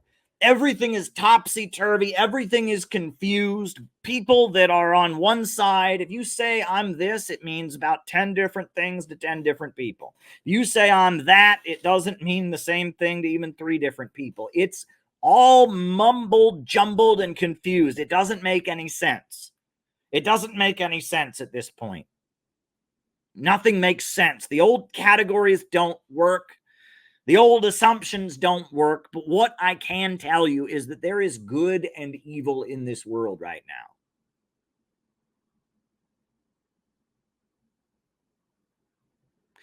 There is good and evil in this world, and the evil is about unleashing your rage and unleashing your anger and unleashing your desire for vengeance and atomizing you from other people and getting you in a state of hopelessness and pessimism. That's what the evil is. And if I smell that evil dressed up as communism, I'm opposed to it. And if I smell that evil dressed up as Christianity, I'm opposed to it. If I smell that evil dressed up as capitalism, I'm opposed to it. If I smell that evil dressed up as whatever, wherever I smell that pessimism, that anti-human sentiment, that vengeance, that hopelessness, wherever I smell that evil, I am opposed to it. And what we need now more than ever is kindness and forgiveness and patience and solidarity and brotherhood and construction. Optimism, hope, building. That's what we need. And that's why I got involved in movements in the first place, because I wanted to build. And that's why people love Stalin in Russia, because he built. That's why people love the Chinese Communist Party, because they built. That's why when I went to Venezuela, and I told Candace Taylor about this afternoon, I'm not sure she knew what to think of it. That's why when I went to Central Caracas in Venezuela, and I talked to the most hardcore supporters of Bolivarian socialism, they said, Chavez built all of this. Chavez gave everything to us, and God brought us into this earth. We will die for communism. We will die for socialism. They will never retake Venezuela. We will go down fighting because we want to build. And you can look over the history of communism, and you can look at the bad things, and you can look at the good things, and you can go over the history of Christianity. You can look at the bad things, and you can look at the good things. You can go over the history of whatever you want. There are spiritual forces in the world today. And there is a force of pessimism and destruction and hopelessness and atomization. And there are lots of people that feel deep within their souls that ain't okay. They want to build. They want to construct. They want to connect. They want to love. That's who I want to work with. And that's the kind of community I want to build. And we call ourselves the city building tendency. We study Marxism, Leninism. We study all kinds of things. And that's what I'm doing here. And if you want to come do it with me, be my guest. How did this stop? This was a great moment. June 30th, 2019. The leader of People's Korea and the leader of the United States shook hands. They met, the first president ever to visit the Democratic People's Republic of Korea. We had Donald Trump trying to make peace with a country that is still technically at war with the United States. Donald Trump was trying to open the door to peaceful reunification of the Korean Peninsula. There would be hope to bring the troops home from South Korea. There would be hope that there could be denuclearization, that North Korea wouldn't feel threatened anymore, that there could be no more bombs and weapons, and the people of Korea could reunify. And Donald Trump going to People's Korea was sabotaged. It was sabotaged by John Bolton and the neocons, the same forces that got us into Ukraine, the same forces that are escalating and pushing buttons against China and Taiwan on the Taiwan Strait, the same forces that want World War III sabotaged the peace process on the Korean Peninsula. We're here to say, finish what Trump started. We want peaceful reunification of the Korean Peninsula. We want U.S. leaders and the leaders of People's Korea to sit down. We would like to see trade between the United States and People's Korea. We would like to see those railroads in South Korea that have been built. We'd like to see them in action and see the Korean people trading with each other. We don't want war. We don't want money wasted on international confrontations. And we also don't want a police state. And at the same time that the big bankers who control Joe Biden, the Silicon Valley monopolists and fascists, the same forces that control Joe Biden, are waging a war not just around the world, but against the American people. They are driving our country into poverty. Our trains are derailing. People are breathing in deadly chemicals. The water is not properly purified. Jobs are falling apart. Schools are falling apart. It's a nightmare. They have waged a war against us. And instead of rebuilding America, they're trying to move toward a low-wage police state. That's what they're doing here in the United States. They're trying to move toward a low-wage police state. We saw what happened, what's been revealed about January 6th. That was a setup. We saw that those people were led to do what they did for propaganda purposes. We call for an amnesty. We don't endorse what the people did, but they were enabled to do it and set up to do it by the American government. The FBI, the Secret Service, other agencies enabled what happened on January 6th to happen. Those folks were entrapped. And we say that until they're going to be honest with the public about what really happened on January 6th, there needs to be an amnesty for those who've been arrested. And the same goes for the Uhuru movement. A group of black revolutionaries, black activists, had guns pointed in their faces, drones flown into their homes. They were terrorized and accused of being Russian agents. Why? Because they were organizing for the rights of black people, organizing for the rights in their community, providing services that were not available in their community. They're waging a war against us. At the same time, they're waging a war against China, Russia, Iran, Venezuela, Cuba, and any country that dares break out of their financial system. And it is our responsibility to oppose it and to join arm in arm with the people of the world against imperialism. That some people came here knowing not a single word in Russian, and now they know many. One young person from Kamchatka is sitting in back rows. He's probably unaware of what has been talked about. Please introduce yourself. I'm the leader of the United States delegation. I'm representing the Center for Political Innovation. And I would like to just thank you from the bottom of my heart for that dynamic interview you gave to Tucker Carlson, in which you showed many, many young Americans a different kind of leadership, because our politicians and our leaders in the United States, they speak in sound bites, they speak in terms of scandal and gossip, but you presented a long-term vision, a scientific view of statecraft, and by getting through to young Americans, you made a difference. Many people who would never have listened to anything you had to say or heard another perspective heard you because of that interview. Now, getting to my question, things between our two countries are not good at this point. You know, before we left, we had to have a press conference at the United Nations. We are concerned about being prosecuted. There are 3 Americans that have already been charged and are facing prosecution, possibly 15 years in prison, simply because they attended a conference like this in Russia, the Uhuru movement, they're called. And we are concerned because I know that I speak for the majority of the American people when I say that we do not want our tax money dumped into this conflict in Ukraine any longer.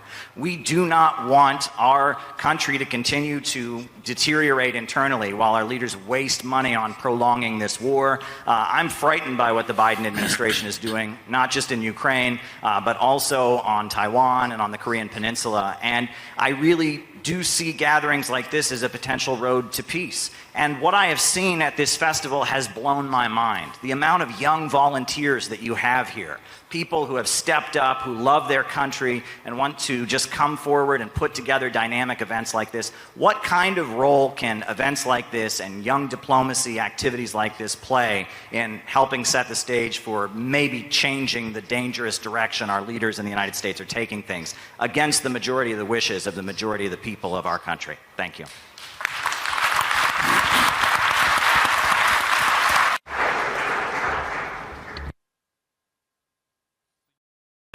The United States of America is a huge and unique country.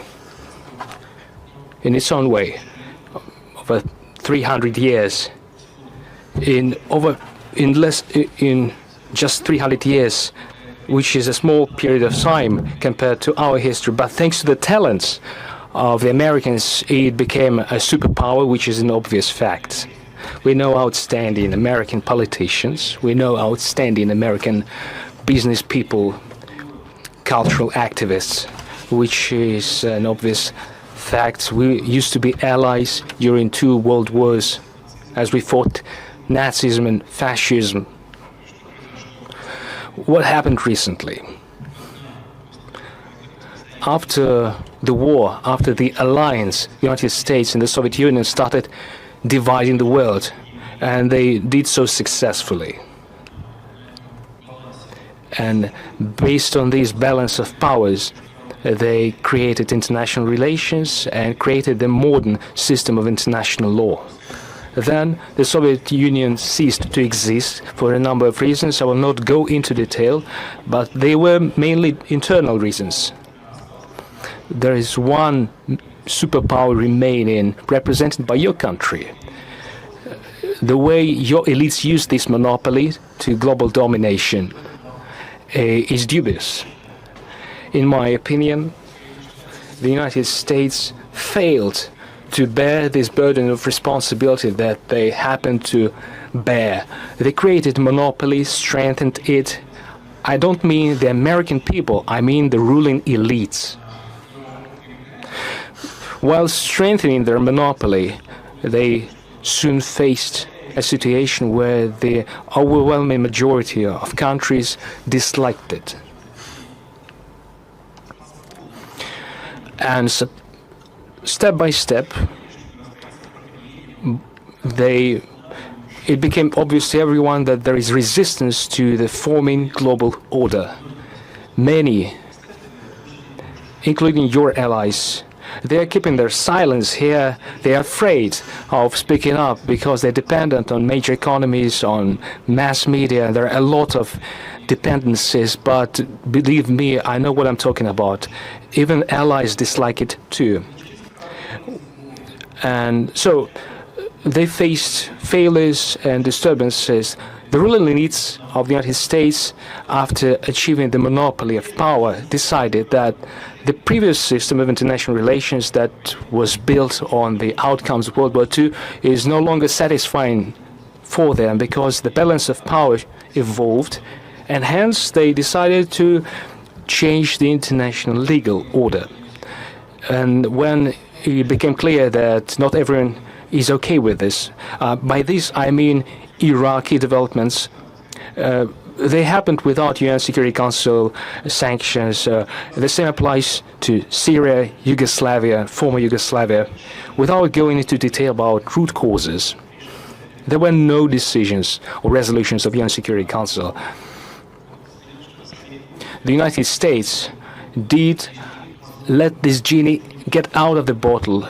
If they did so, why can't other countries protect their national interests in the same way? As for Yugoslavia, my counterpart told me on multiple occasions, yes, we did so without UN Security Council resolution, but there was a waging 8-year war, bloodshed, something must be done. When Russia, however, decided to protect their people in the Donbass, which faced a war with the elderly, with children being killed, why cannot Russia do the same while protecting their own people, not some thousands of kilometers away from their national borders, instead on the border of their own country, and people were waiting for us to help without going into detail. My point is to understand that the world cannot be controlled from one pole, and which is detrimental to that pole itself, as it undermines the foundation. And in the interview given to your compatriot, Mr. Carlson, I said that dollar is being undermined as they forbid to use dollar for settlements. They seek quick results. Instead of gaining one, they only undermine their national currency. They attain an opposite result, and this is true for many areas. In my opinion, this is a wrong policy. But the youth, returning to your question, can do many things without interfering in domestic processes, without describing or giving descriptions of the behavior of presidential candidates. It is just a part of the national culture, but youth can contribute in building state-to-state relations. What would be the procedure? They can just speak up domestically, within law, within their constitution. It is the only way, the only option. In no way do we call upon any activities of disobedience, but it is a possibility to speak up in their own country. And I think this is a way to go. In my opinion, this is going to pave the way for non-state forms of contact in order to create conditions for improving relations on state-to-state level too. Thank you very much for your question.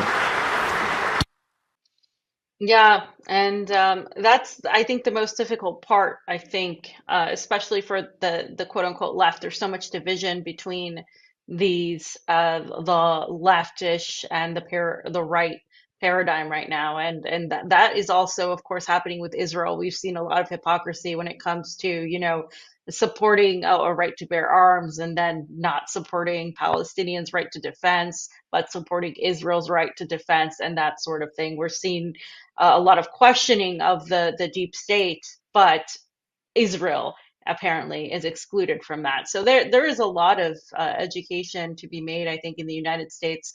And I guess my last question is, do you think that the United States, as we know it, will have to fall before we can make any of these strides? Because it seems like the endless wars are endless. There's one conflict rising after the other. And our country, our leaders are the culprits behind it. Obviously, the vast majority of the American people don't agree with what's being done, but they're in so many ways powerless to do it. When we don't attack the levers of power, what ends up happening is just these protests, you know, they make reactions and emotions, and they may make others aware of what is happening, but they don't really change the trajectory of what is happening. Do you think the United States has to undergo a sort of fall before any of this change occurs? Well, That's a good question because, there's all this talk about UFOs now. Have you seen that? That's a big thing. Tucker Yeah. Carlson and all of that. There's all this talk about UFOs and, the word flying saucer. It goes back to 1947. And that was right after World War II. Suddenly, America had gone from the Great Depression to having a booming economy, right? And all of a sudden, that's the golden age of American capitalism, at least for the white workers, right? The white picket fence in the suburbs and those good wages and Leave It to Beaver and all of that.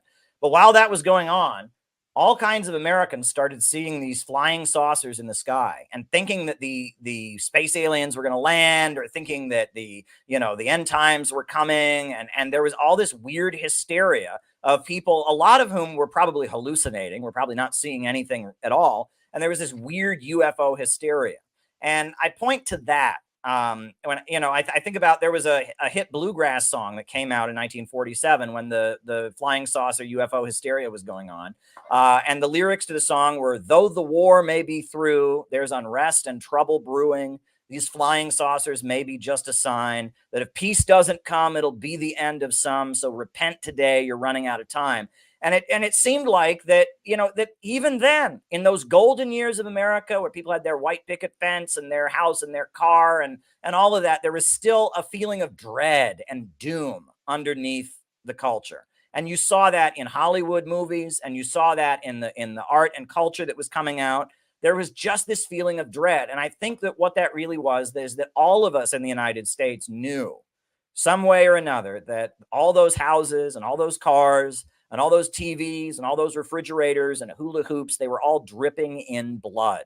They were dripping in the blood of the Korean people as we massacred them in the Korean War, millions killed. It was dripping in the blood of the Vietnamese people, the blood of the African Americans brought to this country in chains in the transatlantic slave trade, the blood of the Native Americans on whose land we were standing, and that all of that prosperity was fake because it was all cursed and it was all tainted by blood. And that when I talk about, moving toward a new America, it's not simply a matter of having a new economic system. There has to be a spiritual rebirth because there is a curse hanging over the United States of America. This society is tainted by the sins of its past, and there's no way around that. The fact that we have these mass shootings, that's not separate from the mass killing that we do with bombs and drones, right? The fact that, the kids get shot in school. I mean, do you think that that's separate from the fact that we're killing people every day around the world? No. There is a deep spiritual problem in America. But at the same time, I must tell people that we can't just write off the entire history of this country. When you talk about the right to bear arms, where did that come from? What was that really about? It was about the fact that a lot of the founders of the United States were religious dissenters. They were people in Britain who didn't support the Church of England, and that they felt that the Church of England was this archaic, possibly even semi-Catholic organization. And they wanted to have their own relationship with God. They wanted to have their own spirituality. You talk about the Quakers, you talk about the Puritans, you talk about, there were all kinds of religious dissenters that rose up in Britain.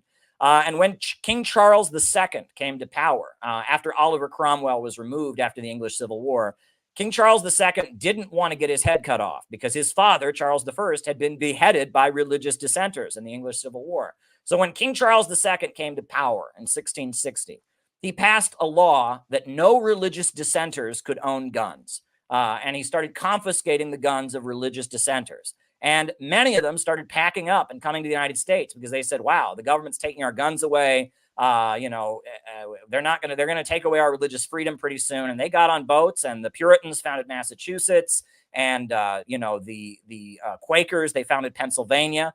And Roger Williams founded Rhode Island and built the first Baptist church in America in Rhode Island. And they came here. And then when we started having a new constitution, they said, we are going to make sure that we have the right to bear arms because we want to make sure that the government doesn't come for us because of our religious dissent. And they also passed the First Amendment that said Congress shall make no law respecting an establishment of religion, meaning that we're never going to have a government that says this is the right religion and this is the wrong religion. Because if that happens, that's a road to disaster too. And the First and the Second Amendment are very closely linked. It's your right to practice your religion the way you believe in it. And it's also your right to bear arms and not have the government take your guns away, which could be setting the stage for some kind of genocide. And if you look at the history of the United States, So many of the great things in the history of our country flow from that spiritual tradition. John Brown, the heroic abolitionist, they have a painting of him in the Kansas State Capitol building where he's holding his rifle above his head and he's holding a Bible in the other hand. He looks like a Houthi. He looks like a Houthi. He's got a huge beard coming down, a huge beard, and he's got his gun up in the air and he's holding a Bible. He looks like somebody at a Houthi rally in Yemen. And that's John Brown, the hero of the American Civil War, the hero of the abolitionist movement, right? And if you look at so much of the history of the United States, there is this tradition of people who say that they are motivated to do what is right. One of my favorite writers, by far, probably my most favorite writer, is a woman named Anna Louise Strong. And she was a member of the Seattle School Board in the time of World War I. And she was against World War I, so she was kicked off the Seattle School Board. She led a general strike in the city of Seattle, in 1919, the Great General Strike of Seattle. She was a leader of the labor union. And then she went to Russia. She moved to Russia, and she was the editor of the Moscow News, which was the English language newspaper in Russia in the 1930s. And she wrote a beautiful autobiography called I Change Worlds. And in that book, she talked about how her parents had always raised her to believe that she should be right in her soul, that she should do what she believed was right, and she should be right in her soul. She should live according to her principles, and that Americans are known all over the world for being motor-minded, people that work really, really hard, that want to achieve their dreams, that won't take no for an answer, that are go, go, go, that are type A personalities. That's our reputation. And she wrote that in the 1930s, when she was living in Russia, when Stalin was raising that country up from nothing and building the biggest power plants in the world and the biggest steel industry in the world and just raising that country up into being a superpower that eventually defeated the Nazis, that eventually invented space travel, she said, this is the new America. The Soviet Union is the new America, and that communism is nothing but 20th century Americanism. It is that go hard, build, construct, right in your soul spirituality that she grew up with. And she said she felt at home in America, that the American values that she had grown up with, she saw them in the Soviet Union. Now, I think that there is a part, I don't think she's 100% correct, because there's obviously a lot of ugly aspects of American culture too. But I think that she was pointing to a real aspect of America. There is something about the American people that I do believe we do have the capacity within ourselves to become people of the land, to become a civilization of the land. We're not a nation, right? We don't have the same background, the same culture, the same language. We're not a nation state by any means. We're a civilization state. And right now we're a civilization of the sea. Right now we're an individualist free market country and people are getting left behind. But I do believe that some kind of spiritual awakening could happen once again, and that we could rebuild ourselves to be a country that gets along with Russia, that gets along with China, a country that's not supporting Israel while it commits crimes against the Palestinians. I do believe there is something good within the American spirit. And our job as revolutionaries is not just to condemn the American people. Our job is to find that good within the American people and blow it up as big as it can possibly be. We need to find the good, find what there is to love in America and blow it up so that it's so strong and powerful, this country can be reborn. That's what I believe. Right? Lenin was the leader of the Bolshevik Party, founder of the Soviet Union. He's in a mausoleum in Red Square in Moscow. That's Vladimir Lenin. And Vladimir Lenin became an iconic saint after his death. He was put in a mausoleum and his body was preserved. His picture was put up everywhere across the Soviet Union. The Soviet Communist Party actually stated that its official ideology was Marxism, Leninism, and Lenin became an icon. And if you read some of the official histories, if you read the History of the Communist Party of the Soviet Union, short course, which is a very good book, it's like the official Soviet textbook on the history of the Communist Party of the Soviet Union. Very good book, short course, History of the Communist Party of the Soviet Union, short course, very good, very informative book. If you read some of the other books that have been published, Trotsky does this too, if you read Trotsky's writings on this, you get the idea that it was a cult, that Lenin was the great leader, and that Lenin, you get this image of this strong, amazing, charismatic man that everyone bowed before, and he was amazing and all of that. And Lenin was not that. The more you read about who Vladimir Lenin was, you get a very, very different picture. Very, very different picture of the more you learn about who Vladimir Lenin really was, the more you understand that patron saintage, that cult of personality that was built around Lenin, mainly after he died, that is a misrepresentation of who he was. Vladimir Lenin, he had a speech impediment. Right? He had a lisp, basically. He had difficulty speaking, an extreme amount of difficulty speaking, and he was quite shy. He had difficulty speaking. He was shy, but he was very, very worked up, and he was very, very obsessive. And probably the event that had the biggest impact on Vladimir Lenin's life was the fact that his older brother was executed. Vladimir Lenin's older brother received the death penalty. I believe Vladimir Lenin was a teenager at the time, if I'm not mistaken. His older brother was a university student, and his older brother had joined the terrorists, which was not a slur. It's what this group in Russia called themselves. There were some revolutionaries in Russia who called themselves the terrorists. And the terrorists had attempted to assassinate one of the czars. I think it was Tsar Alexander III. And Lenin's older brother had tried to kill one of the czars and failed and been caught, and so he was hanged. And so Lenin's older brother got the death penalty. Now, if you can imagine the amount of trauma, you're 14, 15 years old, and your older brother gets executed.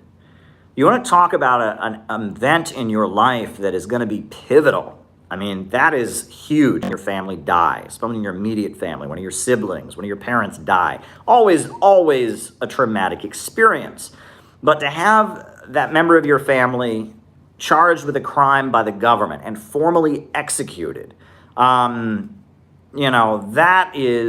has got to be a horrific, traumatizing experience, right? And to think that didn't have an impact on Vladimir Lenin and the course of his life would be an illusion, right? To have your older brother executed is huge. Now, the fact that Lenin was rather shy in his personal interactions, that he had the lisp, he was kind of soft-spoken. At the same time that he was shy and somewhat soft-spoken, Vladimir Lenin was also obsessed. He was obsessed. Right? There was one of his critics who was arguing against him, and he said, "How am I supposed to argue with somebody who lives and breathes revolution 24 hours a day?"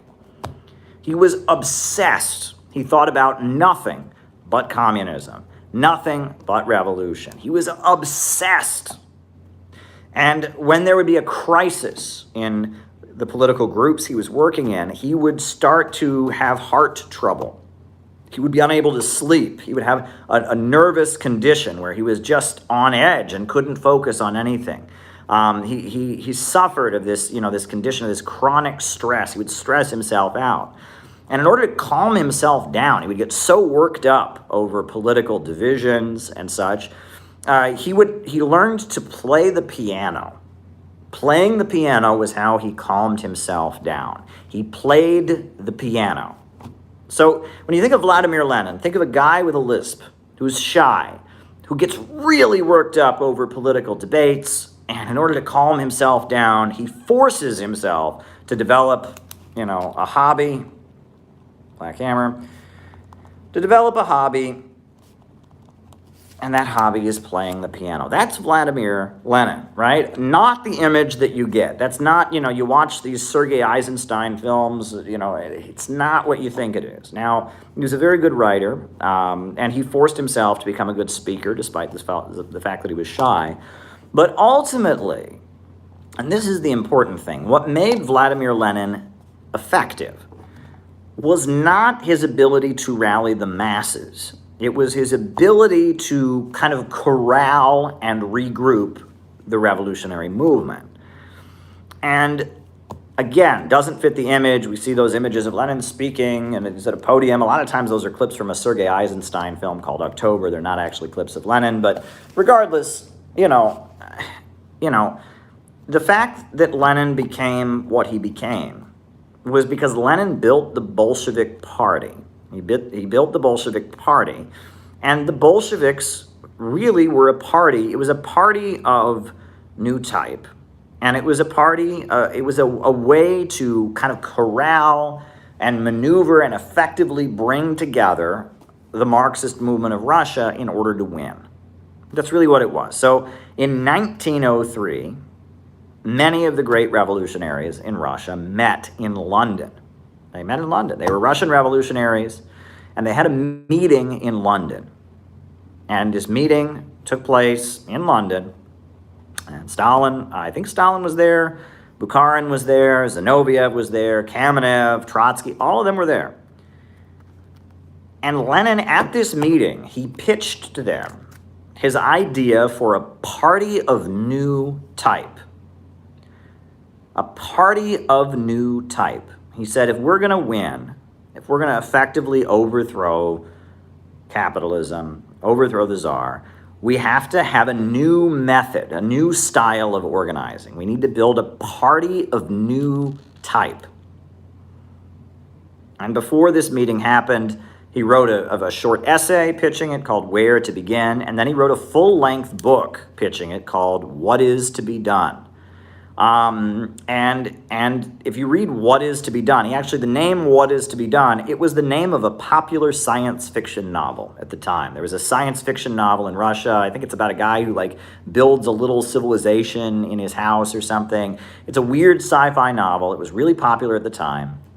So he took the name of this popular sci-fi novel and he wrote a political essay, basically, called What Is to Be Done, with the same name as the sci-fi novel, to convince people to build a party of new type. And if you read What Is to Be Done, it is a scathing polemic. He's very worked up, and he's basically saying that if we are going to win, in order to win, we have to change the way that we're organizing. And the best advice I ever got, by the way, the best advice anybody ever gave me, is they told me to read What Is to Be Done backwards. The book What Is to Be Done by Vladimir Lenin is a very, very difficult book to read, right? Keep its members principled. Keep members principled. Question mark, keep deviating.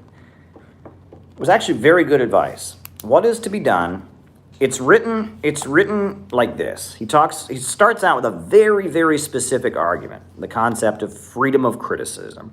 And then from there, he expands to the question of bowing to spontaneity. And from there, he expands to the question of terror. And the final section is he goes over the entire history of the Russian revolutionary movement. So the thing is, when you're reading the book well over 100 years later, in another country, in another language, starting with this very specific argument and expanding outward is not a good way to start. So if you really want to get a lot out of the book, What Is to Be Done by Lenin, the best advice I ever got is to start at the end. Start at the end. Start with the final chapter. And then read the previous chapter. And then read the previous chapter. And then read the previous chapter. And then read the first chapter. That's the best way to read it. That way you get the message of the book. Because when it starts out, I'll tell you, the first time I ever read What Is to Be Done, very funny story. So I think I was in junior high, right? I wasn't even in high school yet. And I was reading the encyclopedia entry about Lenin. And it said, and then in 1903, Lenin wrote his very, very, very important book, What Is to Be Done. And I thought, wow, what a name, What Is to Be Done. And I thought this was some kind of agitational pamphlet about how to overthrow the czar or something like that. So I went to the library and I ordered a copy of What Is to Be Done. And I started reading it, and I had no clue what they were talking about. Raboche, DeLeo, and he's ranting against this concept of freedom of criticism. I'm like, what is freedom of criticism? Is he against freedom of speech? Does he think people shouldn't be able to free to criticize? I had no idea what he was talking about. And it took me years before I reopened What Is to Be Done by Lenin, because I couldn't make heads or tails of it. So many references to newspapers with Russian names that I had never heard of. So many references to people like Kautsky or Bernstein I'd never heard of. References to the Second International, which I had no idea what he was talking about. I didn't reopen What Is to Be Done until I was 19, until I was doing communist political activism. And the group I was associating with at the time was trying to convince me that we needed to have a campaign to impeach President George W. Bush. And I didn't understand why that was necessary. So they said, oh, well, you got to read What Is to Be Done. So I remember I went and read What Is to Be Done, and I read it with them. And reading it in a group, it was a class. I didn't just read it on my own, but I read it with 4 or 5 other communists. And that was a huge eye-opening experience for me. They had a political party called the Russian Social Democratic Labor Party, the RSDLP. And the RSDLP was a pretty loose association of people. It was a loose association. The RSDLP was a loose association of people who basically, they all agreed with a general set of principles. They believed in Marxism. So they formed this party, the RSDLP, the party of the old type. And the RSDLP, it didn't have an official newspaper.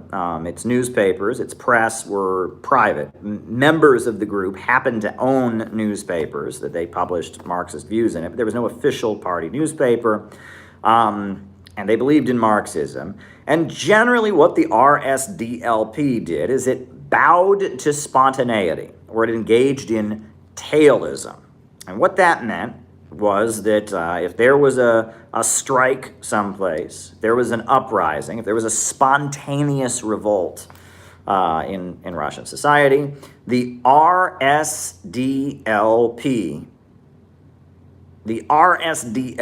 would go running, the members of the RSDLP would go running to wherever it was and shout, oh, we agree with you, and, there you go. And all kinds of rebellions and uprisings would happen, and the RSDLP and the Marxists of Russia, they would just go chasing after it. They would tail after it. They would engage in tailism, or bowing to spontaneity. Something spontaneous would happen, and they would run behind it going, wow, yeah, that's great, And generally, this didn't really change things very much. And the slogan that the RSDLP used to justify doing this is they said, we are lending the economic struggle a political character, meaning that there was a strike, a group of workers, a group of workers went on strike. They went on strike, and they would run behind it and say, hey, we're a political party, the Russian Social Democratic Labor Party, and we support your strike. So you're engaged in an economic struggle for higher wages, and we are showing up and we are telling you that we're a political party that agrees with you. So we're lending the economic struggle a political character. That was their argument about why what they were doing was effective. And Vladimir Lenin said doesn't matter, all right? These protests, these rebellions, they happen anyway. Whether you're there or not. But you just run behind them and, you bow to spontaneity. You just kind of, whatever spontaneously happens anyway, you support it. And then you run behind it announcing that, oh, you're a political party and you support it. That's not what needs to be done. Lenin argues that they instead need to form a vanguard party, a party of new type, and that this party will engage in agitation and propaganda. And that whenever there's a spontaneous rebellion among the masses, that this party will be like a bellows, right? It's like when there's a little fire, they'll blow air on it and make the fire even bigger. And they'll make the confrontation or the conflagration in society bigger. They'll make it bigger by agitating, and they will go to the rebellion, go to the strike, go to the protest, and they will engage in agitation. And they will stir people up to engage in greater confrontation. And they will try to direct this spontaneous uprising away from supporting the old power structure and away from just kind of fading out, and they'll try to blow it up into a confrontation with the system. That what generally happens when there's a spontaneous uprising in society is that it will generally get usurped by sections of the power structure, and that energy from the spontaneous rebellion will get pushed into supporting one figure or another within the old order. And the job of the Bolsheviks was to go where some kind of rebellion took place, go to where the confrontation was happening, and blow it up bigger and direct it against the entire system, not in support of one figure or another within the old power structure, not with agitation. And while they were engaging in agitation and making these confrontations bigger, they should also be picking out the most advanced, the people that were the most effective organizers and leaders of these protests and rebellions, picking out the most advanced and propagating to them. So you agitate to the masses to make confrontations bigger, and you propagate to the advanced, to the people that are the leaders of the masses, the people leading the strikes, the people leading the protests. You find them, and when you meet them, you teach them communism. You teach them Marxism. You propagate to them. You agitate to the masses. That was the Bolshevik method. And that the Bolshevik Party would engage in democratic centralism.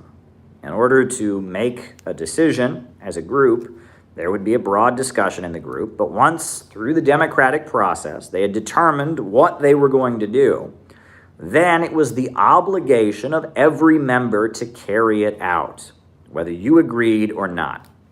And this is something that a lot of activist groups have struggled with. There's a disagreement in the group about what to do. Not everyone agrees. So after a decision is reached, they vote, we're going to do this. Well, the people who voted to do it, they do it. And the people who voted no, they say, well, okay, well, the group can do this, but I'm not doing it. The idea was, no, they needed to function more like an army. They need to have more military-style organizing. So after the group decides we're going to march down the street, they might take a vote, and 75% march down the street, but the vote is 25% no, 75% yes. However, if they decide they're going to march down the street, 100% has to march down the street. If the whole group decides we're going to march down the street, we all march. Every member is obligated to carry out the decisions. And the idea for the Party of New Type was that it was a method to get all these very effective, well-known revolutionary organizers in Russia, Bukharin, Zinoviev, Trotsky, Stalin, all of them into one organization, combining their efforts so it would be more effective. That was the idea. And at this meeting in London, Lenin pitched his idea for a Party of New Type. And he said, if we're going to win, we need to combine our efforts, and we need to form a central committee. And all of you can be part of the central committee. And we'll be the central committee of this Bolshevik Party. And that way we'll combine all of our efforts. When we decide we're going to do something, we'll all do it. We'll all throw all of our energy into it. And that can be how we ultimately set up and achieve a socialist revolution. That was the idea of the Party of New Type. And the majority of the people in the room voted to join it. And the minority of the people in the room voted not to join it. The majority of the people in the room, they became the Bolsheviks. That's the majority group. That's what Bolshevik means. It means majority group. The people in the room who didn't decide to join it, they became the minority group, and they became the Mensheviks, and they remained the party of the old type. And Trotsky voted against it, but Trotsky had the idea that he was going to go halfway. Trotsky's idea was that he was going to form something called the August Bloc, and he was going to get the Bolsheviks to stay in the same party as the Mensheviks, but form a more radical faction, the August Bloc. And Lenin said no. He said, we're going to have to form our own organization. If we're going to function in a disciplined manner, if we're going to move toward actually taking power, we got to break it off with the Russian Social Democratic Labor Party. We have to form our own organization. We need to have one newspaper to represent our views. We need to have one face to the masses. Even if we disagree internally, we have to have one message that goes out to the masses. So no, we're not going to do that. We're not going to join the Mensheviks and be the radical faction within this old organization. We're going to form our new group. Well, Trotsky tried to form the August Bloc, and the August Bloc failed miserably. Nobody showed up. It was a complete and utter failure.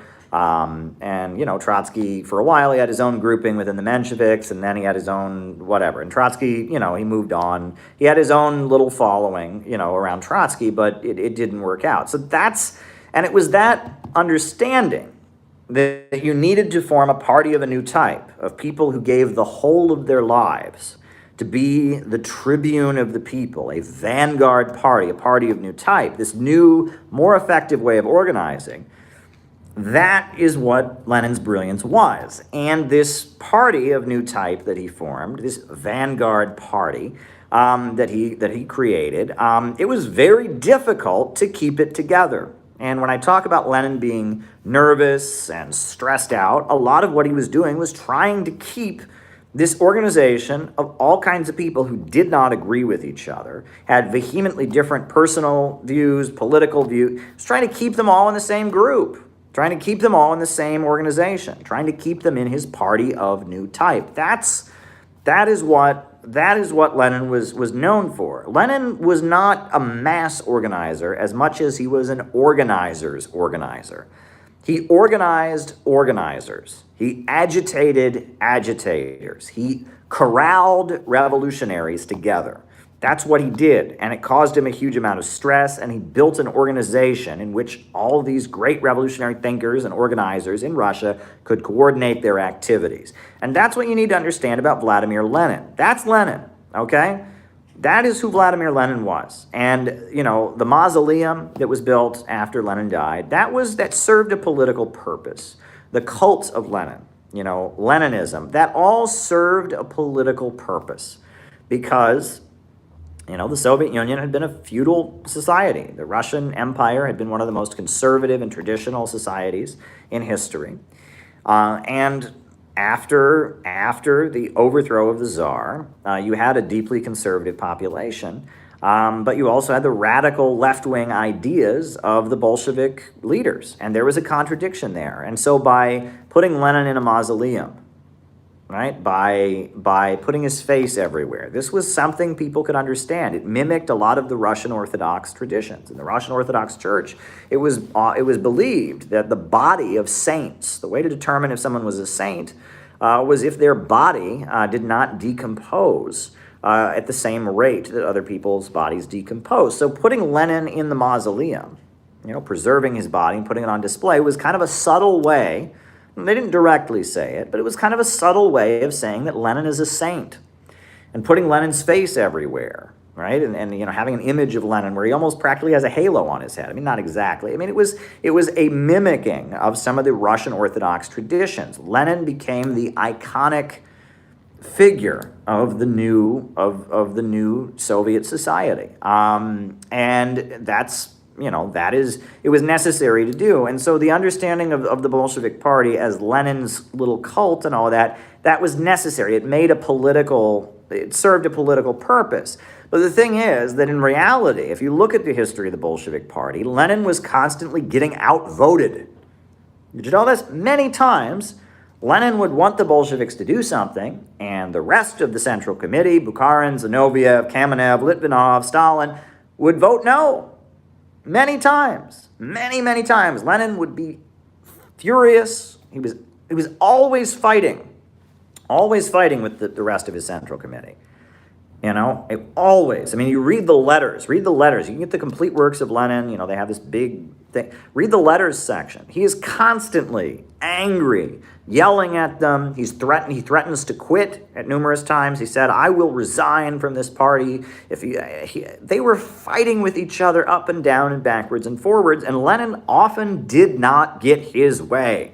Many times, Vladimir Lenin, the guy who thought of the whole thing, the guy who created the whole group, got outvoted. So this notion that Lenin, that it was a cult around Lenin, that it was Lenin's great personality, this cult of personality centered around the great Vladimir Lenin, That's historical fiction, right? It's a fiction that made sense. It made sense. Made a lot of sense. But it wasn't true, right? And that who Lenin was is quite interesting. There's a book that's often inspired me. It was written by Thomas Carlyle. It's called On Heroes, Hero Worship, and the Heroic in History. And Thomas Carlyle was this Scottish intellectual, and he was trying to understand this phenomenon of heroic individuals throughout history. And so he starts out with the Norse god Odin, and then he talks about Muhammad, and he talks about different heroes throughout history, Napoleon, and what aspects make someone heroic. And one of the questions that he digs into in the chapter on Islam is he says, why is it that so many prophets destroy idols? Why do prophets destroy idols? He says, this idol, this statue that people used to worship, do we really believe that ancient humans were stupid? They could make a god in their backyard, they get a piece of wood and they just carve it up, and all right, that's God, and they pray before the statue. Were people really that dumb? No. When the idols were erected, they stood for principles. They were a symbol that people built to stand for a higher truth, and they were, involved and placed into a ritual and ceremony to commemorate this higher truth. They weren't bowing to the statue. They were bowing to the truth, to the God, to the principle that the statue was said to represent. Bowing to the statue was a symbolic act to point to and commemorate higher truths. But as the generations go on, people get into the routine, the dull routine of bowing before the statue. They get into the dull routine of bowing before the statue, and the higher truth that the statue once stood for starts to be forgotten, starts to be watered down, starts to be eroded. People are forgetting. And so the prophet comes to earth, empowered by God to go to that statue and smash the statue and destroy the statue in order to connect the people with the higher truth that they have forgotten. That is why the prophet smashes the idol, smashes the statue. It is about reconnecting humanity with the higher truth.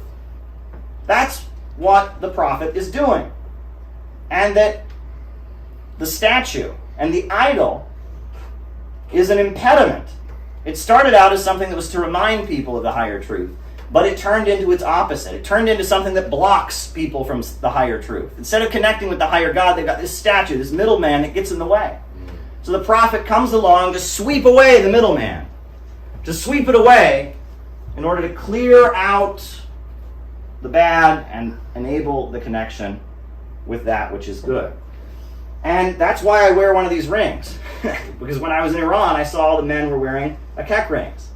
And then when I found out that this is because the legend is, the story, the hadith is that the Prophet Muhammad went to the temple at Mecca and he smashed all the idols, and he kept a piece of one of the idols as a commemorative trophy of destroying the idols in the temple at Mecca. But this story has relevance to the Chinese Revolution. Before you had Mao Zedong, you had Dr. Sun Yat-sen. And Dr. Sun Yat-sen, his first revolutionary act in China, is he was a young man in his 20s, and he went to a village. And part of the humiliation of the peasants by the landlords was they would force the peasants not only to give their crops and to give their rent and taxes to the landowner, but to burn some of their crops as a sacrifice to statues, and to engage in these kind of degrading rituals to a statue as part of their humiliation by the landlords. And Dr. Sun Yat-sen went into this temple and he saw all these peasants burning little pieces of their crops and bowing before the statues as the landlord is, smiling and getting his rent from them and subjugating them and degrading them. And the story is that Dr. Sun Yat-sen, the young man, was so full of anger that he went and he destroyed the statues. He smashed the statues. And that was the beginning of Dr. Sun Yat-sen's moment as a revolutionary, is that he destroyed the idols and statues. When falsity is everywhere, you can't just walk truth in at first. Before the truth can enter, the falsity must be destroyed. And that's why I would argue that we need to start to get away from the left as a concept. We're socialists. We're anti-imperialists. We draw heavily from Marxism. But there's no reason to be left anymore, because left comes out of the French Revolution, and left is libidinal release, and left is rage and destruction. And it was necessary, because you had to destroy that was already there. You had to destroy an institution that said you could get forgiveness for your sins by paying an indulgence. You had to destroy a system that said, well, the king rules over you with divine right. He's appointed by God. You must obey him. The left was necessary. It was necessary to have an explosion to sweep away the falsity that was there. But communism as a movement has gotten beyond that. And if you look at the strength of communism in the 20th century, it's not when communists were going around destroying things. People don't remember the immediate aftermath of the Russian Revolution as a good time in Russia. When they were bombing the churches, when the country was barricaded, when they were being starved out. People don't remember those as good years. And people don't remember the Cultural Revolution as good years in China. The people who love communism and still admire Stalin, they admire Stalin because Stalin brought the people together and put them to work to go out and build and construct and to care for each other and to love each other and to build. That's what they remember about communism. In Cuba, people don't remember Fidel Castro coming to power and executing lots of people from the old regime and stadiums full of people cheering as the old regime is executed. People don't remember those as good years. The people who love Fidel Castro love him for building a healthcare system. They love him for paving the roads and teaching literacy. And they love him for the good things he did to bring people together. They love Fidel Castro for the Christian aspect of what he did, not for the libidinal release, the destructive aspect of what he did. And the strength of socialism around the world is its ability to construct and to build community and to bring people together. And the left, the libidinal release, that energy that comes out of the French Revolution that says, burn it down, tear it down, that gives people permission to be angry. You angry? You angry? You angry? You can be angry. Go tear something down. Go destroy. That wrecker energy, it's no longer in the hands of communists. That's in the hands of the imperialists. That's in the hands of George Soros. That's in the hands of Facebook and Twitter. They're the ones that have that wrecker energy. The left aesthetic is now the property of the imperialists. And the socialist countries of the world, in a way, you could argue that they're conservative because they offer stability to their population. They offer protection from the chaos and the turbulence of the market, from unemployment. The socialist countries of the world offer people a world where human beings matter, where people are not simply a mere financial calculation. And they offer a society where people feel an obligation to each other. They are standing up against the philosophical irrationalism that comes out of the West, which is really the logical conclusion of what called itself left. But communism has matured beyond that. Left was a stage communism had to go through. Because there was so much corruption that was there first, communism had to be left. It had to be destructive. It had to mobilize the peasantry against the landlords. That was necessary. But now the idols have been swept away. And now we can connect with the higher truth that was there. And now we can bring truth and justice back into the world. And socialism has matured beyond the left, while the dying, decaying old system does its best to hold on to what's left and use it to try and fend off the brave new world that's emerging. And those are my thoughts on the topic of faith and socialism, and I hope to hear a lot of interesting discussion after this.